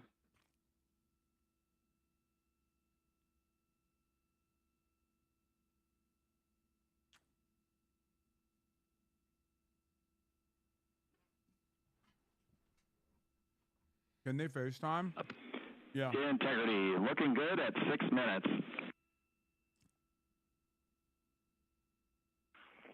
same on board, Stan. Flat Earthers cooked.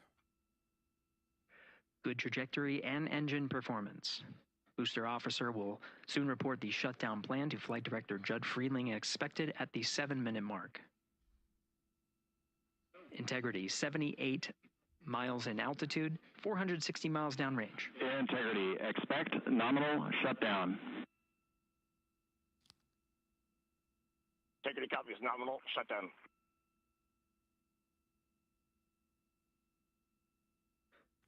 Six minutes, 40 seconds of mission elapsed time. Shutdown plan is as expected.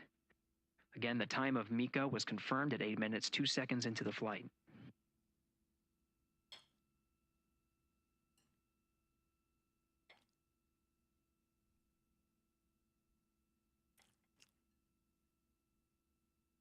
Seven minutes of mission elapsed time.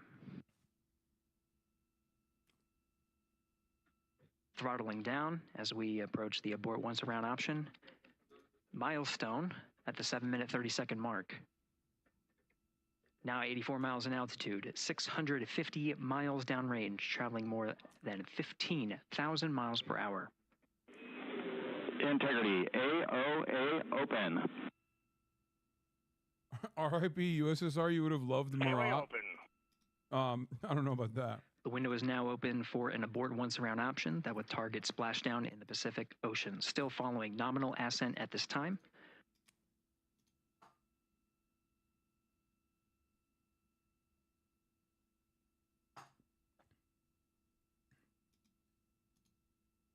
About 10 seconds remaining until the main engine cutoff of the Space Launch System core stage. Standing by for confirmation of MECO and core stage separation. Can you say why you're not on the rocket? Anti-Semitism. I got canceled.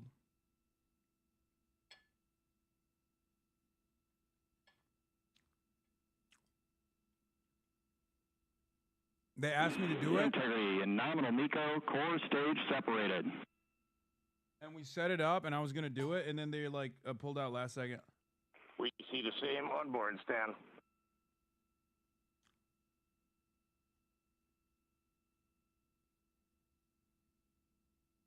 Eight minutes, 40 seconds into the flight, we have a nominal main engine cutoff heading in the right trajectory on the way to swing around the moon. Core stage has separated, done its job. The Space Launch System upper stage, the interim cryogenic propulsion stage, or ICPS, still attached to the Orion spacecraft.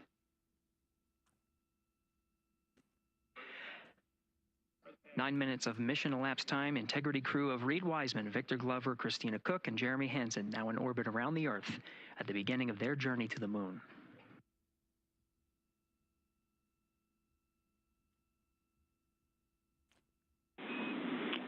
Integrity Houston, looking ahead to PRM numbers so far per the pad. What's the cost of this? Like a couple $2 billion? This entire project, chat? Copy that, Stan. Numbers for the pad.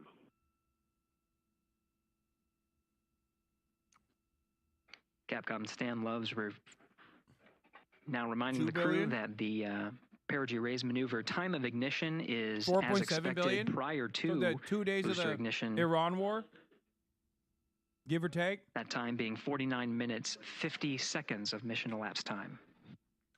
Nice.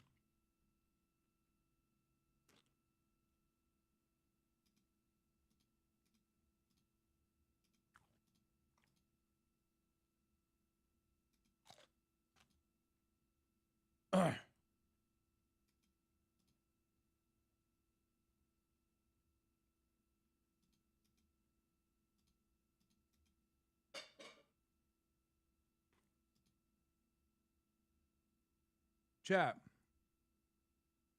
To do Israel's bidding is a reward in and of itself.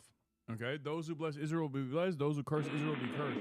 Integrity, good. Neds deploy.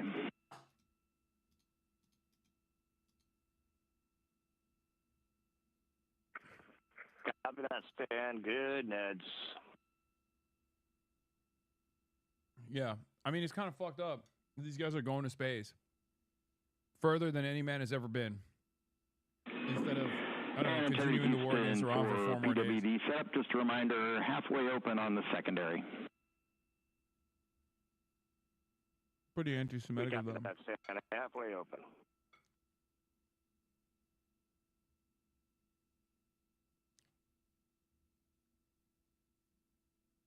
Passing 11 minutes of mission Should've gone to elapsed the Iron time. Dome, you know? Here, overhearing the conversation between Capcom Stan Love and Commander Reed Wiseman, already passing some milestones. We have a good nozzle extension deployment system.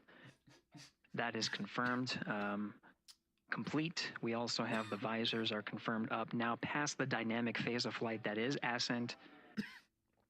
Their launch and entry suits that provided them an extra layer of protection. Now not as They're needed. going They're going to raise 18,000 those miles per visors. hour. And later in I could today's do it. I mission, could go they will faster. begin to egress or get out of the suits to begin some of their initial tasks of activating some of the systems aboard in the Integrity spacecraft. They're Passing 12 they're minutes of 200 mission miles elapsed away time. from Again, the Earth. perigee raise They're maneuver that's targeted 241,000 near miles 50 away minutes of from the mission moon. elapsed time, 49 minutes 50 seconds. That's what the crew is going to be working towards. The Commander Reed Wiseman, pilot Victor Glover will focus on preparing for that milestone. In the meantime, mission specialist Christina Cook and Jeremy Hansen will start some of the activation of environmental control life support systems. You may hear confirmation of their activation over the Orion to Earth communication network.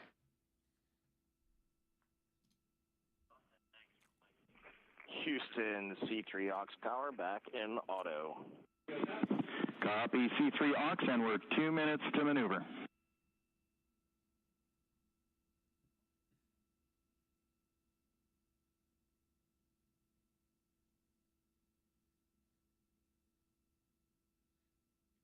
Bro said, dude, this trip takes 4 to 5 days. I thought it would be a couple hours. To go to the moon?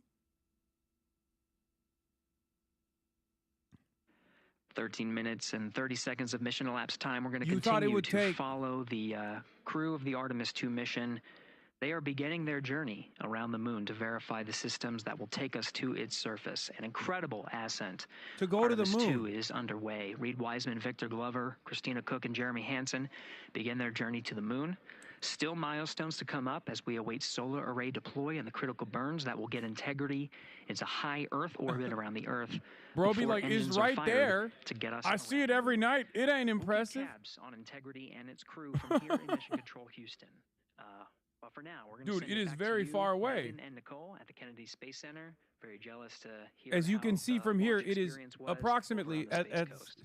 from where the People are just joining us. Welcome back. where to the Space shuttle Coast, is where we is just saw 250,000 miles away almost, like 240,000 miles away. An amazing launch and an emotional one too. As soon as the rocket lifted off, Nicole, you had tears in your eyes. I had tears in my eyes, and we had all these people around us cheering. It was amazing. Yeah, the energy was wonderful. I mean, it was a beautiful launch. We've got 4 friends and family members headed to the moon. It's pretty amazing. Yeah. How does that make you feel as someone who, is an astronaut as well, but also, as you said, friends? Yeah, so proud of them. Man, we don't have the words in the English language to describe this kind of an event, and pride, love, so many emotions. They are truly breaking gosh, some he's crying. barriers, and hopefully, as Gary just said, they've got a long day ahead of them, so wishing them well on everything, but so far, what a beautiful launch to watch. Yeah, to be returning to the lunar orbit in more than 50 cute as years. hell, bro. Maybe they go farther from Earth than any other humans before them. Maybe they see parts of the moon that we've never seen before. I mean, what a great start to what could be all of these milestones that we break in just a 10-day mission. Yes, what a way to welcome in the Artemis generation.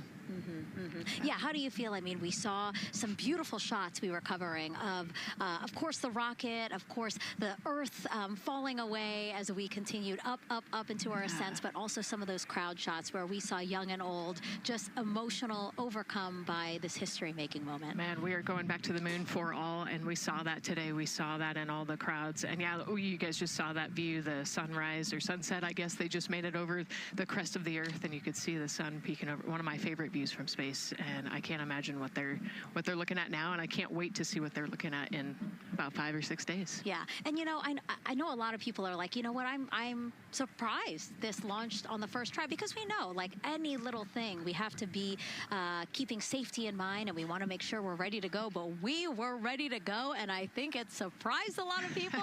What a wonderful surprise on this Wednesday evening. It did, and it kind of surprised me as well. But it's just a testament to the team here that has been working so hard on Artemis. Artemis 1, we learned a ton of lessons. We learned a ton from the wet dress for Artemis 2. We were able to go in, fix those things. We even had a couple mishaps today, not mishaps, but a couple, anomalies today that the team creatively came up with solutions for. It's just a testament to the teamwork that gets us to the moon. And so we can continue to watch Christina, Reed, Victor, and Jeremy on their way now to the moon in Earth's orbit and awaiting the next in-flight milestones, deploying Orion's solar arrays. So why don't we get back in with the mission control and Gary. Hey, thank you, Megan. Again, we're following along in the action. It is a long day. They have a number of procedures they need to get to immediately in their timeline. And Integrity Houston, cross-tie is on board per the ETSI-DEM. We copy, Houston. Thank you.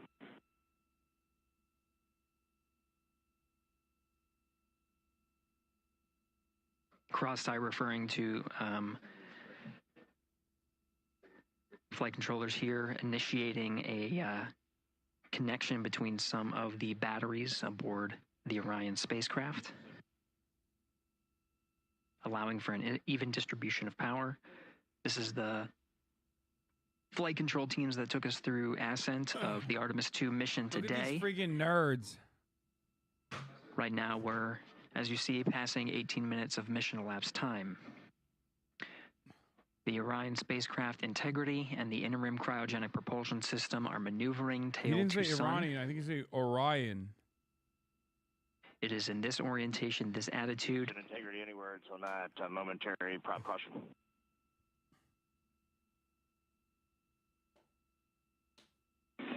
And Reed, no action. We're looking at it.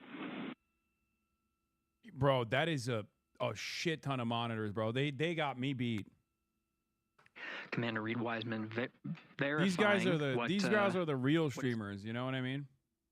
Shut up. This is what your setup looked like in Cuba. Yeah. This was my setup in Cuba. That's why I was actually stealing all the energy from the orphanage down the street. Like that's why the orphanage did not have any energy whatsoever. Domino's tracker.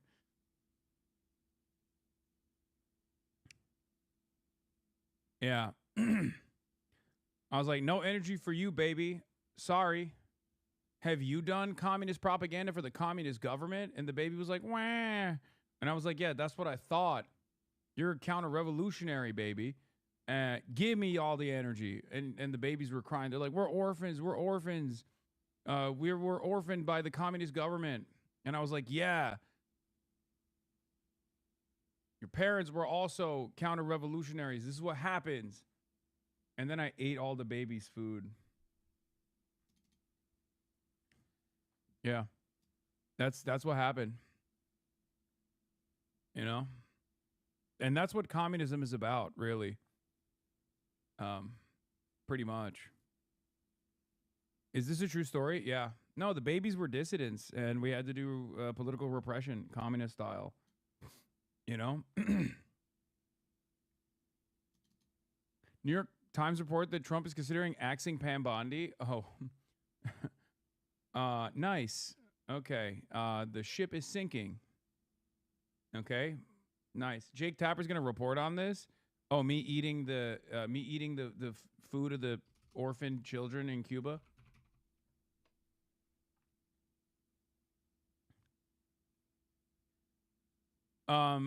Speaking of which, by the way, Trump on what he'll say tonight. Trump says tonight I'm going to make a little speech at 9 o'clock. Basically, I'm going to tell everyone how great I am. Speech at 9 o'clock, and basically I'm going to tell everybody how great I am. Tonight I'm making a little speech. That's what he does every time, dude. That's all of his speeches. The rocket blew up? Wait, shut the fuck up. Are you April Foolsing me right now? Shut up. Shut up. Don't even. With the deployment confirmed, it'll be several minutes until they are what is called in a latched position. Once they are latched and confirmed to be drawing power, they can switch the mode to AT. You guys are not funny, dude. They'll just clip that you ate all the babies. That's right. I did. I said I'm hungry. I'm hungry. Give me all the babies to eat. Anyway, let's get back to Donald Trump doing the Easter dinner thing. Trump muses about being a king, apparently, which is pretty cool. Let's take a look. They call me king now. Do you believe it? No king. I'm such a king, I can't get a ballroom approved. It's pretty amazing, right? I'm a king. If I was a king, we'd be doing a lot more. I'm doing a lot, but I could be doing a lot more if I was a king. He's still hella mad, huh? Do you know about the Stanford D School? No.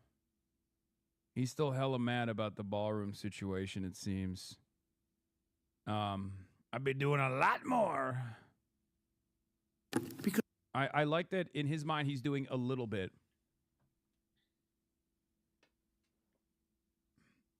Bro said to sue Drewski. What a puss. Wait, what?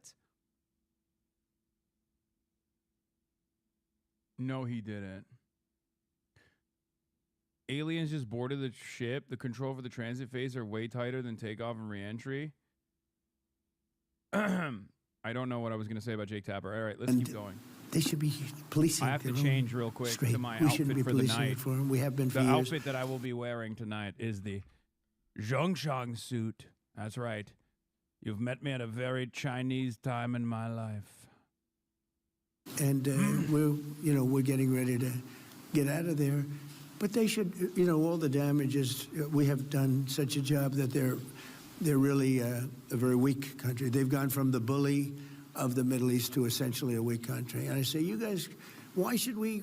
The problem with the Strait is they can have one terrorist there with a machine gun someplace, and they'll say, oh, it's not totally clean, So let them do it. Let France do it. They get a lot of oil from the Strait.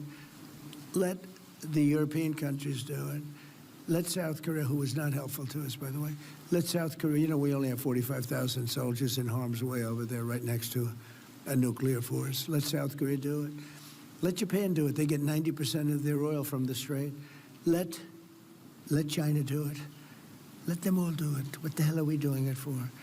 All I want to do is make sure they don't ever have a nuclear weapon. And the other thing, this was not part of what I wanted to do, but we've done it, I guess, through sheer force of personality. We have a regime change like nobody thought was possible.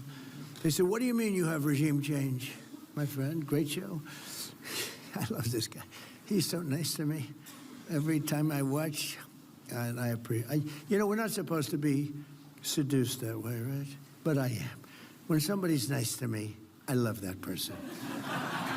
Even if they're bad people, I couldn't care less. I'll fight to the end for them. So I appreciate it. But, I want to see no nuclear weapon. But we also won regime change. I said, I spoke with the...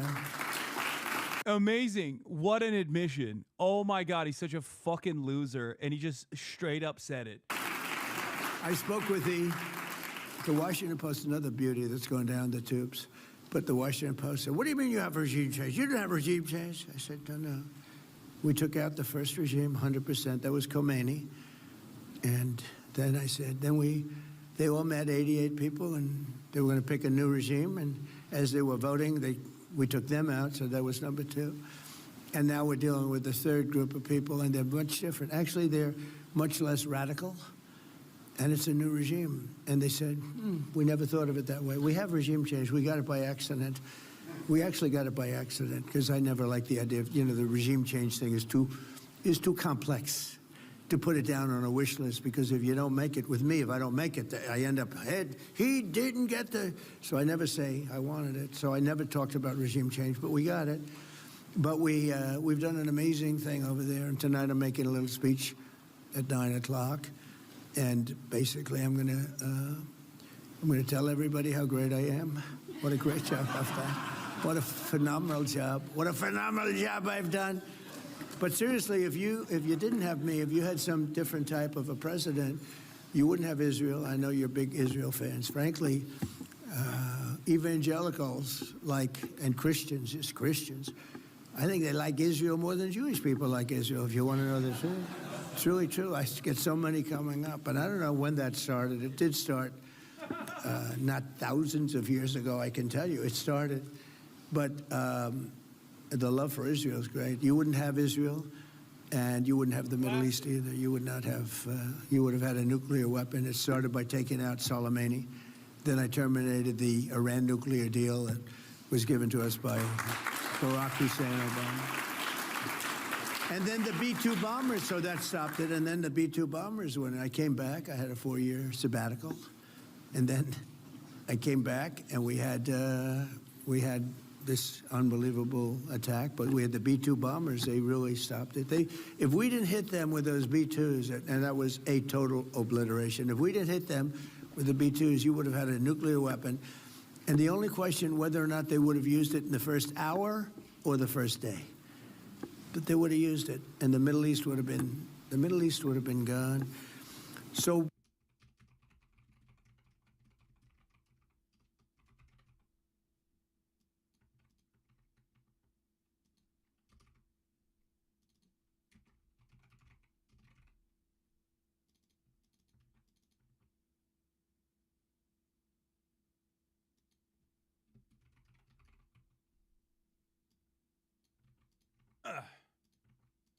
That's right. Without me, poop explosion in Tel Aviv after sewer hit. No. A lot of poop-based warfare going on.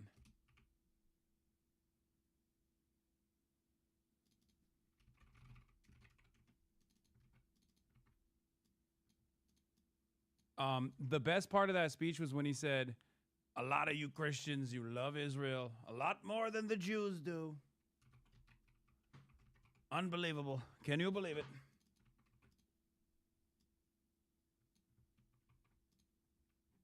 You Christians, evangelicals, but also you Christians in general. You love Israel more than the Jews do.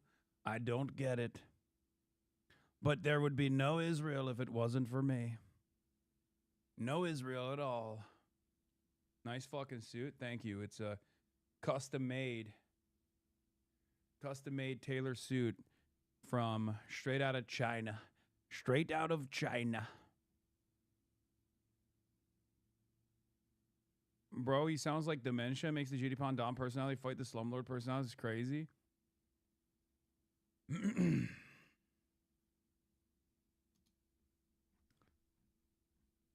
Sue Drewski, Erica Kirk. a thing called Happy Easter. Do we have that? Everyone happy? Anybody that doesn't want, hello, darling. Wow, this is a good table. I like that table. You're doing well, right? Okay.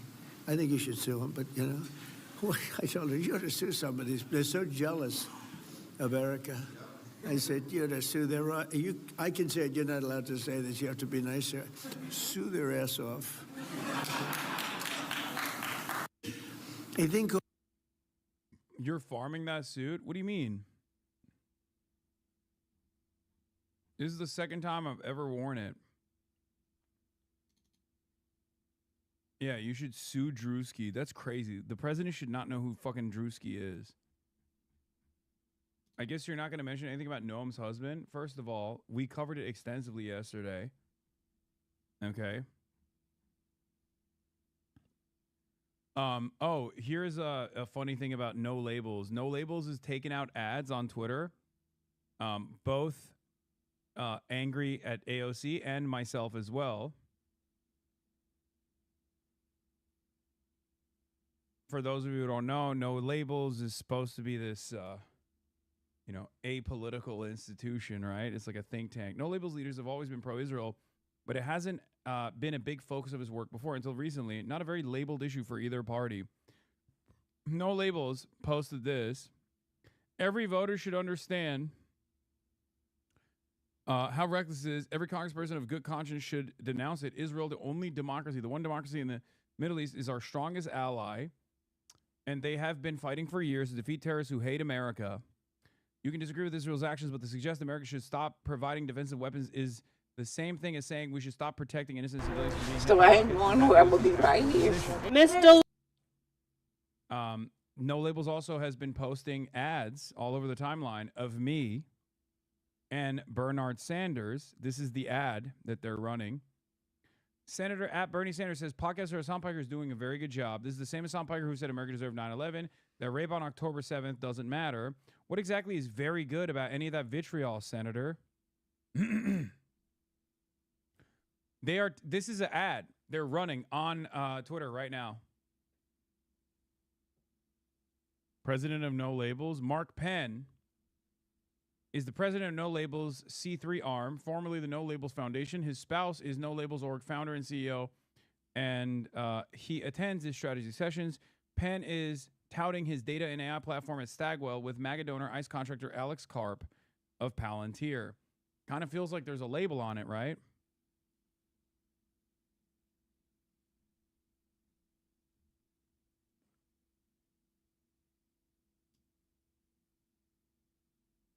What do you mean it's an ad? It looks like a post? Yes. How do you think Twitter ads work, man? Yes, it's a post that they are paying to promote on people's timelines. Numerous people have sent me this ad today. Senate Republicans hitting on Ossoff being liked by you. John Ossoff is a new supporter and Hassan Piker, a pro-Hamas influencer who said America deserved 9/11. Why is Ossoff refusing to denounce Piker's support? They're so worried about John Ossoff. He's going to win regardless. And it's really funny that they think like, oh, tying John Ossoff to Hassan Piker in Georgia will ruin his chances of winning.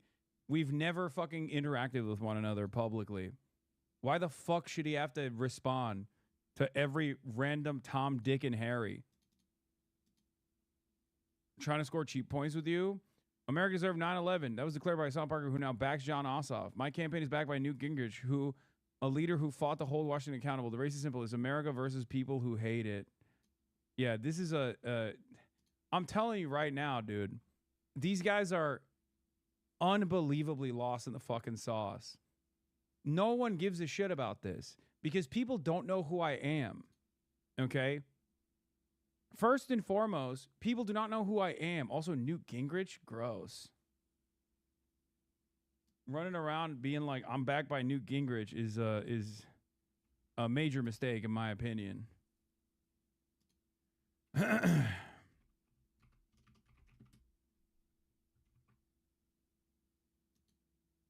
This guy came out and confessed that he is tied to Newt Gingrich. Do these guys not realize how insane they sound to normal people? Yeah.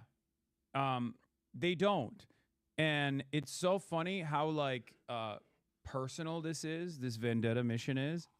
But it's also funny that, like, people on Twitter are the worst people to ask about this because if you're on Twitter, the owner of the website is a fucking neo-Nazi and he personally hates me.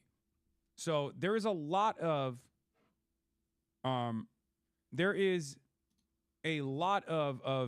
anger and animosity towards me on Twitter by liberals, by reactionaries, by Nazis, and the like.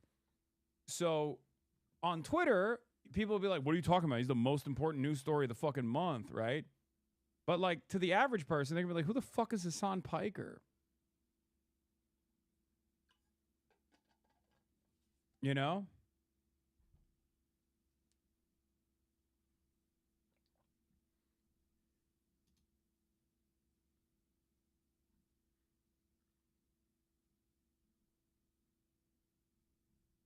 What is this? A huge fan of yours, Tim. You're probably my favorite person in all the media and basically never let me down. Question, though. What makes Candace worse than Hassan?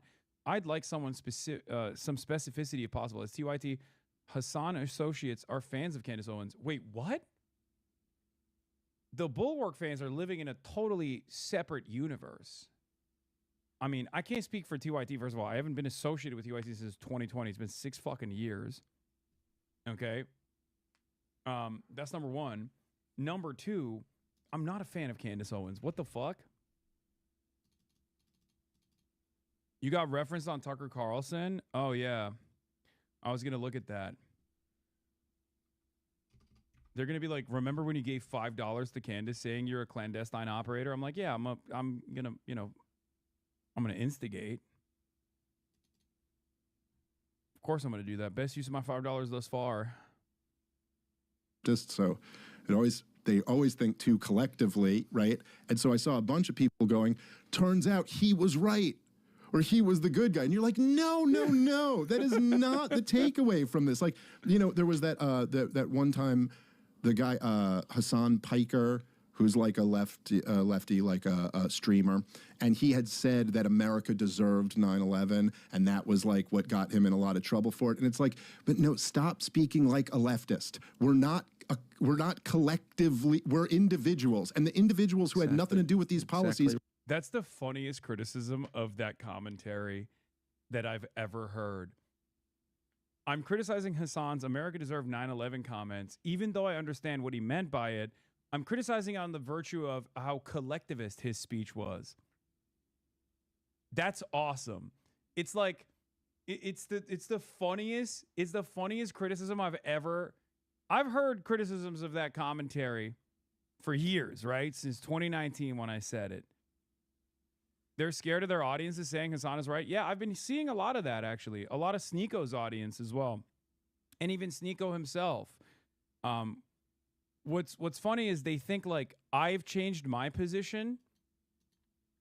It's not. I have been a consistent anti-imperialist for my entire professional media career. If anything, you're kind of arriving at my conclusion that like the Republicans that you voted for were lying to you, right? The Republicans that you were voting for were total charlatans. But I have been seeing a lot more people be like, oh, I kind of understand where Hassan was coming from. Not on the 9/11 shit. Because like I think people volunteer, like people deliberately misunderstand that. Because that's just blowback. Everybody fucking gets it. There's academic consensus for it. That's one thing. But I do see a lot more people being like, oh, I kind of understand what Hassan was saying. Hassan's actually been kind of based on this Iran stuff, dude. It's like kind of weird. Like, yeah, no shit, dude. No fucking shit. What is this? You probably saw this. Dude, I hate to say it. Like, how the fuck is it that someone like Hassan Piker... I was about to say that. He's getting it right. Hassan Piker is on the right side of this issue. I like Osmongold. I don't know how to feel about this. I don't know how to feel about Myron Gaines being on my side on this issue. But yeah, it's just like strange that many right-wingers are now being like, yo, Hassan is actually kind of right about this stuff. It's crazy. Yeah, man, I'm actually anti-war. Welcome to hearing an actual anti-war perspective. It's also funny when they pretend to be having a hard time recalling your name. You know full well they know your name. I don't know. I mean, I don't know if Dave knows who I am. Why are you wearing the Zhongshan while streaming? Just for fun was the occasion. I'm going to be delivering a speech later. That right-wing audience thinks you changed because they think you became anti-Semitic like them. They're completely misunderstanding it. Yeah, it's so funny that like their worldview is based on voting for Republicans and just like arriving at maybe a correct conclusion about like being critical of American imperialism, but not on the basis of like death, destruction, violence, but more so because they're just arriving at that like anti-Semitically somehow. I don't know. I don't know what the fuck these guys are on. Oh my God, is my speech going to be streamed tonight? /S. Yes. I don't believe they are fully aware right-wingers. I think they're just amplifiers for the same propaganda most Americans fall for. Even edgelords have some self-reflection. I just thought it was interesting that they were shitting on Asmongold, where they're like, oh, I really like Asmongold. I still like Asmongold, but he's just like been kind of weird on this Iran stuff. Trump just said on stage, he's saying that he likes to keep losers around him because it makes him feel better about himself to see losers. He doesn't want successful people so that he could talk about his success. How can you still support him? And you're right, the right wing is completely subverted. This is why I think it makes there's a good argument to vote for Gavin Newsom in 28. But again, this supports I've been saying this the whole year, that it's not about right and left, it's about right and wrong. Aligning with these sort of ideologies where they can say like, oh, are you like a liberal who like loves Iran? This is how people become brainwashed and become part of a mental cult to prevent themselves from seeing the bigger picture. Almost everybody in the right wing is incorrect. Like, there's no alignment I find with these people. This is the biggest issue. And to think that we have something in common because, you know, we both talk about transgender issues or LGBT is incoherent. I don't think that there's any sort of basis in saying I'm right wing, I'm left wing, because why is it now that Hassan Piker is on the right side of this more than anybody in the right wing? We've been ideologically against him for so long on many issues, but on this he's correct. And I called him out. I said, like, look, you're calling me a Holocaust denier, even though you know they're lying about the 30,000. It's just like, this is what I mean. It's like, I'm not, and I will never be a denier of real events, okay? It's not even because, like, oh, the Holocaust has, like, special status or anything. It's just, like, objectively stupid to look at one of the most well-documented atrocities of all time and just to deny its existence, right? Yeah, no, and then he says, oh, they're lying about Iran. You know that they're lying about the 30,000 number in Iran. Yeah, there's a difference, brother. Like,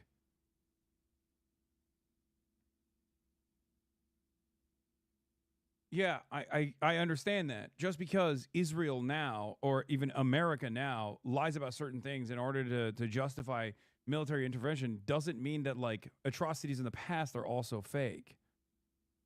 Right?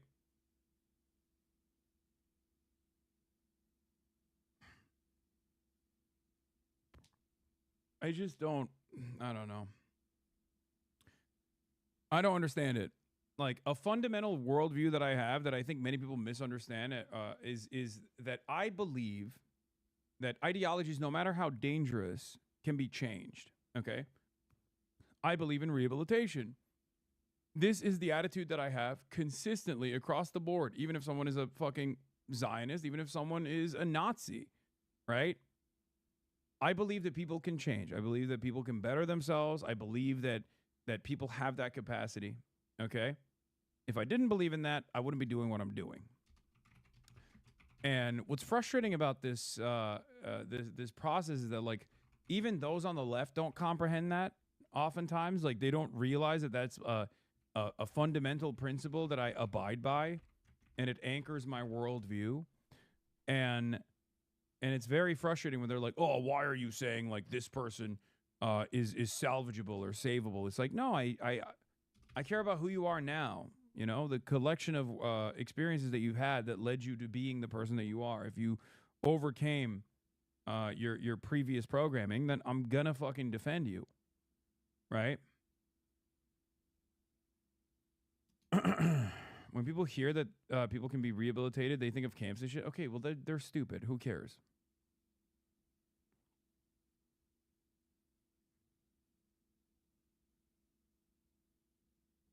Anyway.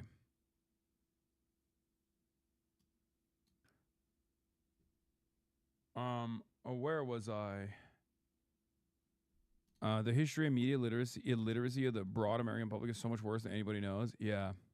I have to deal with it on a daily fucking basis. I mean, here is one of the primary reasons for that. Fox News, The Five with Jesse Waters, okay?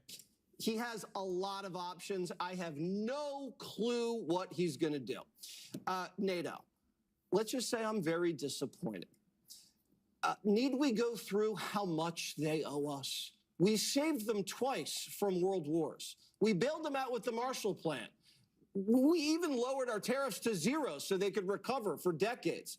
And then we helped them out with Ukraine. And all we want is a base?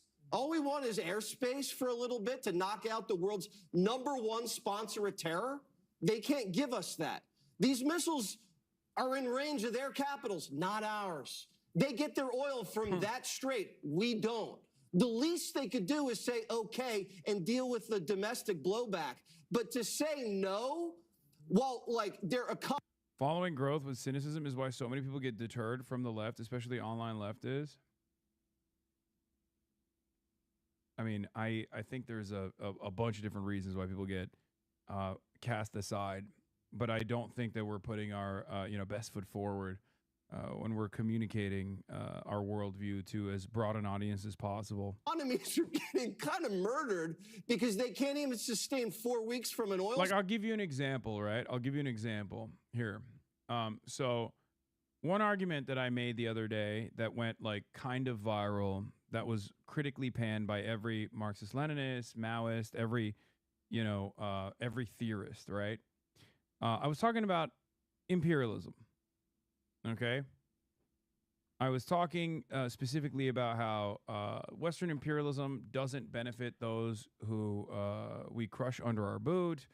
It doesn't benefit those who are actually doing the crushing, and it doesn't benefit those in the imperial core, right? And especially this version of like financialized capitalism, there is there's diminishing returns in general. It's like late stage capitalism, if you want to call it that, right? Having said that, yes, obviously, when you're living in the imperial core, you do have tremendous benefits. This is something that I readily acknowledge. It's something that I understand. It's the truth. But what's frustrating to me is that, like, while I'm trying to make an argument to Americans who are constantly lied to that, if we blow up Iran, your life's going to get better, there's always got to be leftists who turn around and shove the words back in my mouth to, like, I guess, try and convince Americans that, like, imperialism is beneficial. If you're living in the imperial core, you should know that you're in a beneficial standing. So what? You want them to continue advocating for Western imperialism then? You know what I mean? This was my take. I said, Western imperialism doesn't serve the people it subjugates and destroys. It doesn't benefit the people carrying out the violence, and it doesn't benefit the people living in the imperial core. It only benefits capital. It's time to do away with empire and focus on ourselves.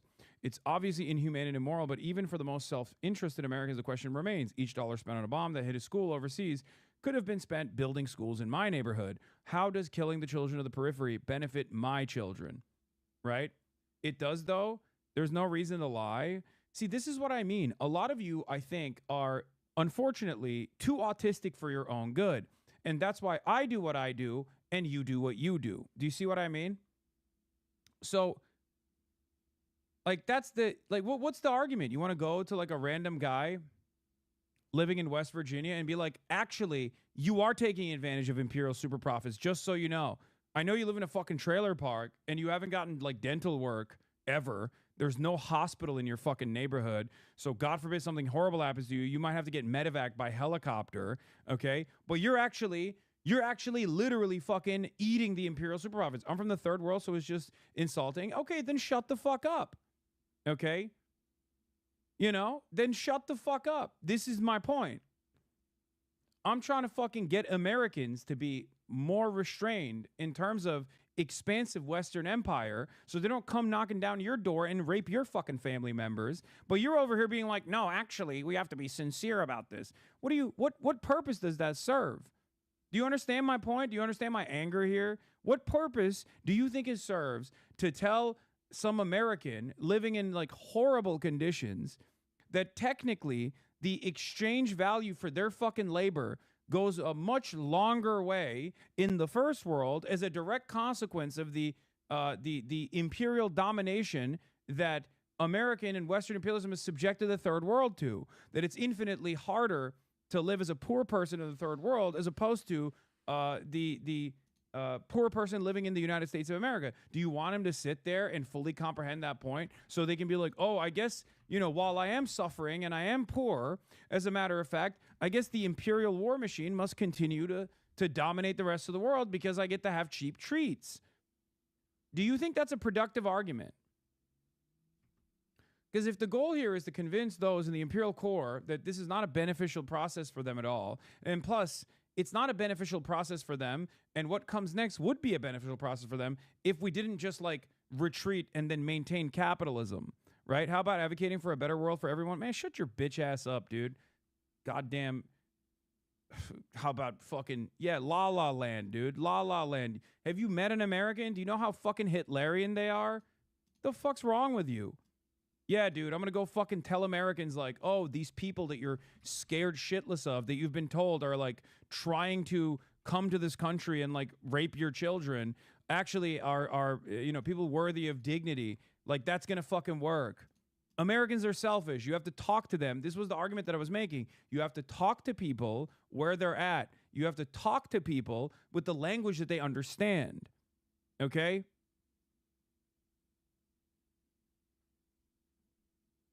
Yeah, I should go tell people that we should be just fucking singing Kumbaya to the most selfish people on the fucking planet who, God, you're such a weirdo to leftists who disagree with you. This is not, why is no one allowed to disagree with you? This is not a disagreement. This is someone refusing to understand the argument that I'm making, okay? Many people here do understand it. Ironically enough, I was just talking about propaganda and how to do successful propaganda and how to do unsuccessful propaganda, and someone immediately chimed in. Do you understand?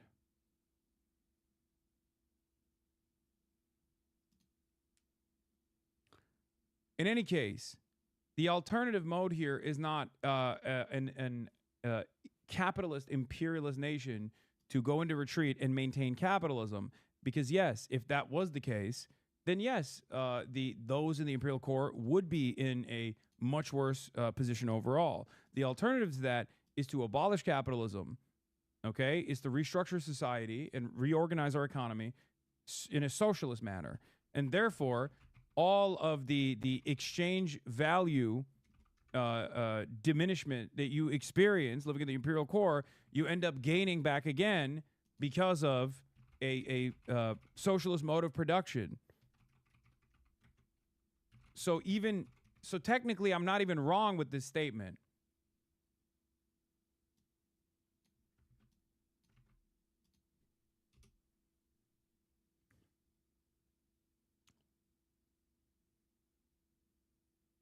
Anyway.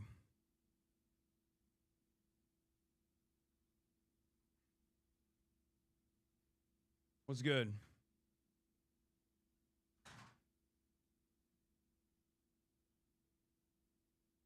It was great. Yeah, I'm from a third world country and I get your point. It's frustrating, but we need to talk to people with different point of views where they're at so we can get our point across. Yeah. Ironically enough, I'm also referencing Iran here too, which is why it's so funny. It's like, yeah, dude, that's a developing country too that we fucking dominated. This is me trying to make an argument to selfish Americans that these kinds of violent desires do not actually end up benefiting people. And there were like a million fucking quote retweets repeating shit that I know already, being like, you see, actually what you should be doing is explaining to the fat treatlerites in America that are the most selfish people you've ever fucking encountered that they actually do benefit tremendously from white supremacist Western imperialism. Okay, great.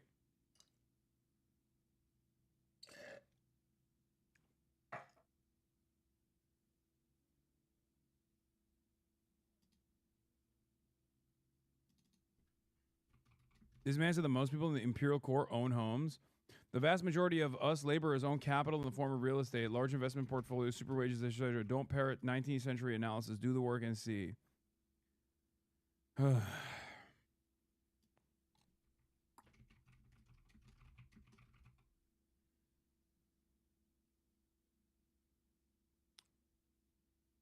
In any case, those the imperial super profits are not being redistributed anyway, especially because we don't even have a normal labor function any longer. Like finance capital has completely changed the dynamic in its entirety, and with finance capital, you don't necessarily need a labor force anyway, and therefore people's quality of life is diminished in spectacular fashion. And yes, due to imperialism, obviously, those in the global south still end up suffering a lot more.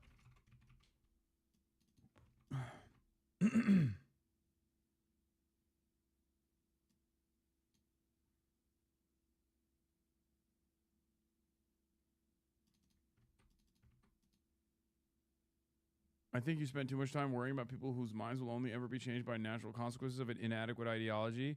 No. I think I spend the right amount of time on it. That's my job. How cold is it outside? Okay, so I don't need a jacket on top of this, is what you're saying. Reuters confirming what Trump's speech is about. Okay. Trump set to declare U.S. war goals in Iran accomplished, telling Americans the mission is essentially complete. He's expected to outline plans to wind down the conflict within weeks and slam NATO for what he sees the lack of support during his speech tonight. Okay. Okay, that's not bad. I mean, this is good. It's an admission of defeat. It's a spectacular retreat. Right? That's good. That's not a bad thing. It's a good thing.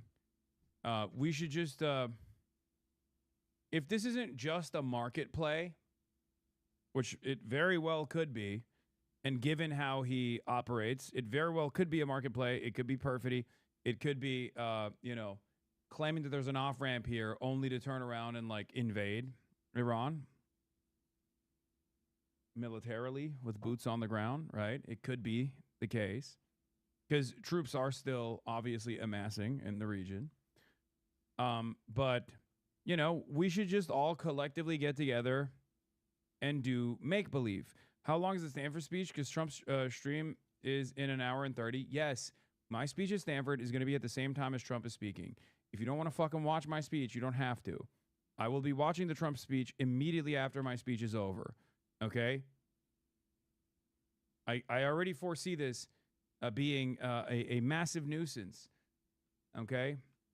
All signs point to me not doing the speech tonight, especially considering that the school literally changed exactly where the speech was going to be, refunded people's tickets, put us in a much smaller room, and also originally it was supposed to be like an empire in decline. That was going to be the conversation was going to revolve around like the occupied people's right to resist. There was potentially going to be a debate with a Zionist professor. No one actually was down to do it. So, what is it? Oh.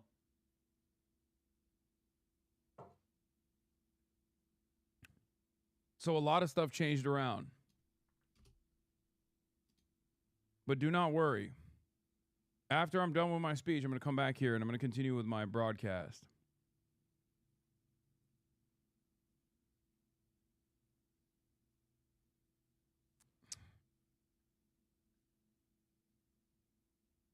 I'm here at one of Europe's largest gas storages near Amsterdam. Here, gas is stored underground for winter time.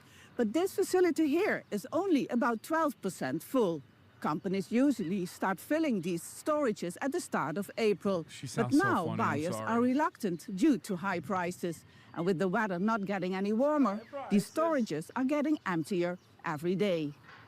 Europe imports around 85% of its natural gas. The European Union made gas storage mandatory after 2022, when Russia's war with Ukraine triggered shortages. But the rule that all EU countries should fill their gas storage depots by 90% by November 1st was relaxed last year after it drove up gas prices. The result is that at the end of March, gas storage facilities across the EU are now only around 28% full, compared to 33% this time last year, and 58% the year before. In Germany, storages are now only 22% full, compared to 29% in 2025. And in the Netherlands, they are extremely low at only 5%. Still, the key message in Europe is not to panic. The EU hopes that these underground storages supplying 1/3 of gas consumption in winter will still be filled. And if not, governments will have to dig deep into their pockets to buy expensive gas, a price consumers will face in their energy bills. We say remain cool-headed, let the market do its work, but make sure to look at emergency scenarios. We therefore recommend the government to look into the option of using so-called cushion gas needed to keep the pressure inside these storages as a last resort in case of an emergency. Brussels warns Europe could soon face a severe energy crisis and is calling on EU citizens to save energy. But so far, countries like the Netherlands have not followed this advice. If gas storage capacity isn't increased soon, Europe could face shortages, especially if the war between the United States, Israel and Iran lasts longer and gas supplies remain low. Step Vassen, Al Jazeera, Bergenmeer, the Netherlands. Joining us is the Secretary of State himself, Marco Rubio, is with us. Mr. Secretary, thank you for taking the time. I know you're busy and you got a lot on your plate. Can we start with the question for those Americans that may not understand why now? I want to go through this in great specificity and detail about the necessity of this. Now, when the Middle East envoy Steve Witkoff came on this program and explained that the Iranians would not negotiate the issue of giving up their nuclear weapons program, bragged about 460 kilograms of 60% enriched uranium that could be turned into weapons-grade 90% in 7 to 12 days. At that point in time, it seemed inevitable to me. They were going to, in spite of Midnight Hammer, they were going to cling to that, quote, inalienable right, as they called it. Was that the tipping point? Well, it was one of the tipping points. I mean, part of the tipping point is the fact that Iran's been doing this for 47 years. We know what this regime is all about. I always say Iran, let me be clear, I'm not talking about the people of Iran. The people of Iran don't even like this government or this regime. This is a regime that is led by radical Shia clerics, by people who believe that it is their calling. I know this sounds fantastical, but it's absolutely... What is this? Breaking. DOJ announces FARA enforcement action against AIPAC in an unexpected move this evening. No, there's no... It's April Fool's. You guys are so dumb. Dude, that would never happen, especially not under this administration. Are you out of your mind? AIPAC getting hit with FARA? Yeah, right. Trump would get fucking assassinated before you do that. True. This is a regime led by people who believe. Yeah, my favorite is when they say tipping point for 47 years or Iran was an imminent threat for 47 years. And it's like, those two things can't be correct at the same time. A country can't be an imminent threat because imminence implies like immediacy. You know, you can't be an imminent threat for 47 entire years. It just kind of undermines the point you're making. That it is their calling and their purpose in life to usher in the end of the world. These people want nuclear weapons. Why do we know that? God, everything that they say about Iran fits Israel so perfectly. It's one of my most... It's like the thing that annoys me the most is like, oh, we can't have a bloodthirsty, psychopathic country that like constantly wants to expand their territorial ambitions that are run by like religious nut jobs have nuclear weapons. It's like... That's Israel. You've just described Israel, okay? You did not describe Iran in the way that you think you're describing Iran. You're just describing Israel. You might be even describing America, really. I mean, that image of Trump comes to mind where he's in the White House and everyone's like touching him. Like he's a fucking religious deity or something. Like, anytime these guys talk about the dangers that Iran presents, I'm like, well, that's the danger that Israel is right now.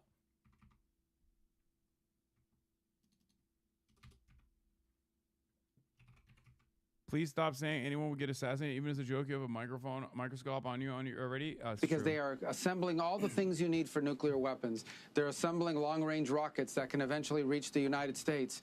Can already. They're not. They're not. They should have. Abdul versus Mike Rogers, a GOP opponent. You're campaigning with the guys that America deserved 9/11. How many Americans did your pro-opioid legislation kill, Mike?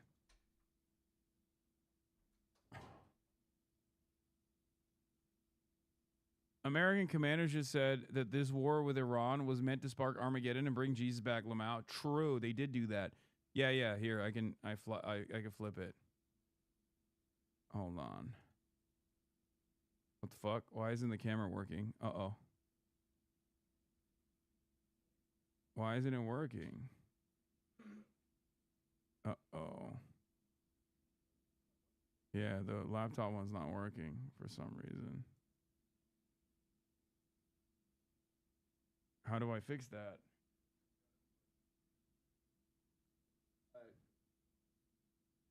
Windows settings?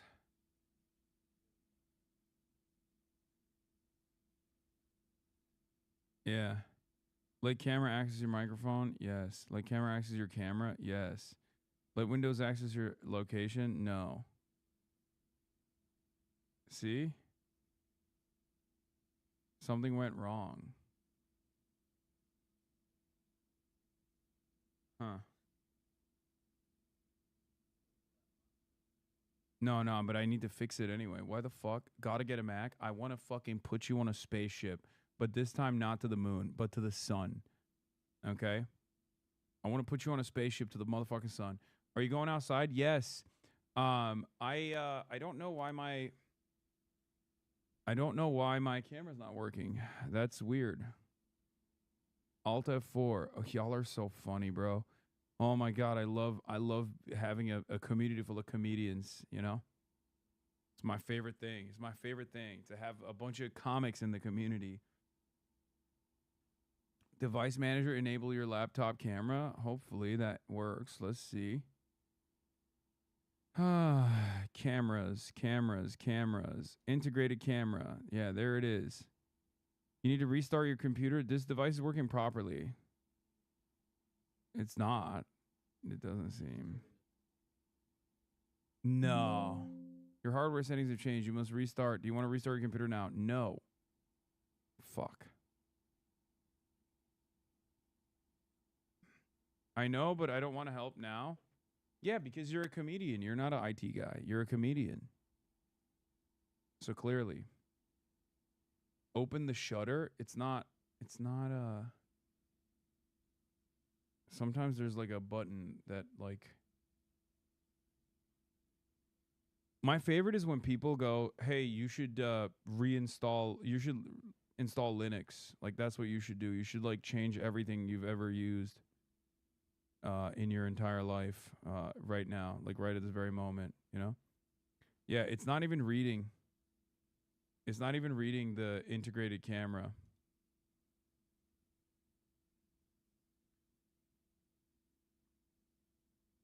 I understand it's not your format, but I wish you'd do a stream void of chat. It would be glorious. Yes, I agree. I agree. Can you see it in OBS or no? No, I can't see it in OBS. I don't know why. It's not showing up. The integrated camera is no longer showing up in OBS for some reason.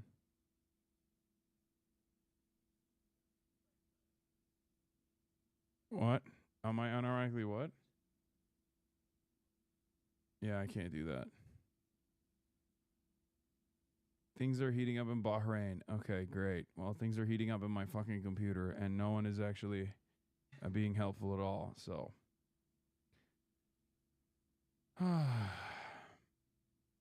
What is this?